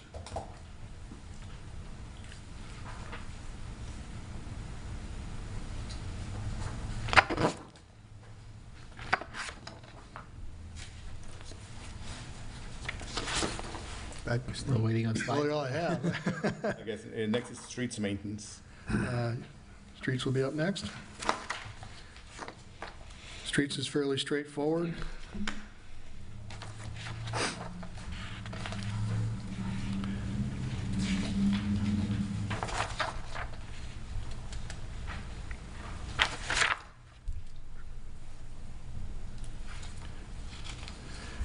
The only question I had on streets, I mean, look, it's all headcount driven, and some assumptions. We have sidewalk and ADA repairs seem to be down a large number, and concrete repairs are down, as well as shell alleys. And I don't know if this activity's covered other places. And I'm in the detail, I think it's probably on your page 62, but it's the detailed line, and I mean, I read on the next slide what it covers. I understand what it covers. Why would they be down? I mean, sidewalks certainly are important. I mean, these are three tangible, important areas. I'm showing that the line 5467 remained the same at $60,000, I believe. But your concrete line, 6468, $30,000 transferred down to 5530, and called cold patches and shell. 5468 is concrete by itself. That's your sidewalks, curbs, and gutters, and driveway aprons that we, ding up and things of that nature. 30,000 for a year. It's always hit or miss as to how much sidewalk things of that nature we repair. The ADA would be the more programmatic things that we go out chasing after, the trip hazards that exist out there, the sidewalks. So I have a question for you about staffing. It seemed that your suggestion at this town hall last Wednesday, when we had a discussion about these residential problematic areas, I'll call them, where cones are put down when a piece of cement's broken or a cap or a cover has been broken, there's a hazard, a trip hazard here or there, and why aren't these things getting fixed faster? And you said you have just 2 people in the whole city to help you do that. So why are you asking for more help? If we're like I pointed out that for 5 weeks, cones were sitting around a little plastic cap that was broken and hadn't been replaced, and he says, like, well, I don't have the bodies. Do you need more bodies? So I'm not here to spend the city's money, but if we do spend it, let's spend it in the right places. And do you need more bodies? I mean, that was kind of the suggestion Wednesday night. I don't have the bodies. And just to add to that, we've had sidewalk issues where, like you say, where there's been cones in my district that have been, where, I mean, it's an absolute safety hazard. There's been cones there for over a month now. So maybe we do need to look at more people. Or maybe rephrase that question, if I may, because I think what Mike mentioned at the town hall meeting, that it kind of boils down to 2 things, which is some things is not in their, they don't control the timing because they're waiting on a vendor who has to do something, whether it's to order a part, whether it's to provide a service like with concrete or asphalt, where they have to aggregate 5 or 6 locations before they will even come out, because they don't want to come out just for one pothole, but rather they want to do multiple things at the same time. So how much of that is not enough staff, and how much of that is just, waiting on vendors and other resources? When we're talking about things that take a month or 4 weeks or 5 weeks? If we added staff, though, we not have to rely on those vendors so much. That's what I'm saying. Some of the things sound like they might be technical to the point that it wouldn't be feasible for us to hire staff for those things. And some of the things is, do we just need more people to fill potholes in the city? I don't know. A little bit of both. And so do note that we ran most of this fiscal year with one person up till just recently when we hired the second. And we're out for a third, and hopefully we'll find somebody that wants to come work for us in the next month or so. And that budget already includes that third person? Yeah, we're staffed at 3. And hopefully we'll get 3. So that would allow us to go after the smaller concrete projects, the small curb. The issue the lady brought up at the town hall meeting was a Duke Energy handhold electrical box. And it was safed up by putting cones on top of it. And what that means is as long as those cones are there, it's considered to be a safe environment. And so, people won't run into it and fall over it or whatnot. It's an irritation, but it's not an unsafe environment by itself. Yeah, but that's fixed now. That's good news. Right, but that's not by Public Works. No, it was not by Public Works. So, and look, I'm trying to get the best result for the residents. I don't care who does it or how it gets done, but it seems like it should be coming through Public Works.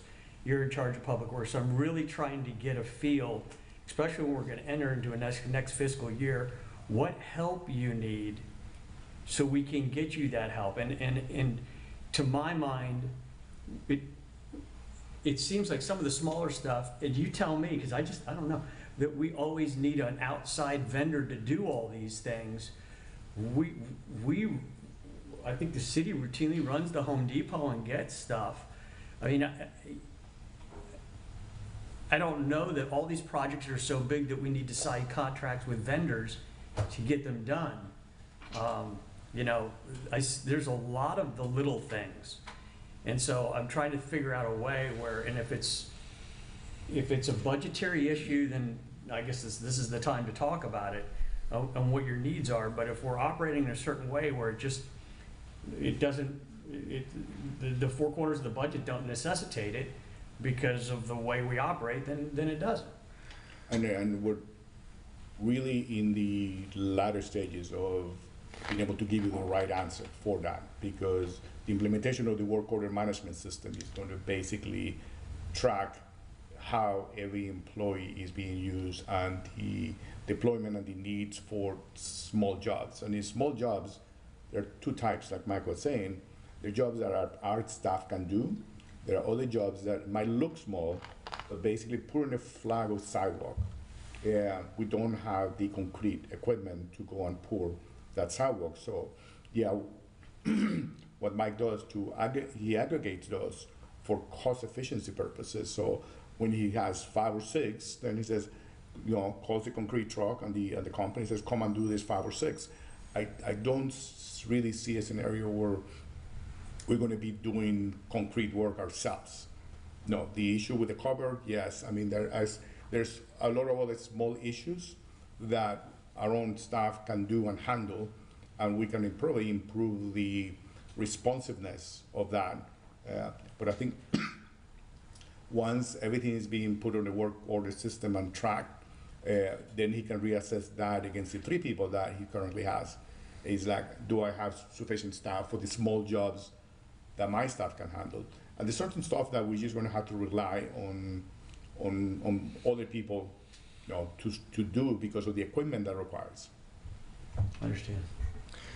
Yeah, the 2 general categories that I hear complaints about by way of you all and others are the time it takes us to repair asphalt patches and the time it takes us to repair some concrete break, whether it's a sidewalk or a curb or something, a gutter that doesn't flow straight. Yes. So with regards to the asphalt, that does require a piece of equipment. We have looked into it. It's not over the edge crazy expensive, $60,000, $65,000. It's basically an oversized dump truck that carries its own hot box for asphalt and recycle capabilities and things of that nature. And then we have the milling machine already. So We could transition to small asphalt patch repairs with the addition of that piece of equipment and, 2 people to manage it. We can do better in our concrete repairs. So as Alex said, right now I stack projects up so that the mobilization cost isn't actually more than the work itself. I mean, sure, Mike, I'll come out and fix your $500 problem, but my mobilization cost is $2,500. I'm not bringing that one to anybody.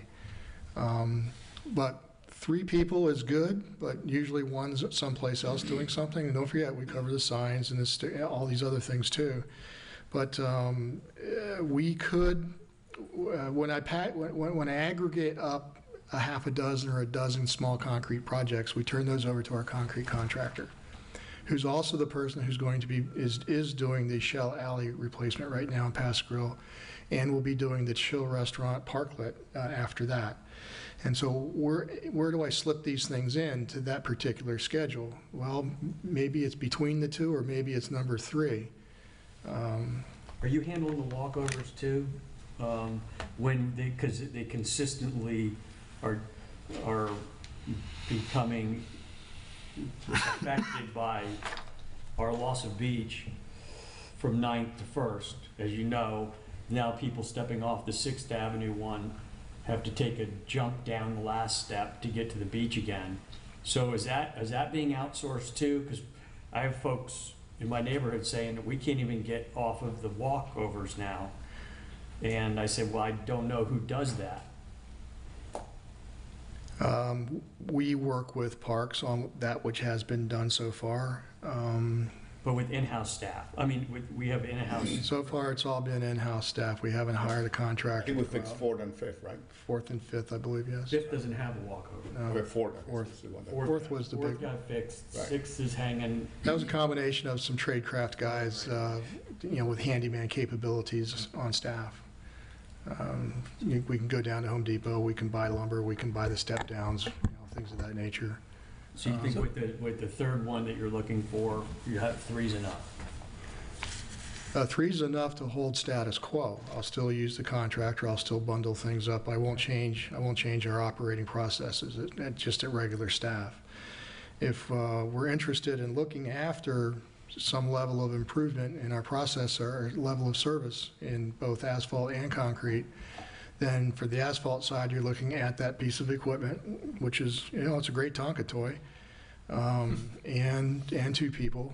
And if we're going to chase after concrete, it's going to be 2 more folks. And so, and then a 5th to kind of run the whole doggone show, because now you're getting into a crew management issue in addition to crew execution. So you're looking at 2, 4, 5 positions and a very large piece of equipment just to get going. So our concrete jobs are too big for the pull behind mixer that you can mix the concrete right there, and the pull behind The the vast majority of them will be just a little bit beyond that 1 cubic yard. Yeah. And so in my mind, what we would use our folks for is the framing up. And, frame up looks easy until you actually do it. So there's definitely tradecraft skill in there. So there's some spin up time to get it, but the guys are good. We can do that. So we'd probably just frame those things out for a week, and then we would hire a concrete company to bring the truck to us, and that's what they do. We'll just hopscotch around for the day, for a couple of hours. I mean, concrete's not good forever in the truck. You got to be moving and grooving.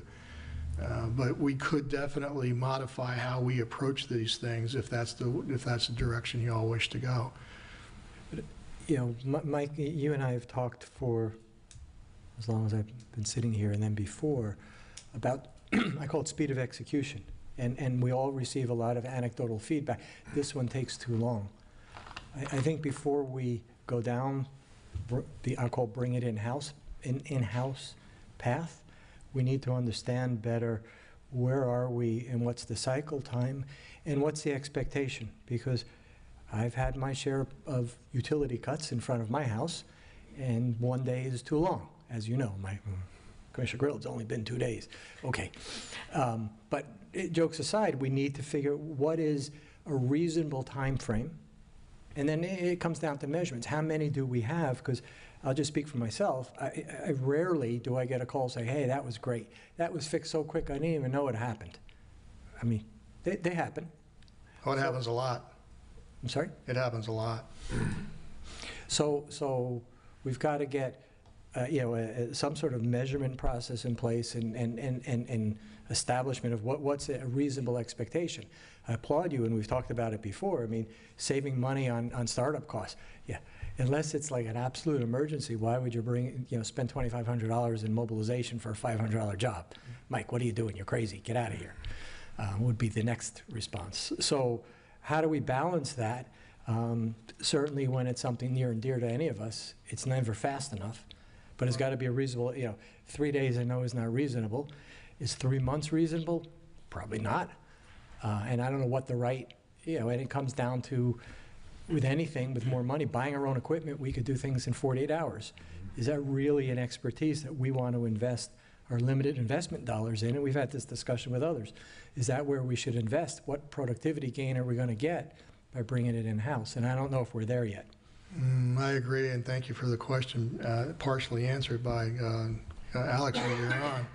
As our work order management program matures, where we went for a year trying to dial in how we approach the utility cut patches process. And now we have a monthly report. We track how many days it's open. And we have a process that we get most of the time, within that 1 month. And then we have a rollover. And so we have smoothed out utility cut patches to pretty much no longer than 2 months. If it's longer than 2 months, there's a specific reason for it. We're waiting on somebody else to do something else.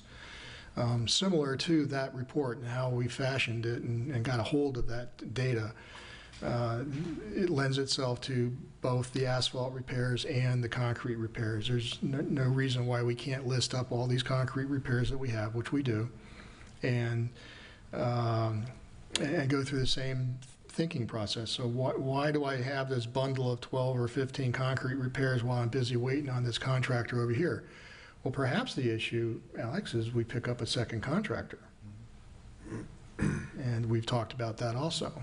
But in so doing, we want to make sure that as we put that kind of solicitation out, we're being fair with our contractors who will bid it as to the value of that contract to them for the fiscal year.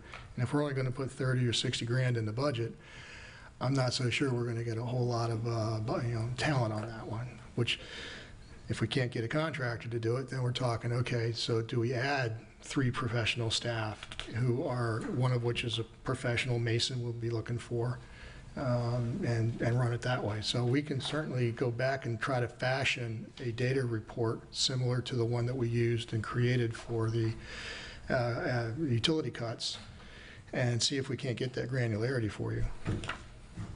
Because I think we talked once before that a lot of some contractors aren't very interested in our work, although to us it's a lot of utility cuts. There are bigger cities out there, or concrete repairs. There are bigger cities there where they can get them, our 60,000 contract, they can get 120 or 150 contract. So this might just be a little bit me, but I think we want to also keep in mind that there are issues that are true safety issues, and we do chase after those very quickly. And then there are irritations.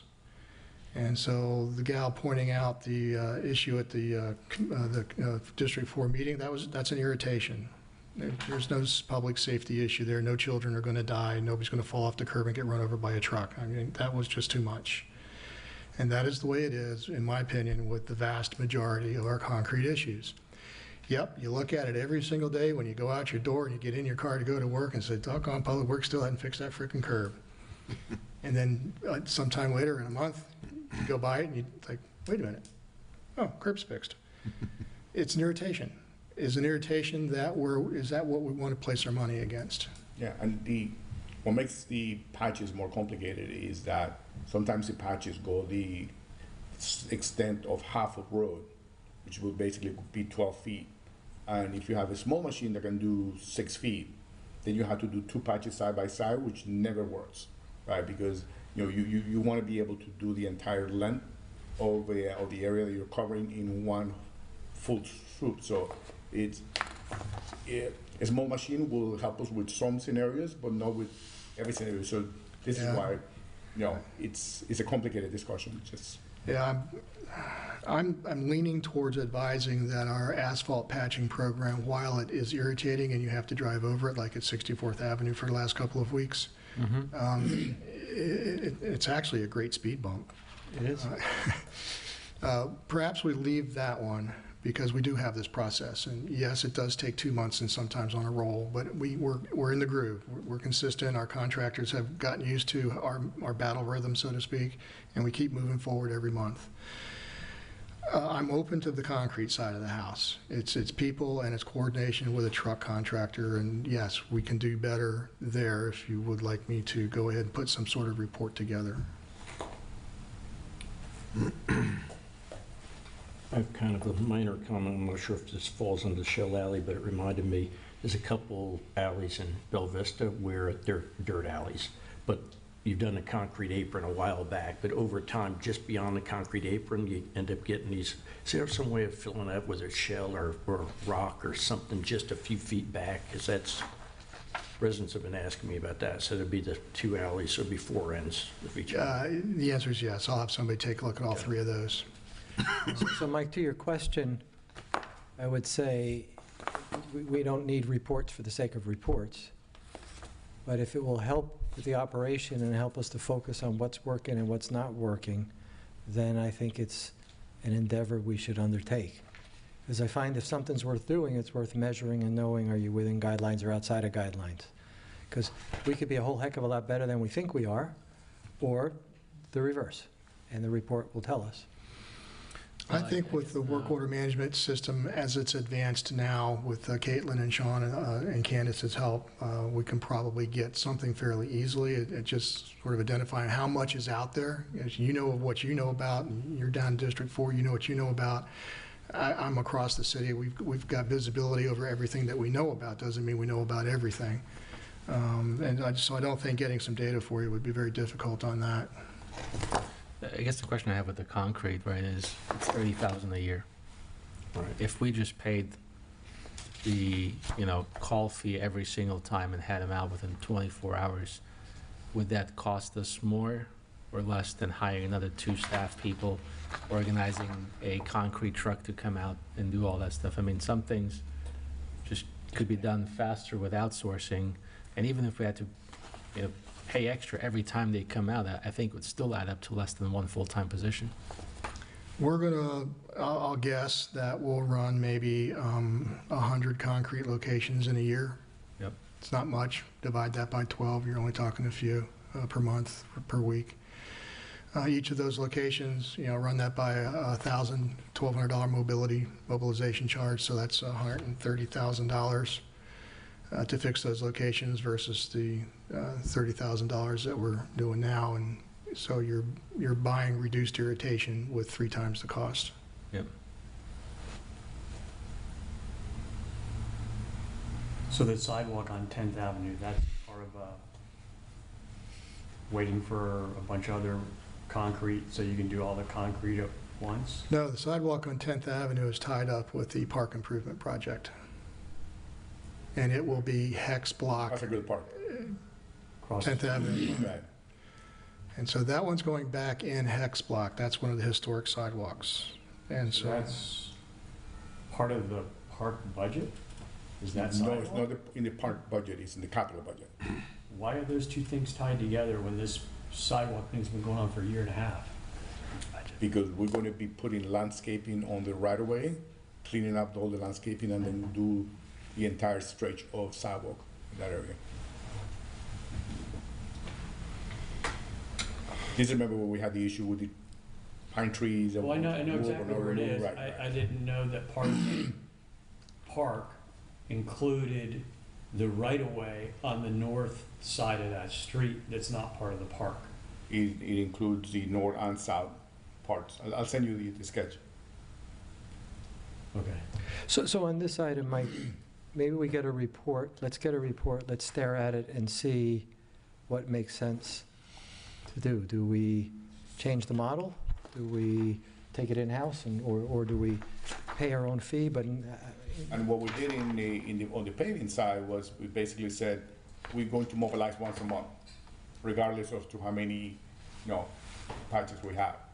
So maybe we'll do something like that in concrete that we mobilize once a month, and, you know, that basically put us in a cycle that sometimes we'll have 6, sometimes we'll have 15, right? But we're mobilizing once a month, so we know the mobilization fee is fixed once a month, and then the actual cost of the. And then we repairs. stare at the report, as I said, we know, are we doing good, or is there room for improvement? Because right now, it's a bit anecdotal. We, as far as I can figure, we've got 3 options. 4, status quo. We can add another contractor. Just because it's not a lot of work doesn't mean somebody's not going to bid on it. There's handyman guys out there. They have better capabilities than we do, or we add staff and equipment. Okay.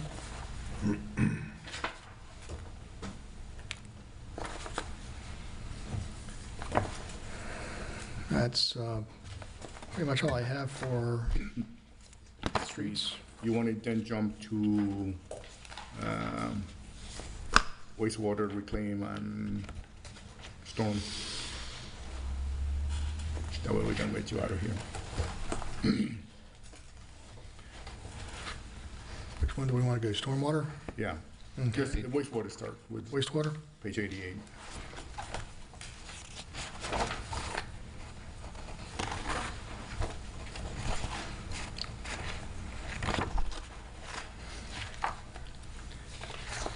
So before Mike starts there, I want to just kind of highlight to you that our revenue there is at 7.580.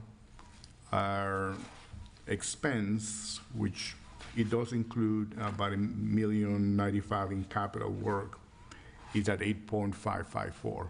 So we do have a structural deficit in that fund. And we will probably are going to be looking at recommending in September an increase in the wastewater fund to just balance those 2 numbers. We had several increases in the wastewater fund. We didn't have one last year. We kind of deferred that one. But it does look like at this point, if we want to maintain the I&I program at $1 million, then we do need to increase the fees. If you don't do I&I, then your expenses are very close to the revenue numbers. Go ahead. And the Mike. downside of not doing the I&I work? It costs more in the long run. Well, two things. One is you pay for water that gets infiltrated into the system as part of your sewage expense, and secondly, is an environmental issue because as water goes in, it can also go out, Right. And you can have you have environmental issues. So it's something that in the long term we should be addressing, and we have been very aggressive Every year. in over the years trying to do that. But that's what So I&I never ends. It always creates itself just because the pipes move. But every so often, and you've heard me advocate for this before, every so often you need to take a pause in your I&I and you need to clean and televise instead. And so in the process of cleaning and televising, you reprioritize your known I&I and you add the new I&I to your list about every 6-7 years. We're at that point. And so our city engineer and I are both recommending that FY24 would be the year that would be appropriate to reset our I&I dial.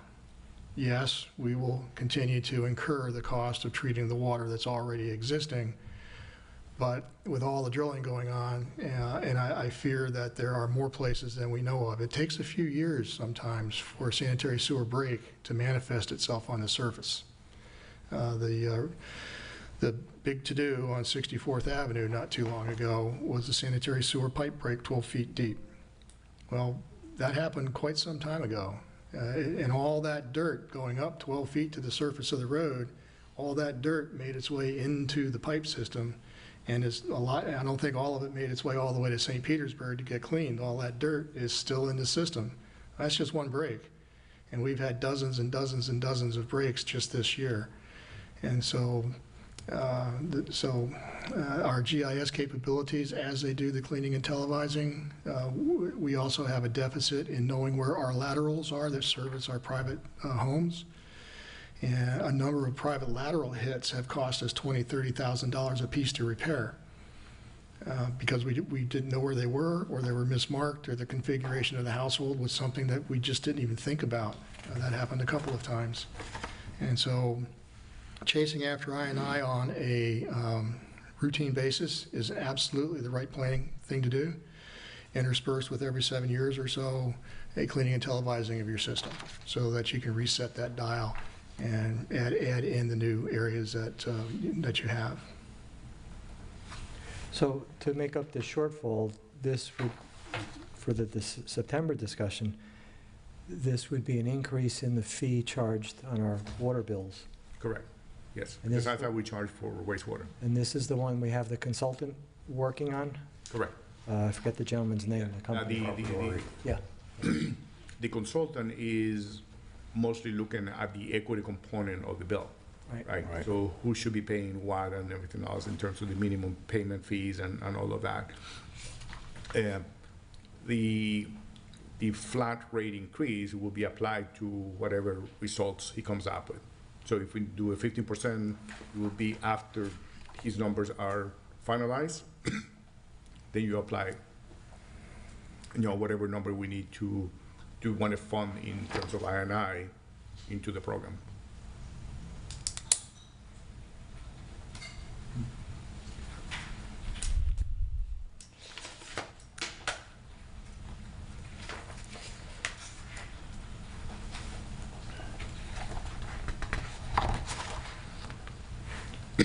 Earlier, you were talking about the wastewater revenue. We have a 2023 budget at 8.1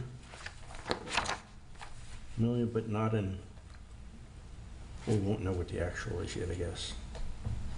Yeah, because in fiscal year '23, we were estimating $645,000 in connection fees Oh, from that's in, the okay. projects, right, Okay. which is a one-time thing. Okay, gotcha. Okay.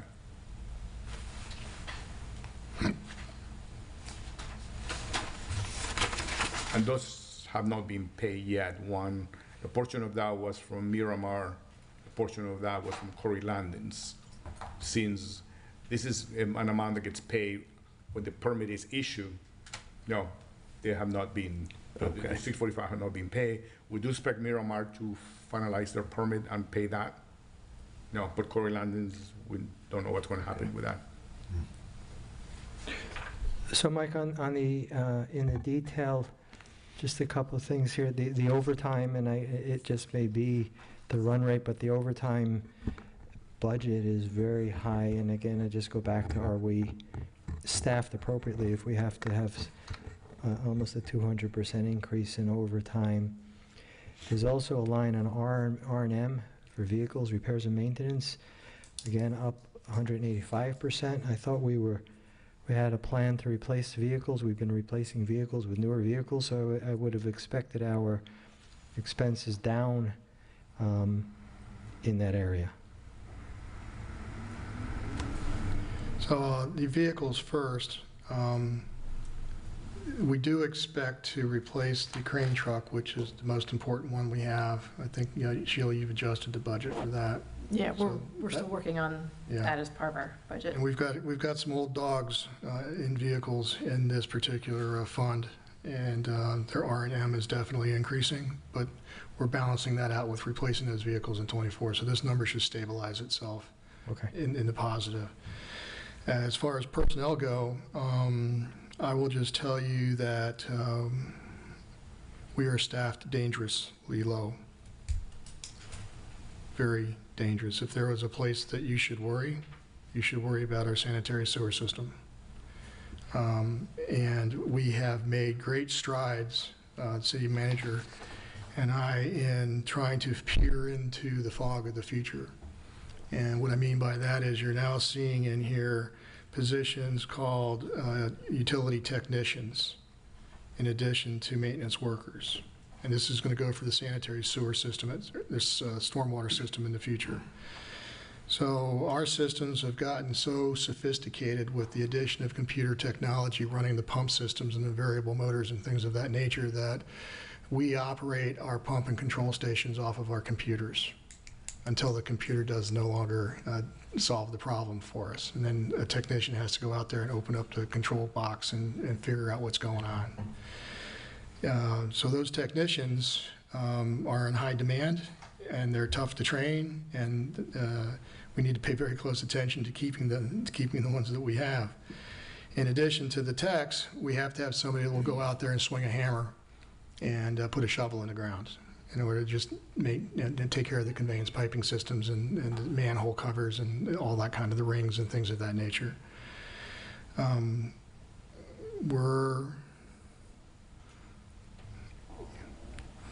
We got two.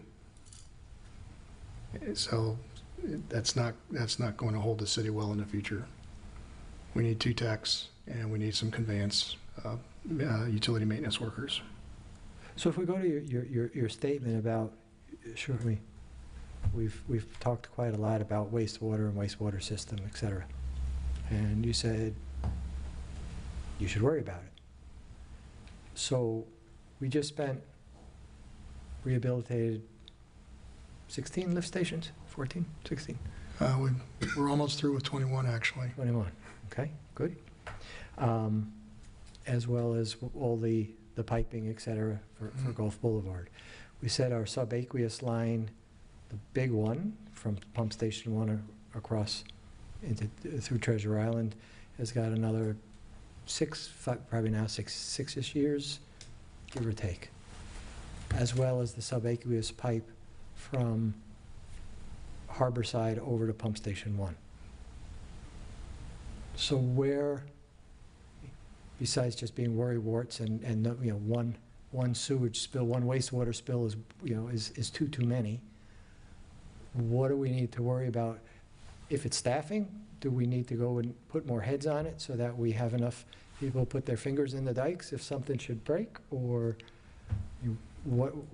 is it just general? The answer is yes. So our staffing has grown to the utility technicians. So the folks that we had that were maintenance worker 3s, we have retrained them. They just finished Class B licensing last week. They are staffed up now, and they're functioning and operating as utility technicians. And they take care of all the maintenance worker 1, 2, 3 level stuff by themselves, 2 people. And I believe that is shy of what we should have. We should have, just to get going and be stabilized, we should have 2 and 2. I never put anybody by themselves out on a sanitary sewer project. And right now you got 2 and 1, just so you know. So I'll ask the question, should we be increasing one more head count? I'm going to go with a positive recommendation if we can handle it. Good at it. Thank you. You can worry less in about 6 months. So if we add one more position, that's an increase of roughly how much per year? Probably 60,000, including benefits. And so then minus the 25,000 for overtime? Well, So keep in mind now, I believe, Sheila, correct me if I'm wrong, but in the payroll world, the overtime, does that account for the standby? I think standby is in that other wages, the 5130. Okay. but whenever they have to come and show up, Then so we pay overtime. you can't get rid of all the overtime completely. Right. Because There's nature somebody of it. watching that computer 24/7, 365. Yeah. No, I'm just saying, going back to the previous level, around 10,000 versus 25,000. So we're talking about a utility technician 1 or 2? Well, we'll advertise for 1 depending on qualifications, and we'll place the best person we find where they should be. we got 2 technicians and 1 worker, right? And you want another We're worker. working on transferring the one maintenance worker Right, no, three to a but in tech. terms of, yeah, I'm talking budget-wise. We with that. function right now with 2 utility techs and 1 vacancy. Right, so that's what, budget-wise, we had 2 technicians, 1 worker. I think he's suggesting adding another worker. If you look at page Yes. 89. Yeah. We need 2 guys to man the computers, we need 2 guys that can swing hammers, because never put somebody by themselves in a sanitary sewer hole. OSHA, that's OSHA. I was just trying to understand what category we adding to. I'm advocating for a sewer maintenance worker, and we'll advertise for a 1 depending on 1 to 3 okay. depending on okay. qualifications. And we'll pick the best person we can get a hold of.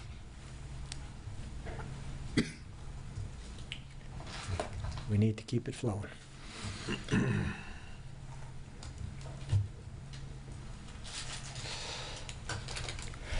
Okay.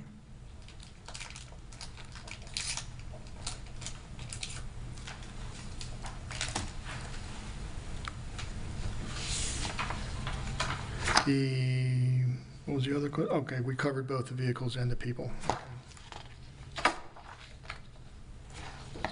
Thank you. And just to be a nag, as I stand before you in the years to come, remember what I said.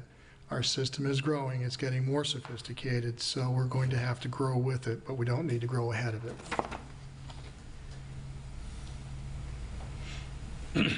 Close. Is the growth due to flows? Because our population, I mean, if we look at the census, which we say, okay, it's a kind of a guesstimate, census numbers are coming down. Visitors come for the day or for tourism and stay in the commercial properties. Aren't putting, I mean, sorry, the words aren't coming here. The occupancy rates have been pretty high for a while. So what's driving the increases in? Technology is driving the technician positions. Our 21 lift and pump stations are very sophisticated now. And so we have grown past the ability of a utility maintenance worker to do that. We now need people with electrical experience, with systems experience, with pump control experience, with logic control experience. We have that. The system has, aside from the pump and lift stations and the brand new force mains and all the other force mains that we've repaired, the other 30 miles of pipe is still 1950s, 1960s vintage. And it will continue to express itself as it ages, and people continue to dig holes and hit them. We probably get 3 to 4 phone calls every single week from a resident that says, you know, my toilet's backing up and my plumber says you have to come out and fix it. I said, well, we don't have to come out and fix it. What we do have to do is come out and investigate whether or not we should come out and fix it. So there's a private property line, and you own on your side and the people own on the other side, and we have to make a determination as to which side that lies. So we have to respond to every single complaint because it has to be investigated, and that's what our utility workers do. They're the guys that know the pipes, they know where things are, they can go out there and they can mark it, they can dig a hole, they can uncover it, they can say, boss, it's on our side, it's on us. We call the contractor, ma'am, sorry, it's on your side, you need to call a plumber. And the sewer flows from 2015 till now have been dropping every year. Except last year, we actually have an uptick. And I&I is a In component. fiscal year '22, we ended up with higher than 2021. Not higher than 2015, but higher than 2021. So the occupancy levels in the hotels probably had a lot to do with that, because they had such a great year that there were more people, more toilets being flushed, more showers being taken. So there was a gap increase there. The other thing that you have to think about is that as the water table is coming up, the amount of interaction between our pipes and the water is increasing. So if you have a break and water table comes up, then you are really getting more I&I there. Not that we have more holes than before, but, there's more interaction between the water and the sewer system, so. So we find more holes. Right. The water table is a significant contributor. I mean, it's only about 18 inches down in some places, 2 feet in others, and most of our pipes are at least 3.5 to 4 feet. So all of our pipes are routinely inundated by groundwater. So any leak whatsoever is a 24/7, 365 drain. And these are old cast iron pipes at the brackish water. Well, there's clay, there's cast iron. It's not a pressurized system. There's HDPE. There's all three of them together sometimes.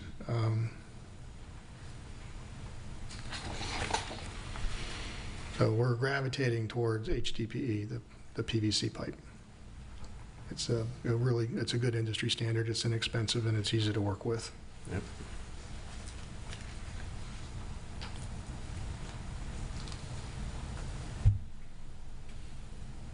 Okay, all right. Reclaim. Anything else? All right. So just a factoid from the past. First sanitary sewer pipe systems put in place back when people discovered it was a bad thing to let it run on the street were made out of wood. Oh. Not everywhere, but some places. But we didn't do that. And the drinking water was made, pipes were made from lead. Still are.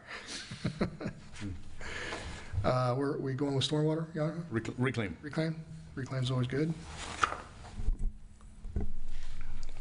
So reclaim is another area where we have an imbalance. So you can see that the revenue for fiscal year '24 is projected to be at $1,046,000, and the expenses are at $1,294,000.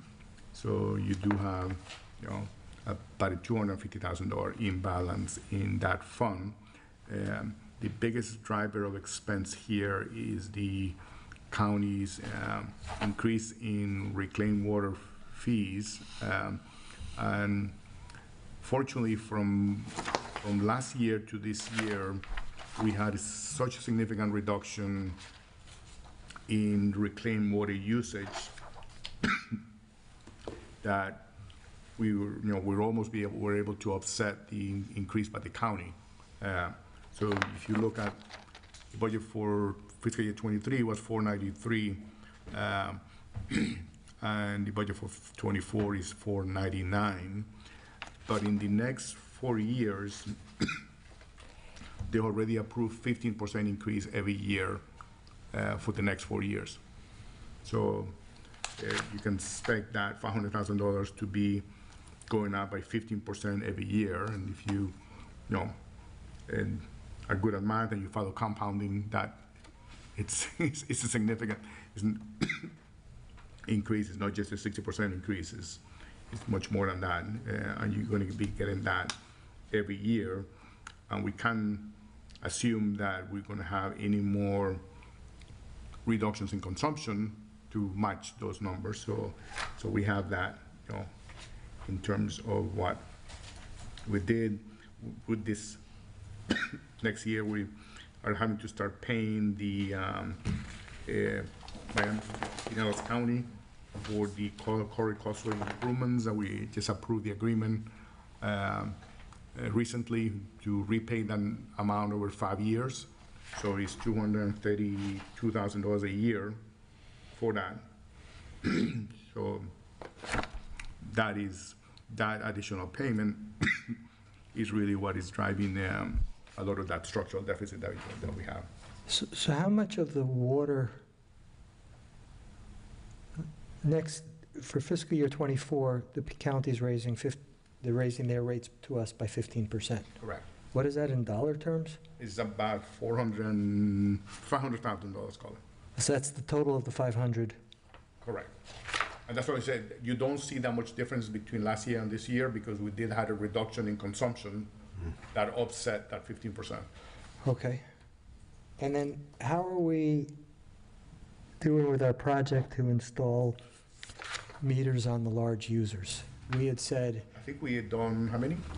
We have completed 6 of 9, and we're looking for the best fit for the remainder of the 3. But I'll be attending a meeting at the county shortly And I saw in the county's budget that they are proposing to install meters on their entire reclaimed water system by the year 27.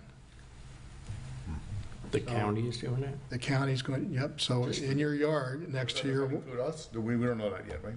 I'm assuming it does, because it said the entire county system. It could be the unincorporated part of the county. So I asked Kelly Levy if she would include that in the next Public Works Director's update. But I alluded to that, and she did not correct me wrong, so I'll find out the details and bring them to you. So if that's true, then, next to your water meter box, which charges you for your water and your sanitary, there will be a reclaimed meter box, read the same way, remotely. And it's what they're going to do, and the program management and all that, that's kind of what I asked for an update on. But in the meantime, to your question, we have 3 more properties left to select, and then we'll be at 9. Because the theory was, this was in '21, that we would install these, get some readings, and then be able to tell if we need to make adjustments for the large users versus the residential users. Correct. Because there are many people, and some, I'm sure, in this room, who remember when it was put in and swore to the public, don't worry, your price will never go up. And those people remember that. Use as much as you want. Use as much as you want, we all know the history. So I just want to make sure that the billing is fair, because right now it's just a flat. And we have not forgotten that program, and we're still implementing it. Okay, thank you. But other than that, reclaimed is pretty steady. We get 3 to 5 pipe breaks a week. We're still programming to replace all of the pipes underneath the streets that we pave. And next year, our paving list is Gulfway and others to be selected yet. And this position is also the utility locates position for the reclaim system and for the sanitary system, for now. So not a whole lot of change in the reclaim for us on the ground, operational. And stormwater.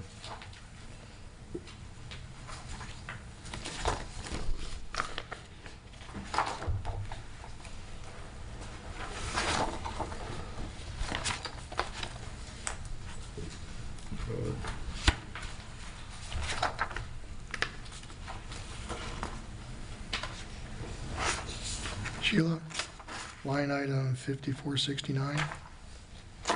What line item? Hear you. It's blank.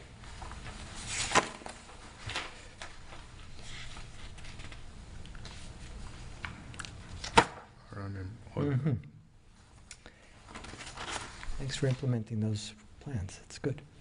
I knew you were going to catch it, so I just thought I'd bring it up.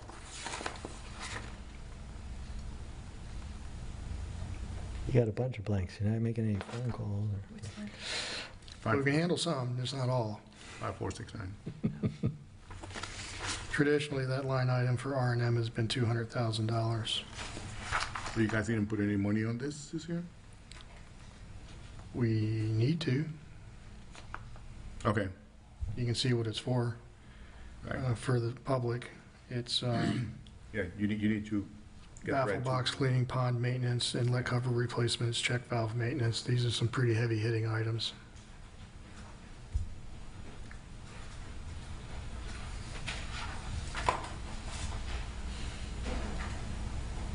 Yeah, you need to tell Sheila how much to put in there. Sure. No. Let's just check the expenditure rate, the burn rate for this year and match it. Right. I don't expect any changes for next year. And then on their capital is the actual work for the system that's being designed right now, which is on 45th, right? 45th? Or? 45th. Well, it's actually in the Lido, Right. neighborhood. And And is that improvements? yes, That 3 million? Yeah, 3 million is for that, right? and One This project? is going to require probably a pump. No, I know, it's just, so I received an update on that last Friday, and I will tell you that it's going to be a pump station. Gravity is not going to work in that neighborhood. Yeah, it makes sense. You knew Not that. too far to go. Oh, yeah. It's the travel distance and Get design, I don't and the know. conveyance of the water. Thinking back in 1957 or so, Yeah. but But what's important about that is probably going to be our new normal. So as we advance stormwater mitigation, flooding mitigation issues across all of your districts, the new normal is most likely going to be stormwater pump stations. which means more maintenance. and Which means, yeah, it's just the more- pump maintenance Right, throughout. right. But the alternative No, I know. is I not know, I'm just- acceptable. I'm just saying, it We're- doesn't this- just stop with the capital improvement. It's, Yeah, this program is where the protection of the city takes place. yeah. This in the resiliency fund. This is where we hold the line against stormatic activities and sea level rise.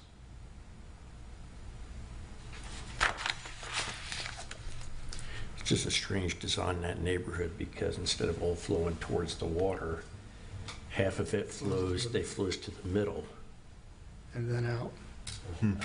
which And then where? I wish I was around the when, pipe, which hopefully goes out, but then it's too far under now, and then the outfall's below.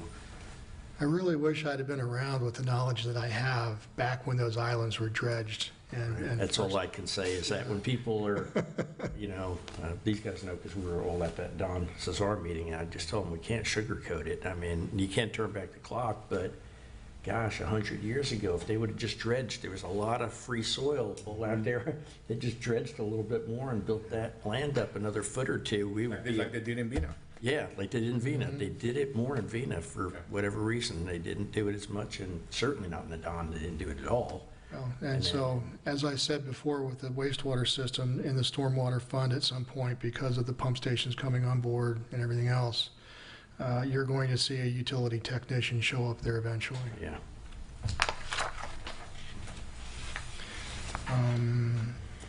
Other than that, I don't have any comments on my own unless you have any questions.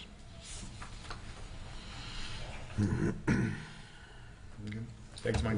We're not looking at anything in terms of rates there, because if you take I that thought there was 3 a rate- million out, the expenditure is closer to $1,050,000-ish.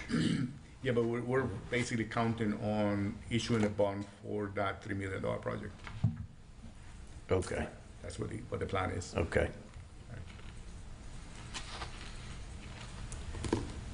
Issuing a bond as compared to trying to use penny dollars. Yeah, we don't Don't have enough, it, right. don't have enough, okay. That's all I have. Thank you. Thank you, Mike. Thank you, Mike. And then how do we pay that bond then? Where does that, is It that, will basically, it will come back in form of debt service payments stretched out throughout the years. okay, Now, at some point, we will have to relook at the stormwater management system in terms of funding, because the funding rates that we have were designed to manage just your regular rainwater coming into the system. We're now really expanding what we're trying to do with that, and like Mike says, so the projects are going to become more expensive just because of what's going on with the groundwater in the bay and all of that. So is at some point, but it really is a larger discussion as to how we fund resiliency. yeah. Well, just before we totally move off of stormwater, I know we talked about the issues with the tide flex valves not working really the way that we had hoped that they did, and eventually go to baffle boxes, which is a very expensive way of doing it. Right. When are we gonna have that discussion as to, if we're not doing it on this budget cycle, when is that? That will be on the capital side. Okay, Right. okay, that's gonna be part of the capital discussion, okay. We have very solid lessons learned in our tide check valve and baffle box applications for the city moving forward, plus some retroactive requirements that we need, especially in your district on Bella Vista, those 2 locations and 3 in Maritana. We've been discussing how to do this with various architect engineer firms and their expertise, and we believe we have substantial improvements that are cost consistent. with what we have done in the past. Okay. But a standard baffle box is $150,000 each. And we got, Each. how many top-flick baffs? 30? We have almost 40 baffle boxes now. So you do the math. And don't forget the maintenance tail that goes with this. It's a lot. Right? But we're going to have that discussion when it comes to the CIP. Mhm. Okay. Yeah, absolutely. Oh, there's a Jennifer? project in there.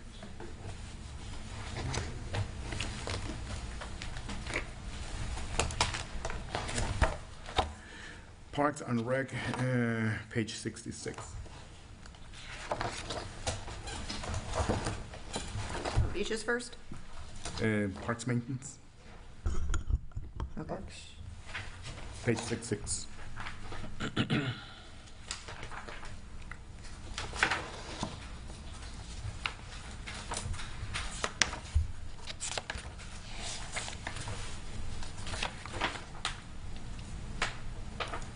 In this particular overtime mark, just to address that, we had 2 red tide incidents last year, so our overtime, I think I'm based, what Sheila probably put in for this year was based off of last year's overtime. So you're saying that you can live with less than 12,100? Depends on the environment. That's why we budget That was not conservatively. You controlled, just don't yeah. know. But as you can see, it's was consistent before last year.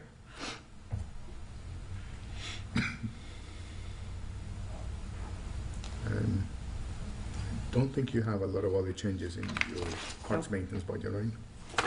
Same level of staffing. Yep, no change in staffing. We do have citywide tree trimming at 126. Correct.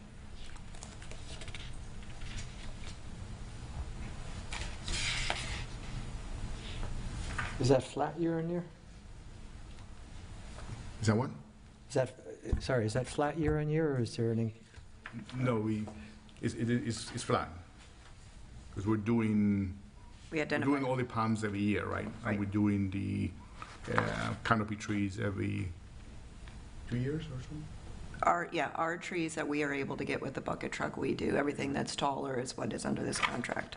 So when we did the RFP, we identified all the trees that we aren't able to do in-house. Okay.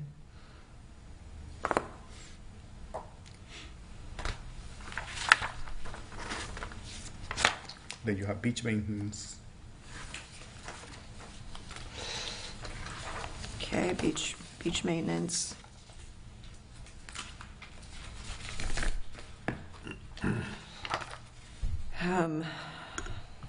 Quite a dip in overtime for us. When we, parks and beaches combined up, we looked at the operation and moved, we were doing trash on the beach on Saturday and Sundays by overtime.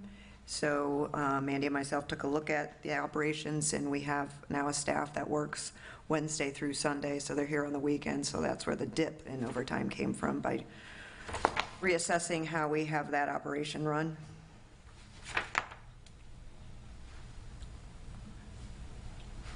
And you got 4 people, same as last year. Correct. This now accounts for the beach manager. Yeah, the beach manager is now there, right? So,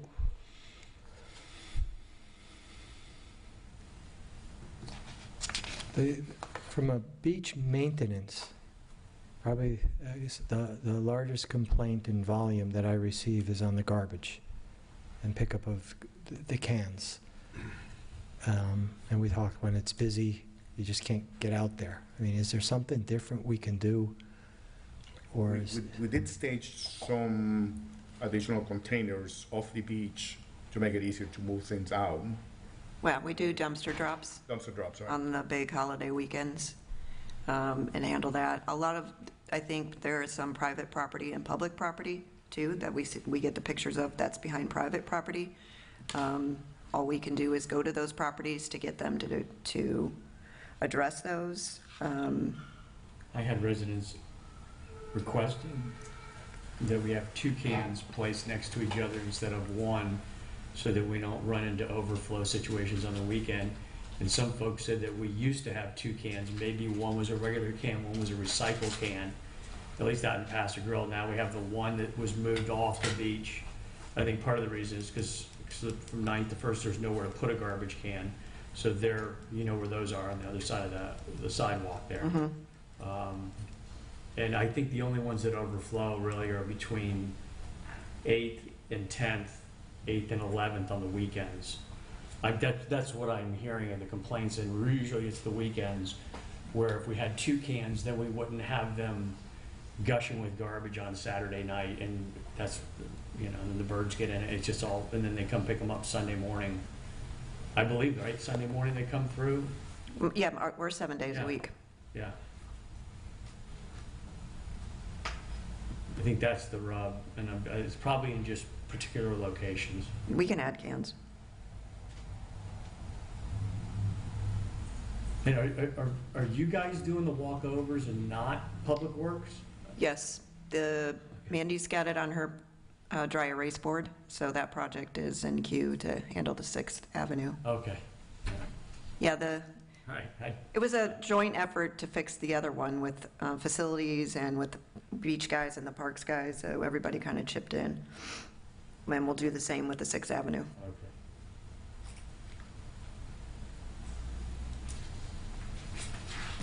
Any more questions on the beaches? No, none from me, thank you. And then you got rec. Yep. Products. No big changes, real big changes there.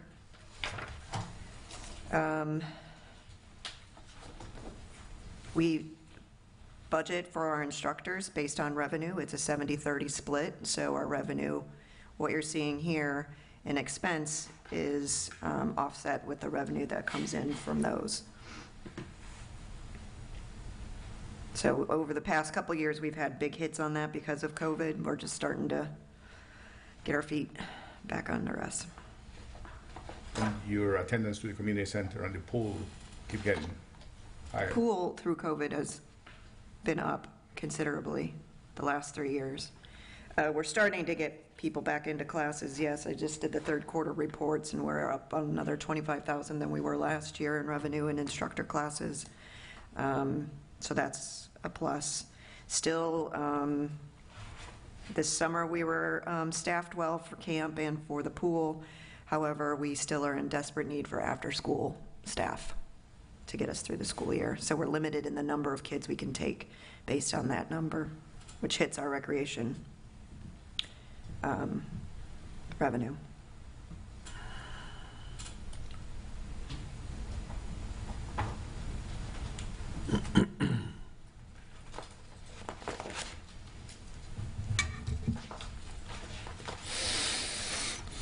No questions for me? Just want to make one comment again on 5531, that credit card processing fees. So I talked to Sheila about this. We charge a 2.5% convenience fee. It's put all over our stuff. There's people that don't pay us by credit card because of that fee. I just don't know where that revenue goes and with the new system where that's at. Yeah, that was part of my 333 number. That was part of the overall 333. Yeah, yep. I think we need to just take a holistic look. If we were recovering some, then maybe it's not as bad as we think it is. Yeah, I know it was something we did with Pay and Plug. They had to design it so they would automatically charge that 2.5. But yeah, like beach weddings, they send in checks so they don't incur that convenience fee. Yep. Large weddings won't pay by credit card because of that.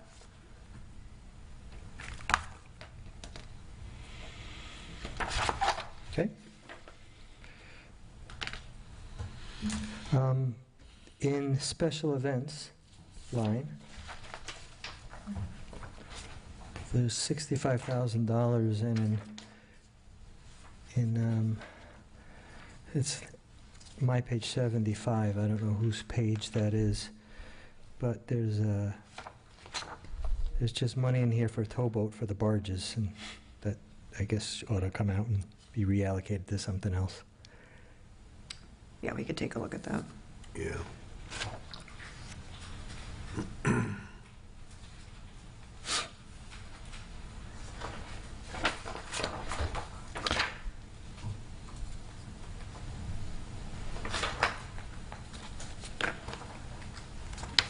Okay. Thank you, Jim. And now we need to go back to community development.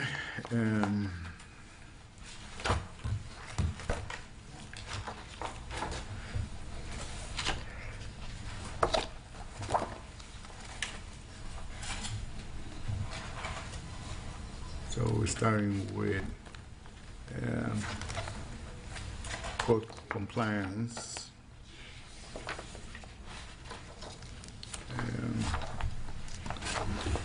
So transportation and parking is first, right? No, code is first, and with transportation and parking. Okay. Mine's in a different order.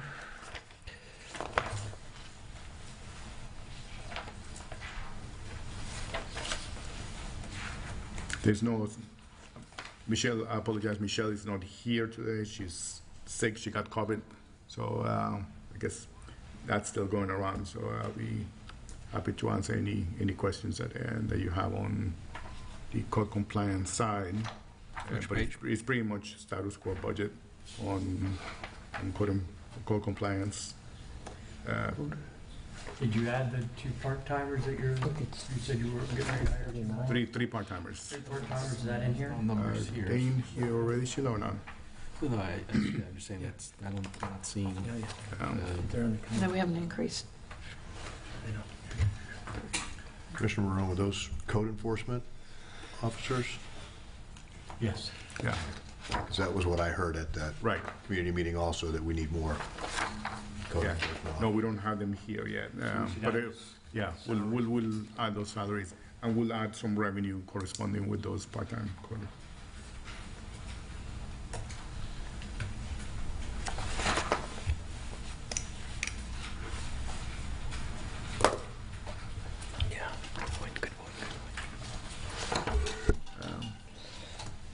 On transportation and parking, Elena's here, I think she was gonna. yeah, so, no, she gave me the information, so. Why we- did the employee insurance been so consistent and then it doubled?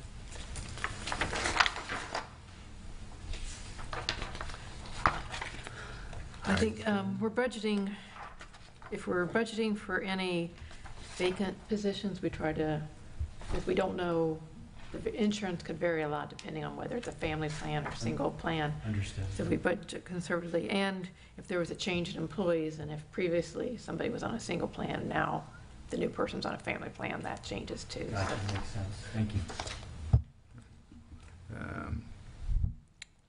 So let me point out the micro transit expense 5351704. And what that includes at this point is the following. The base service as we have it today is $536,000.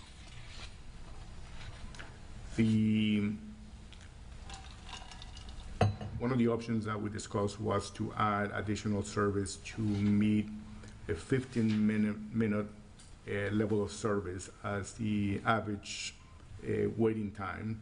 And when we looked at the demand where it exceeded the 15 minutes, we basically identified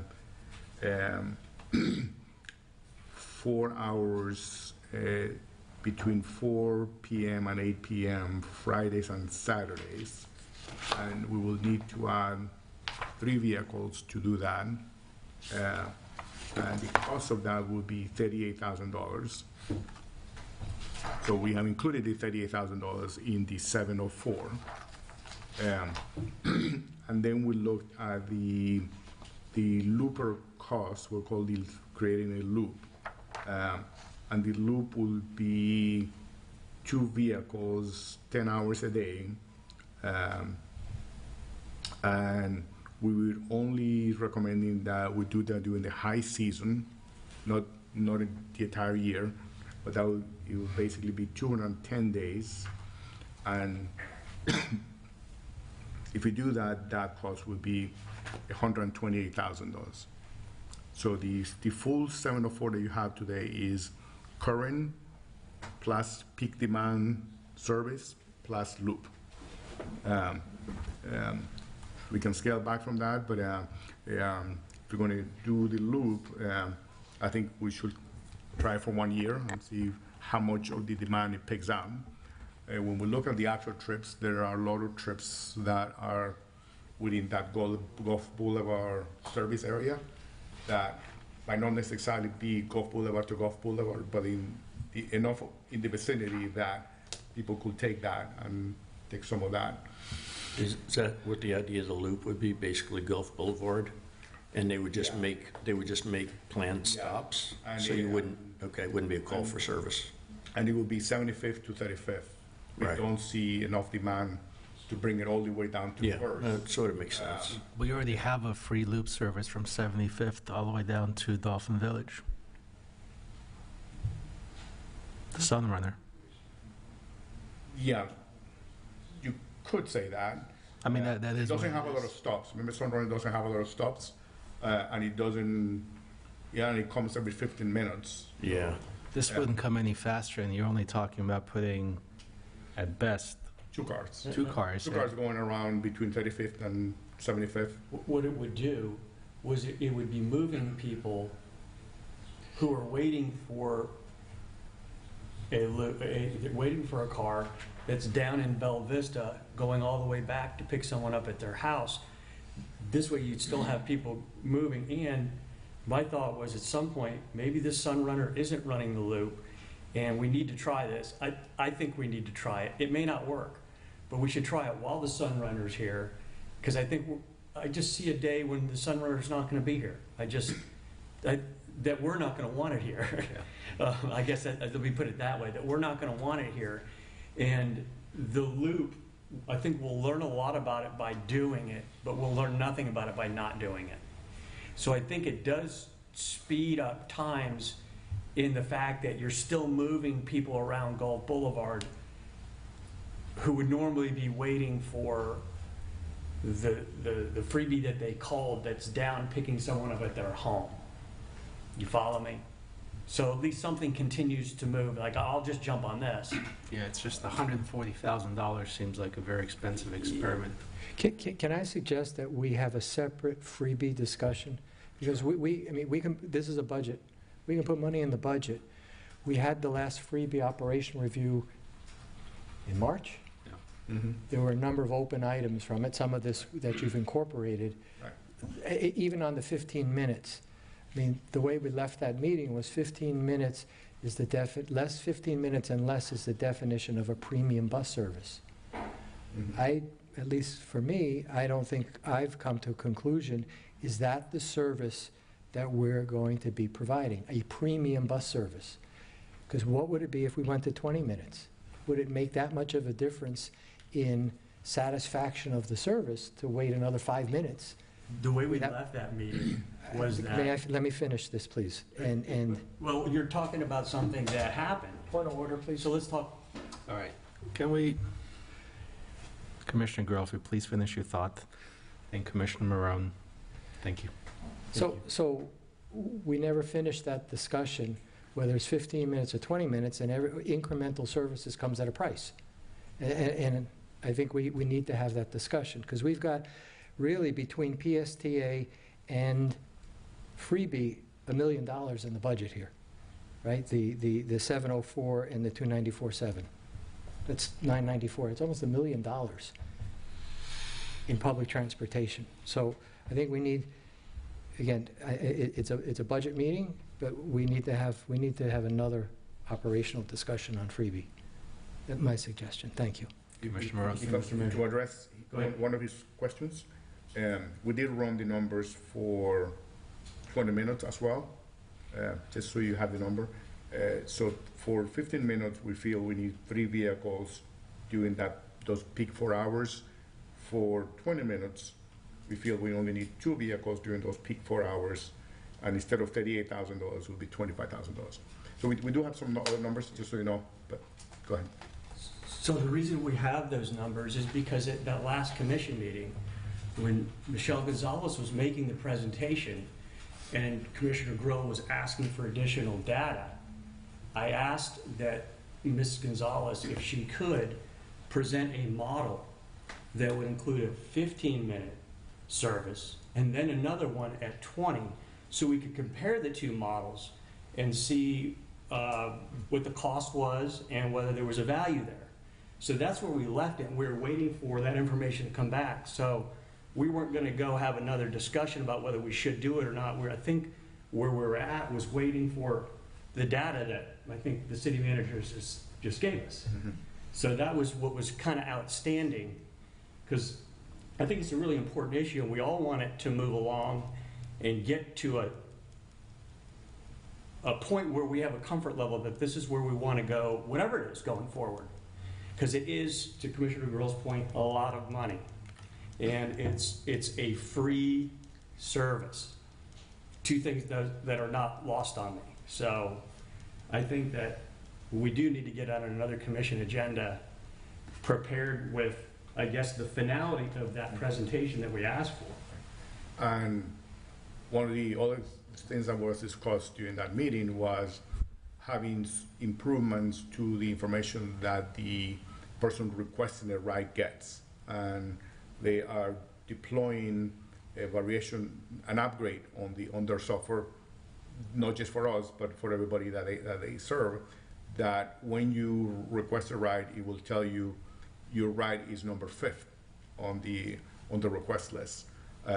And then they will be able to have updates saying that you move to number 4, that you move to number 3.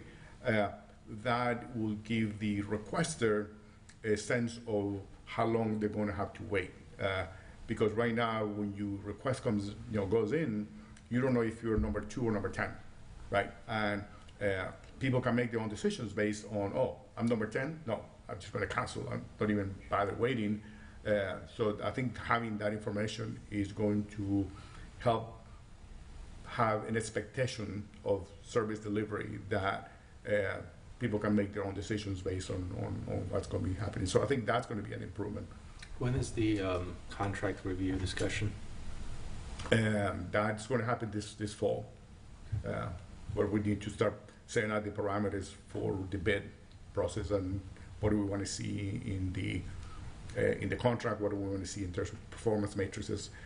My goal is to put that out for bid January, February, no later than that. So we have the proper amount of time to select a contractor, because whoever we select, if we're changing contractors, they're going to have to purchase vehicles, it's going to have to get drivers, it's going to have to do all of that. So it's better to do those things with proper time, so somebody's not rushing at the end to be able to meet our performance goals, right? So when is our contract? I think it ends in September, October, thereabouts, of 24. Of 24. Right. Okay. So we got time, but we shouldn't fall asleep on the amount of time we have. I was trying to figure out whether we can have the discussion about, the service simultaneously while looking at a new vendor and giving them our parameters for what we're actually looking for, or whether we have to have two separate discussions because they're too far apart. My recommendation to you is that you figure out what you want, and then we'll incorporate that into the bid process. So let's have a discussion on the service, and the service is this and that, and right. We need to deal with this part now. Not today, but in the next few weeks. Yeah. Yeah. Alex, I had one other question on and it obviously compared to the transportation, the numbers are much smaller. But on R&M for vehicles, we're showing an increase. I would have expected a year-on-year increase. I would have expected our R&M amount to go down. We have a fleet of new cars that sit in the parking lot. Sometimes we come by City Hall and there's nice white shiny electric vehicles. We did a fleet replacement. We are adding a new vehicle license tag reader to one of the vehicles. The Flaubert Part Smart program, the 25, is to be able to add that to another vehicle. Isn't that capital? We could move it to capital. I don't know, it's about $25,000. Because I didn't see that in. Yeah, she put it in equipment. Yeah. So, Okay. Yeah, I can discuss that with Sheila when Okay. we need to move that. But it's just in general, Right. as we do these fleet Yes. replacements, I'm expecting to see some benefit from that investment. But remember that we're also adding some of these additional part-time parking enforcement officers. We've got to provide vehicles for them, so. So on the part-time parking enforcement officers, I know there was a request that went out to some of the city staff, if anybody was interested on the additional Yes, work. We have one person who is a CWA employee, because they have to be, and she is going to, he says she has been trained, and she's going to be doing, work on the weekends. I guess my question on that is that overtime or is that, That's overtime. It was overtime. okay. Yeah, that's absolutely overtime. So we should be increasing the overtime budget here? Yeah, let me look at that, because we're also going to be hiring the 3 part-timers, so, And then we're also adding 3 part-time Correct. parking enforcement? yes. And that's to cover evenings and weekends, or? Mostly weekends and holidays. Do we have a gap on during weekdays Yeah, between what our signs say we enforce and what our hourly? small gaps, not big ones. I mean, I don't want to advertise what time our people leave, but, I think people know what time they leave. but if there are gaps, they're small ones. They're not, huge. On the weekends is a big problem, Right. on holidays.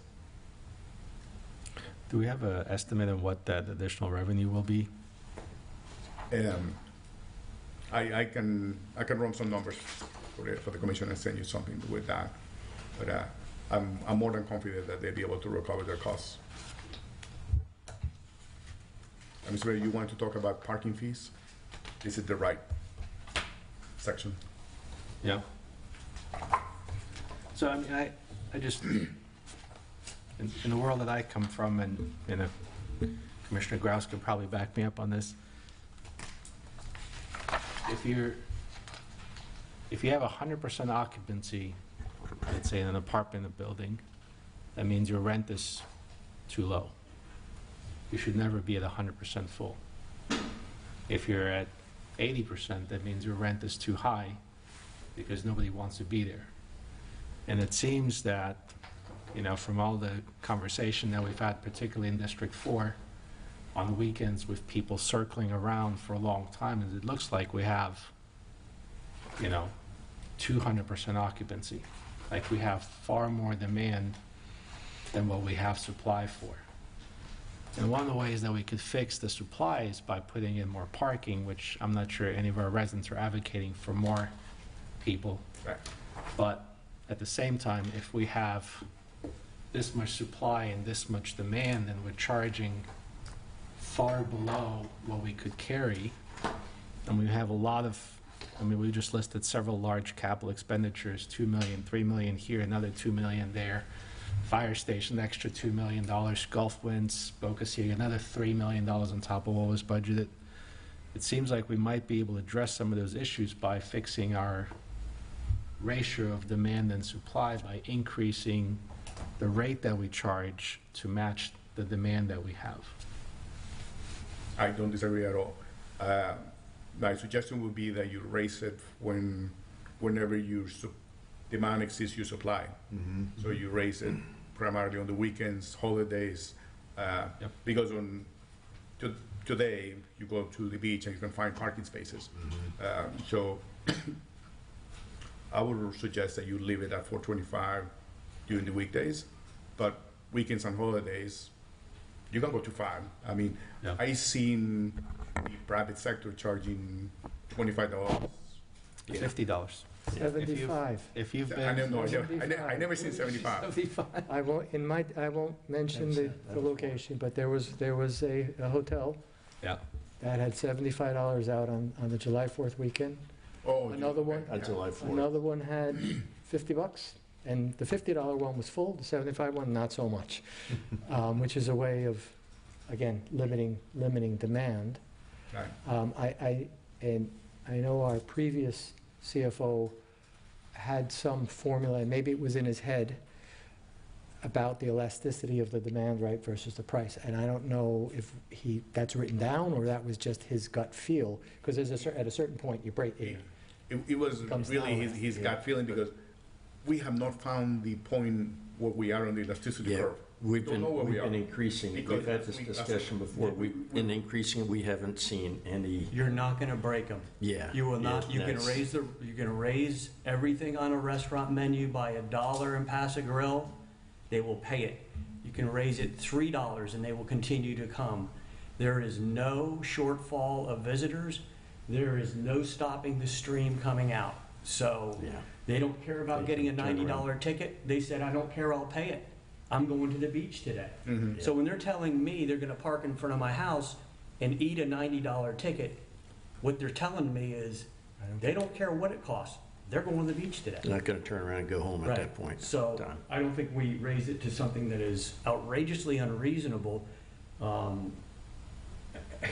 Of course, it's $100 an hour, people will stop coming. Yeah. So I don't think we try and find that pressure point. I think we be willing to gradually continue to increase it. We can increase it and then increase it again. Till we find where we think is, I mean, because it is a significant revenue driver, we know that. And it is, look, we're exchanging a valuable piece of our city for the headaches that we get that come along with it. So we should be compensated for it. Right. What was that last increase, was 50 cents? 375 or 425. Right, 375 to 425, so. We have the ability to set the parameters for, like you say, during the week and weekends and holidays, correct? Yes, We can we- do that. With the system that we have today is only a reprogramming issue.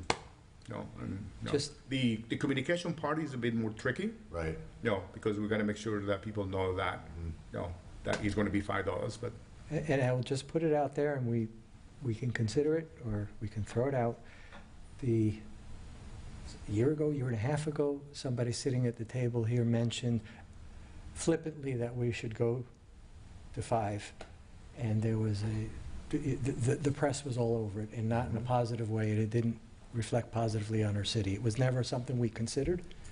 It's just something that we'll put out there, right? We also want to, I'm not disagreeing, just, Well, maybe it's 475 then. yeah, but we need to be ready for that, because Yeah, I mean, 475 sounds good. everybody who lives across the bridge that is coming to the beach, and remember that we are the beach for Tampa residents, Yeah. Nellis County residents, all throughout. So there are going to be people that are going to complain, but the responsibility at the end of the day is to our residents and to our budget. So it also I don't, pushes people into a public transportation mode instead of a car mode. okay? Just, Does the, Maybe some press would help get the word out. Yeah. does the system allow for variable rates based on how full it is? So, I'm just asking, look, if you go look and book a room at one of the big hotels on the beach, Right. today for 6 months out, you're gonna get one rate. You try to book it when they're 99% full, and if they've got 5 rooms left, you're gonna pay double, triple for it. I'm just asking, does the system allow to say, it's... I don't know that it's that dynamic, and We'd have to have discs every place. it will be a communications challenge to, when somebody comes to the beach, whether they're going to pay $4.25, $5 or $6 or $7 an hour, based on how busy it is. That could be a challenge, but I don't. To answer your question, I don't know that the system can I be don't think that that dynamic. the sensors we have are a separate, my understanding is a separate system from the So parking. they're not tied together? No. 100% separate. I think we just go with something like a 475 and see how that goes. And then what kind of rate for weekends and holidays? Oh, I are you guess- suggesting, what are you suggesting, $4.75 for weekends and holidays, or everybody, all the time? I don't know. I think I'd start with 475 Yeah. on weekends and holidays, and Yeah. then see how it works. Yeah. See what the feedback is. Yeah. It still starts with a It's not 4. always full. It's a weekend and holiday only. Yeah. Because I think it's also a good test to see if we can take pressure off of the weekends, and I know this, not everybody can switch when they come, but push it into the week where it's less, not as crowded, potentially. I've got a feeling we're going to come back and say we're going to raise it on the weekends above that, to be honest with you. Yeah. Sure. But it could be incremental steps, just like we've been doing 50 cents at a time. But we did on the holidays, right? We have those special flat rates. I was going to get her. We still have the $20 flat rates. Yeah, do we? Sorry, correction, we're at 375 today, so 475 will be a whole dollar. I thought we were at 425, but I guess no. We're at 375. Okay. Okay. Well, So 475 for the weekends? Yeah, it's totally busy on the weekends. Are we talking I mean- just weekends or across the board? We could start with weekends. Yeah, I think we start with weekends. I would say leave it at 375 for during the week, and then weekends and holidays, go 475 or even $5, just to make it an even number. When was the last time rate increase we had? Wasn't very long ago. 2 years ago, right? Last October. Yeah, it was only a year ago. We moved it up by 50 cents, so now we're moving up $1. That's when we moved the beach bowls to Yeah.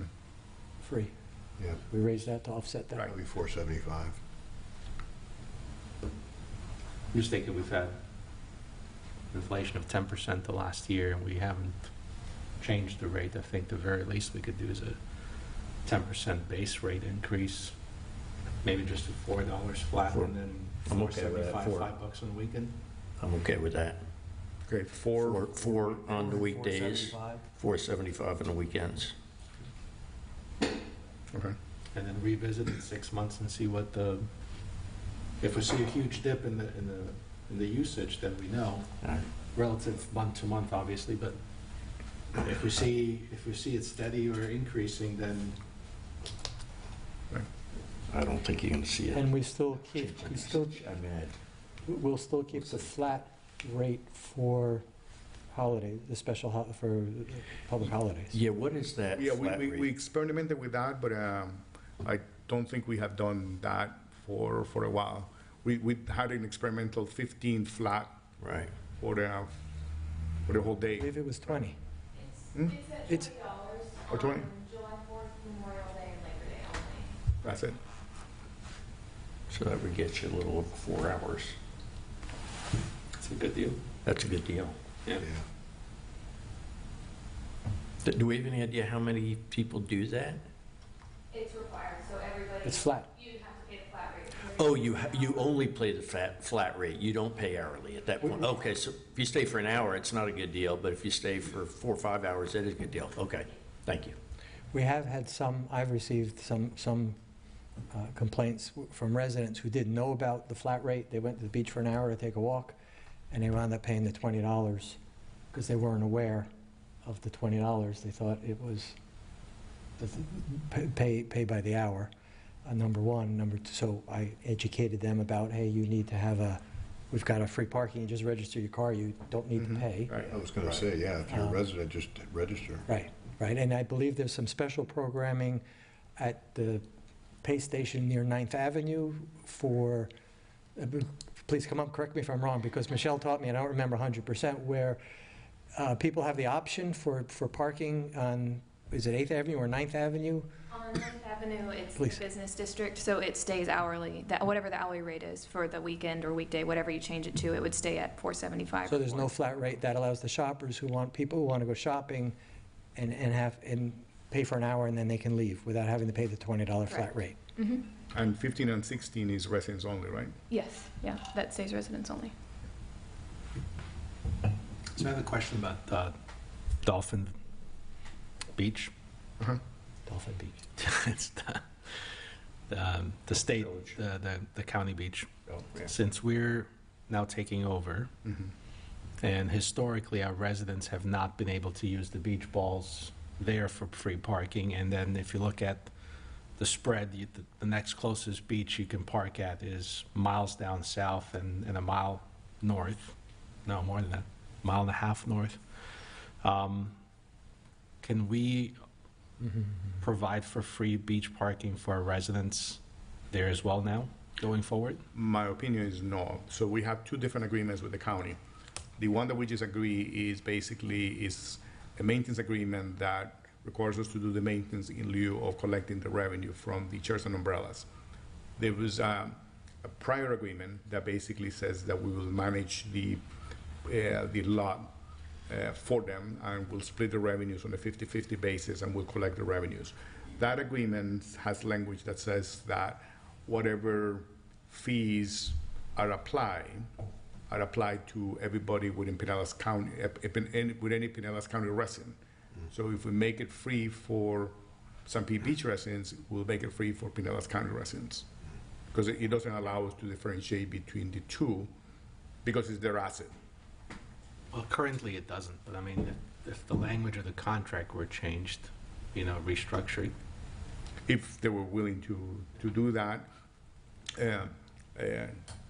the purpose of the lot for them is to have an amenity for Pinellas County residents to be able to come to the beach. So I doubt that they'd be willing to do that. We can have that discussion with them, but I doubt that they, because it will be contrary to owning the lot for the purpose of the benefit of Pinellas County residents, which includes us, but it treats everybody the same way.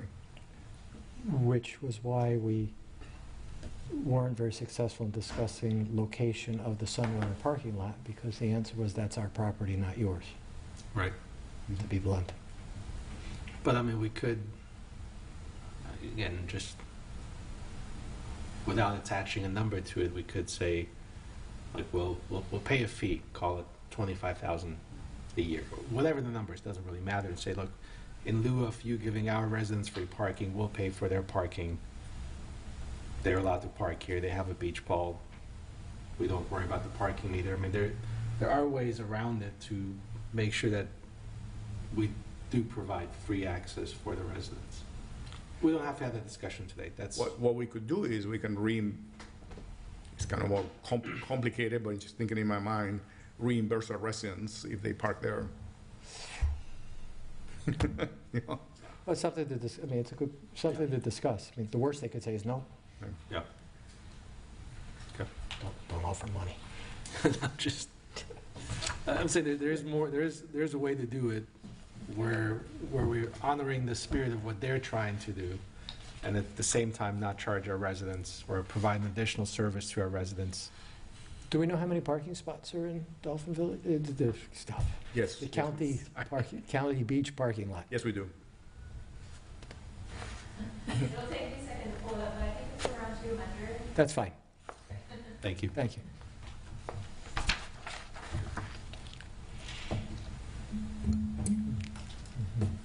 Any other questions, sir? Then we can move to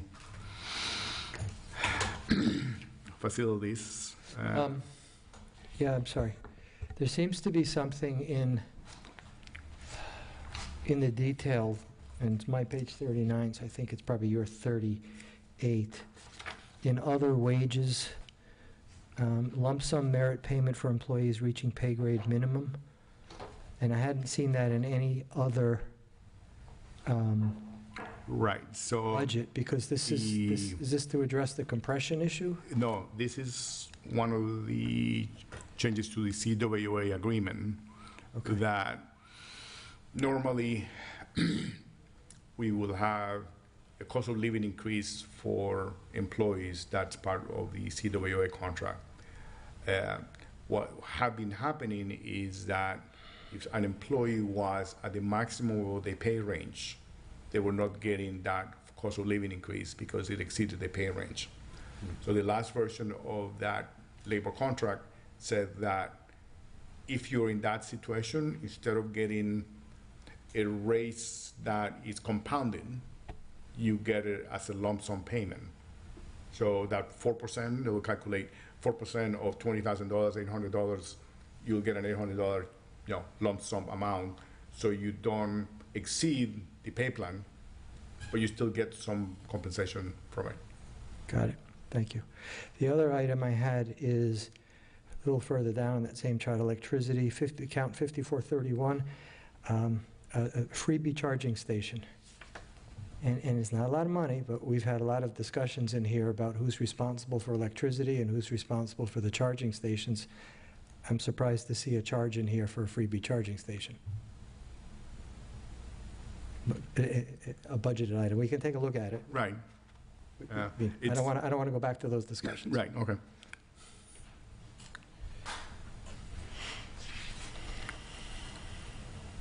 And then, yeah, this is the big one for credit cards, so.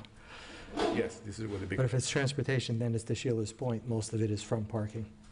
Mhm. Which would just offset most of that cost. So we just offset most of that cost by increasing the rate. So we'll recuperate most of that. Yeah, but then we're still net zero. I'd rather see us also take some action to just make it, Yeah. so there's a positive, but yes. Yes, at least we're back to even. Yeah, it's hard with parking to say it's $4 plus a convenience fee, because it's just the parking meter, or maybe the app could, I have no idea, but. Right. Yeah. Well, there was to be some savings by going to this electronic, you can't claim savings 4 years later, but when we went from the cash to a cashless process, we had savings because of all the cash handling. The collections, machines broke down more often, holding on the money, counting the money, et cetera. So there was some savings, but that was 4 years ago that we kind of reaped that. Just as a frame of reference, you were collecting $5 million on parking money. So you're paying, $300,000 on fees for processing that. But, in total, when you put county park and hours and all of that, it's almost $5 million that we're collecting a year, so. Yeah.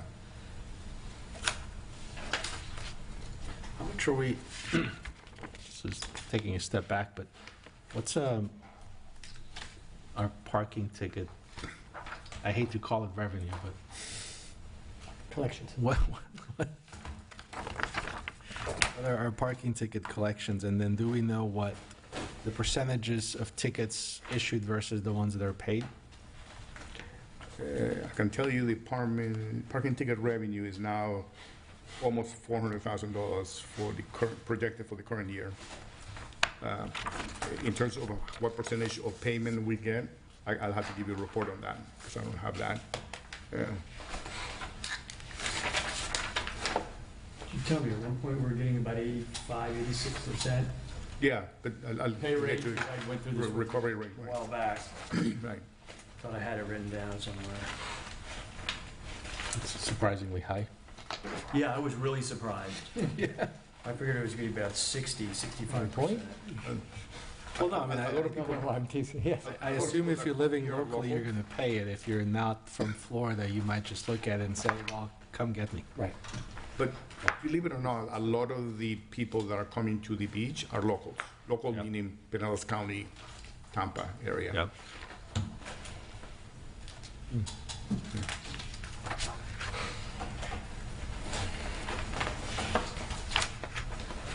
Ready to move to facilities? Yep. So, What page, please? sorry? What page, please? That's it, 41.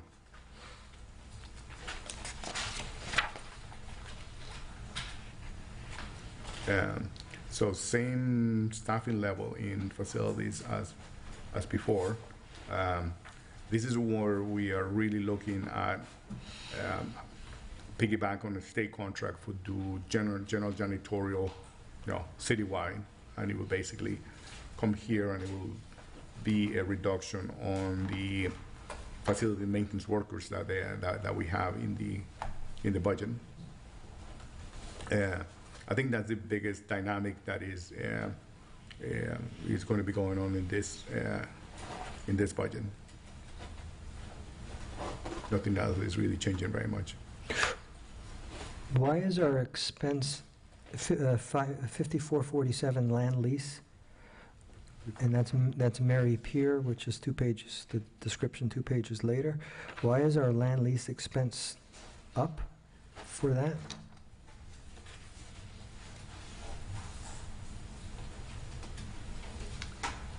Or is that something built into our contract and we're recovering that? Could be that is, I'll have to double check. That's our payment to the state. The state for the submerged land So we lease. paid $4,500 in fiscal year '22, and we're budgeting $5,000. I guess, so the question is, are we recovering that? Oh. Is this just the budgeting, a 23 Yeah, budgeting issue, or is the Mary- cost up, and do we need to change our lease?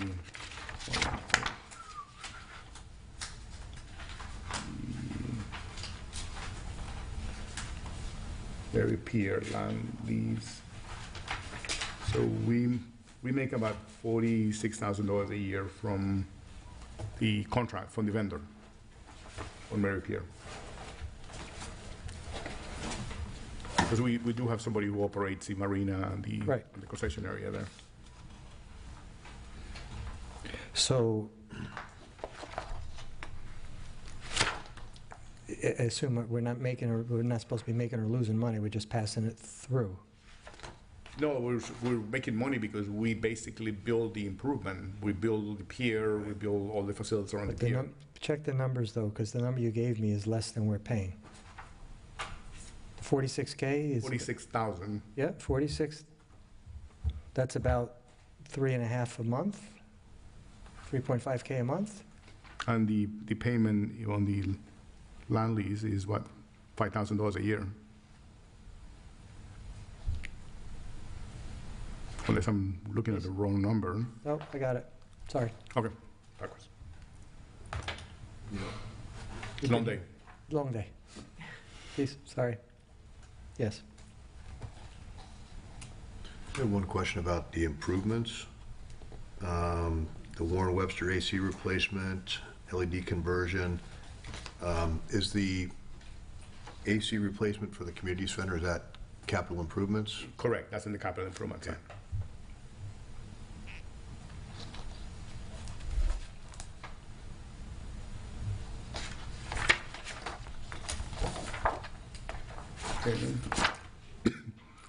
And then we need to jump to the building fund, where we have the budget for the building department.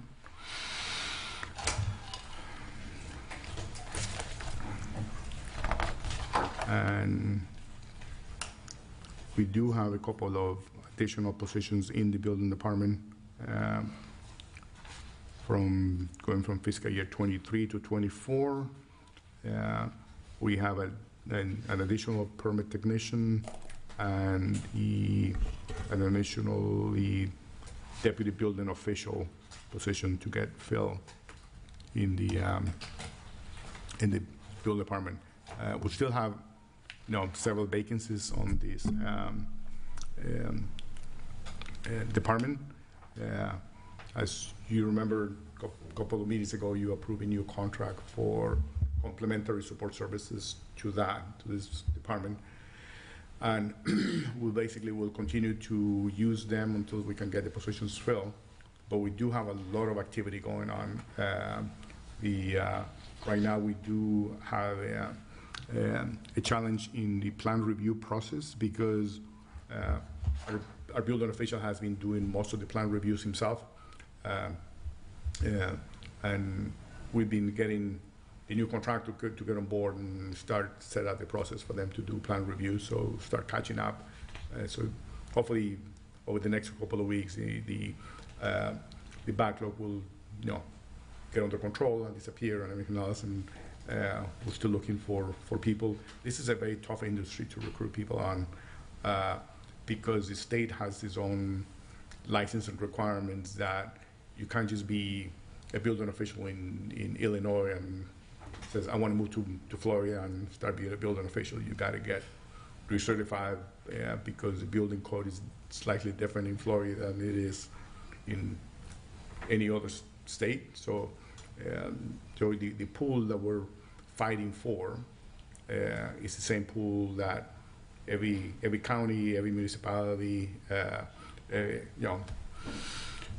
everybody's looking against those people. And when the construction industry is doing well, most of those people basically flip and they work for the construction industry.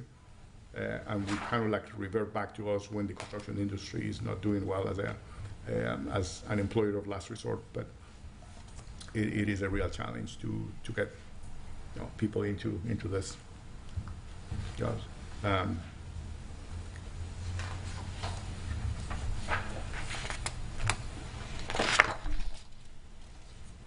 So the two additional headcount allows us to deliver the cycle times that we need. Yes.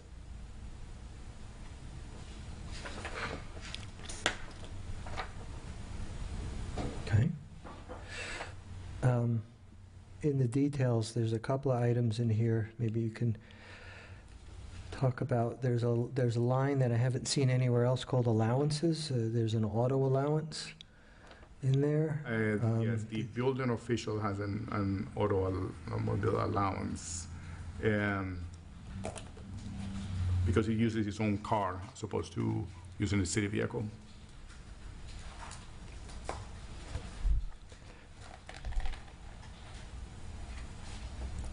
Okay, and I think in it's only him and Mike Clark, right? Yeah, I think there's one for, there should be Yeah, something there like should that. be one for from Public Works. Public Works. Right, and myself, so there are 3 car allowances.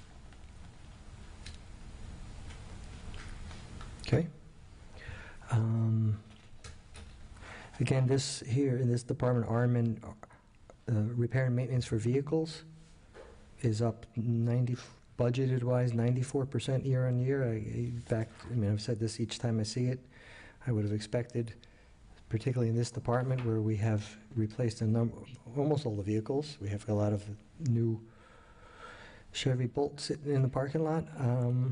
That ought to go down. That's why we Yeah.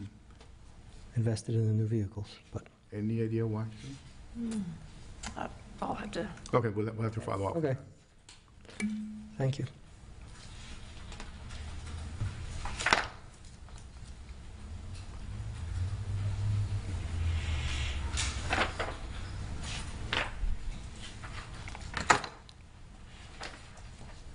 Okay.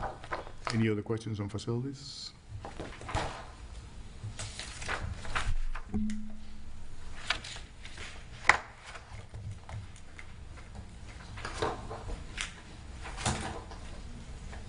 I think that's all the departments.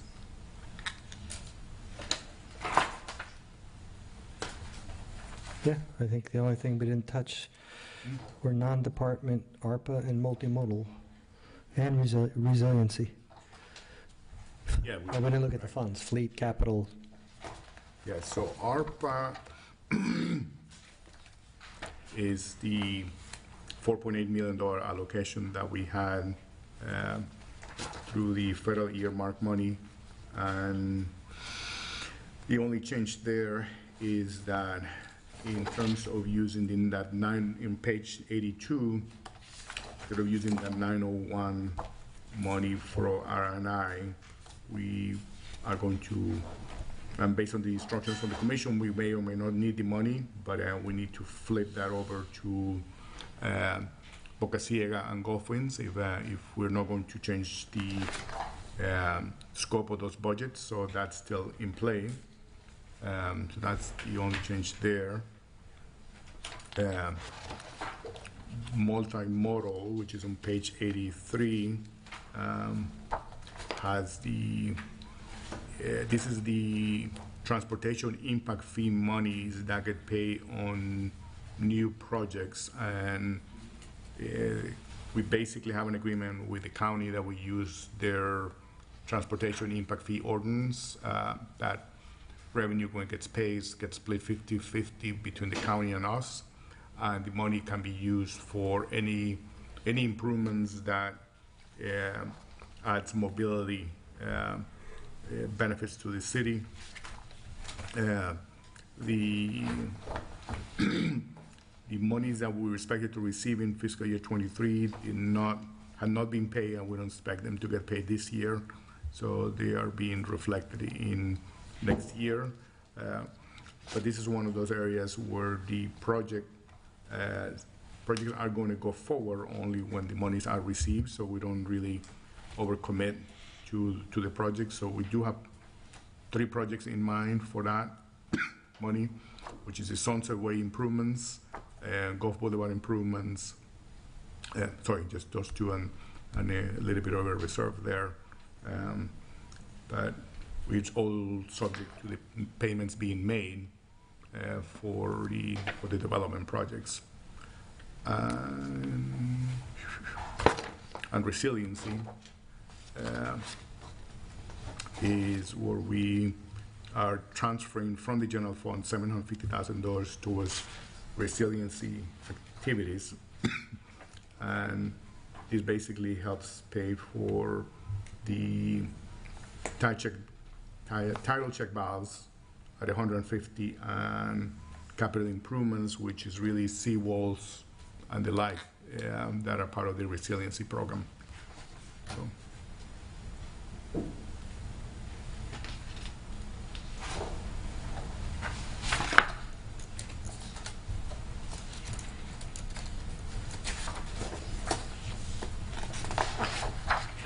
So capital, we'll look at some other time. And Yeah, I just wanted to highlight, something so you can see it. And the page 104,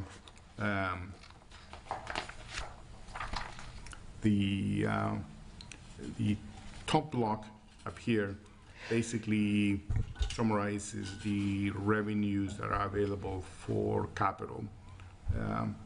And for the fiscal years 24 to 28, we're looking at about $36 million in revenues, assuming we maintain the $5 million a year transfer from the general fund, plus the resiliency transfer of $750. The projects that we have to date in the system account for about $23.8 million. So there is, over that 5-year period, $12 million available. Now, what this means is that there's plenty of flexibility of moving things back and forth between the years to cover that. And then Commission needs to start thinking in terms of those 12 million, whether you want to be more aggressive in the resiliency component, or you want to be then, addressing, giving millage reductions or whatever the Commission feels that, because there's a lot of flexibility in the future years going forward, and we can rebalance the portfolio of expenses. But I would just suggest that we do that with the having a plan in mind that you never want to be reducing the millage and raising the millage. That just doesn't work. So be cautious about what you want to be spending over the next few years in terms of that big resiliency nut that we have. And you heard from Mike that all of the new stormwater projects are going to require, a pump system and so much more sophisticated and expensive system. So how are you going to pay for that is subject of future discussion. Are you going to charge that through the stormwater system? Or are you going to keep some of this millage at a level that you begin to subsidize that through the millage? At the end of the day, if you tell the residents you're paying this through from here or through there, I don't know that they will really want to understand what the difference is that you're paying it through the stormwater side or you're paying it through the millage side. But it's a discussion that we need to figure out how is the resiliency projects, which includes stormwater projects now, is going to get funded. Because, those projects are just going to get more expensive. I just don't see how we can decide it until. No, I'm not asking you to decide. I just want you, so you start thinking about it. It's a big mountain of resiliency that has to be considered and presented in a way that we can digest it and see what. So I didn't mean by any means that you're going to be deciding that today. I just wanted to make sure you start thinking about it, because we need to have that discussion and figure out the strategy as to where does the money come from. There is going to be some state and federal money for sure for this, but there is going to be probably a need to match those federal and state monies at some point. So it's just food for thought. At this point, I'm not asking by anybody that by any means to make a decision on this today. We're not really, at that point yet, but it's something that we're going to have a discussion on.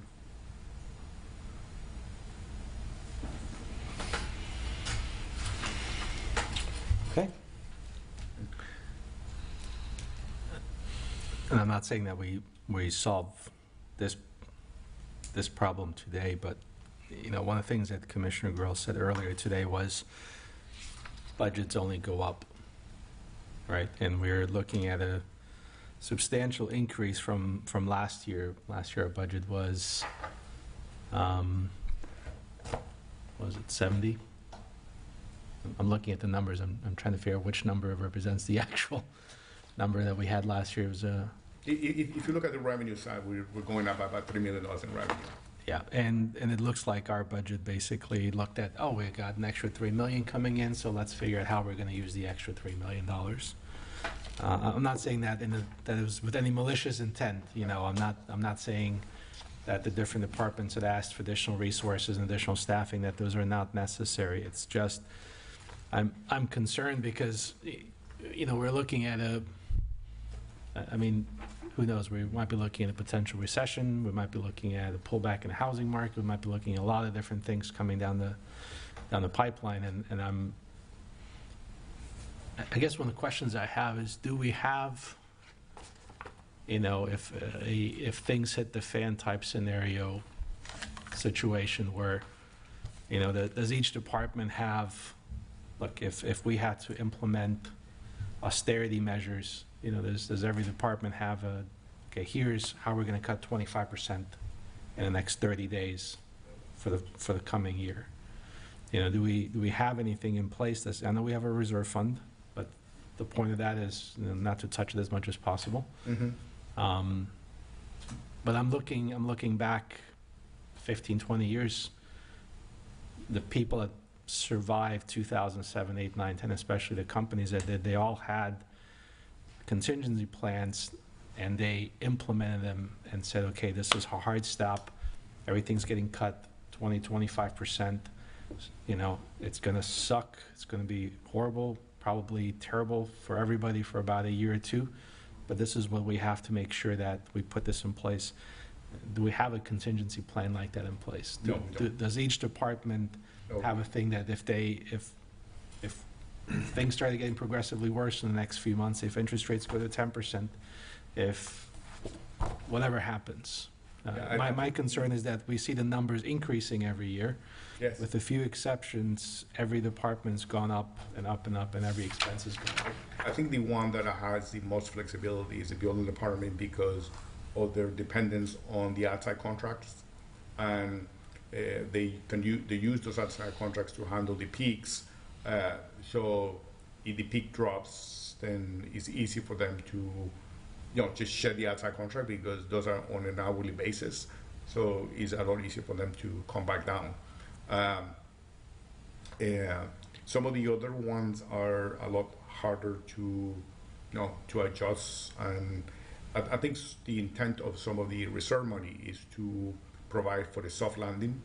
So we won't be, you know, dropping 25% of the budget in 2 months. We'll have time to adjust for that. But no, we don't really have plans like that. But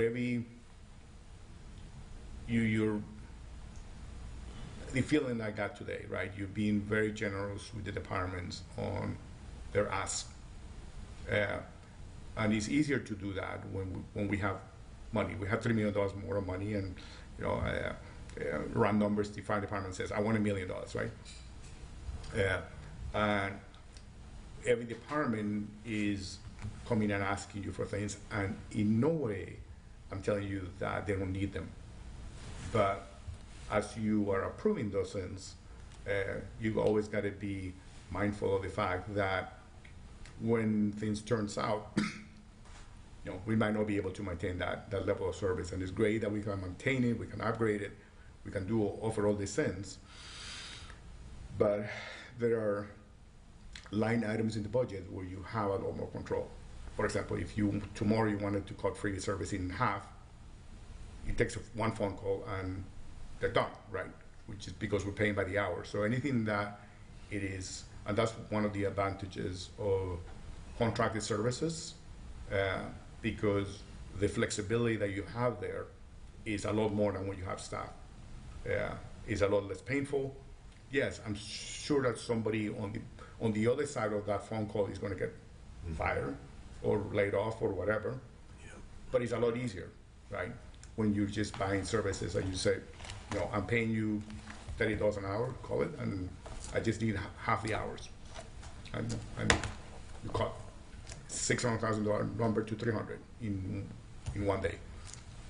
A lot harder when $15 million of our budget is people.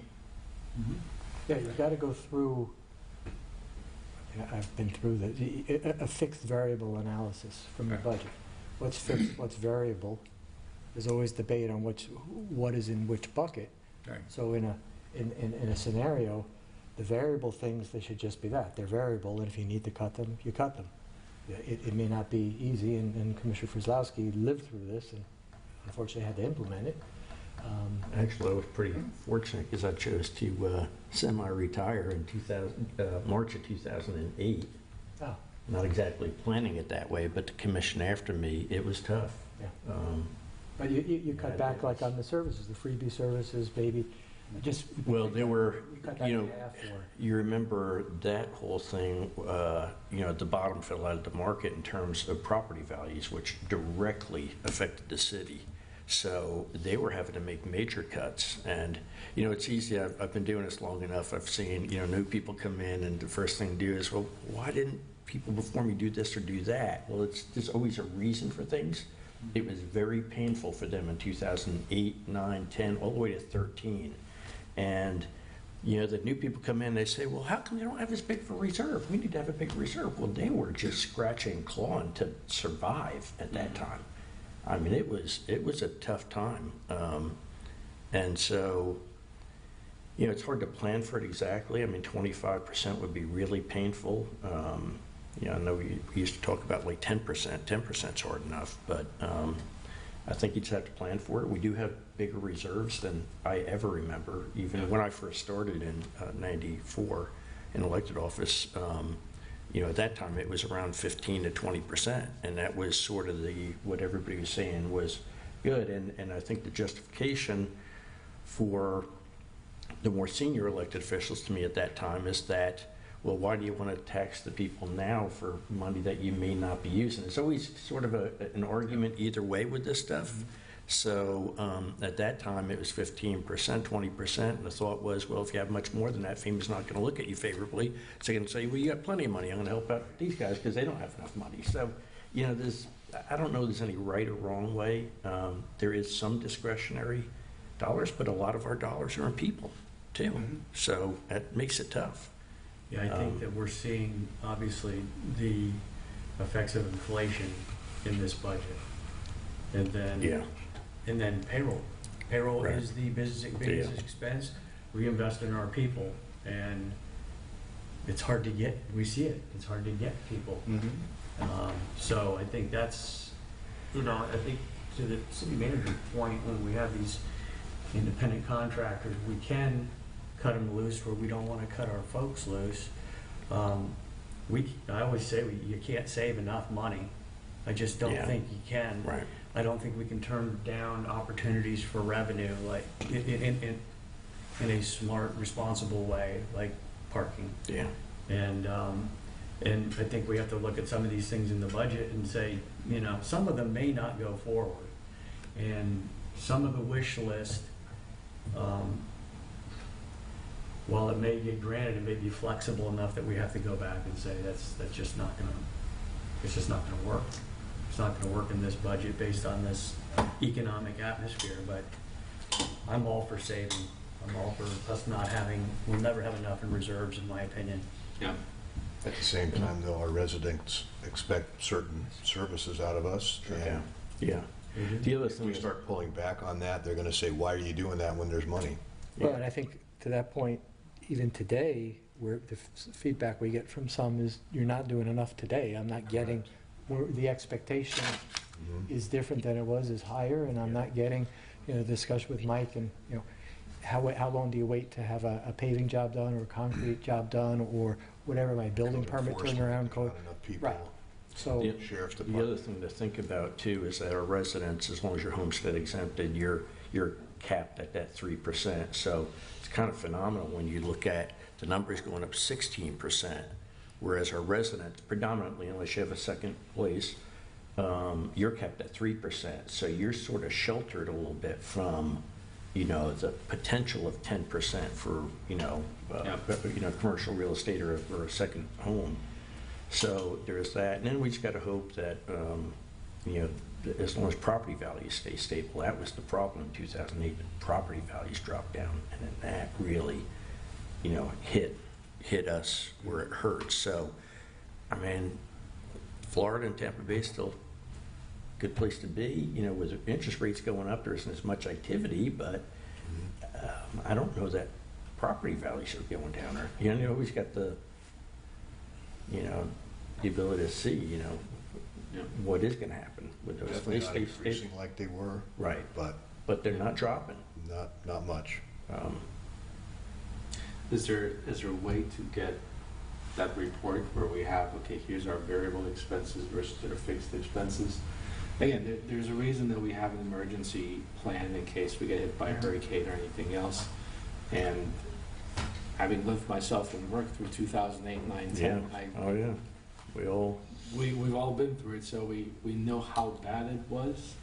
And just to have something in place, it's not something we have to implement, it's just something that, if necessary, okay, here we have a list of all of our fixed, variable expenses. If variables end up being 5%, 10%, doesn't matter what the number is, but as long as we know, and then if we can have something we can implement at a moment's notice, when deploy it when necessary. I'm sure the team can put that together. I mean, but the big debate comes, what's in each bucket? Because I'll give you an example, and I've lived through these discussions forever. Are people fixed or variable? And I don't want to have that debate here now, but think about it. Are people fixed or variable? And when you have one of a type, right, is that person fixed or variable? Because we have many positions, we have one off. Right? And I don't want to mention people because I don't want to do that, but we have many positions, we have one off. So the chart's the easy part. Yeah. Well, we can always just look at it in terms of, maintaining 100% of employment, and then sure. So, and just to finish that issue, just give us some time. Sure. Because the amount of items to do for this lady is that's way up there. So it's a good exercise. I'm not arguing that, but it's got to be put in the priority list. Yeah, it's just like the hurricane planning. It's easier to do the planning when you don't have a hurricane staring down at you. Yes. So I think maybe what would be helpful, and I know we have the millage review tomorrow or the preliminary one. Right. For all what you've heard and the feedback we've given, some sort of analysis to say, I always call it the red pen exercise. Here's, at this millage rate, and maybe it's not for tomorrow, I think tomorrow got a pretty good idea where we're going to go, but as you analyze these things, tell us, okay, this is what's it, if you do this level of spending, because we were asked for a lot of things. We're trying to be responsive as we can to, I think all of the commissioners have heard from residents. We need, a level of service. We need a little bit more. We need a little bit more here, there, or there. But it also comes with some spending. So, like everything, it comes down to how much you want to invest and how much you want to spend, and the millage rate. Okay. That's my 2 cents. All right. Do we have anything else? All right. We are adjourned.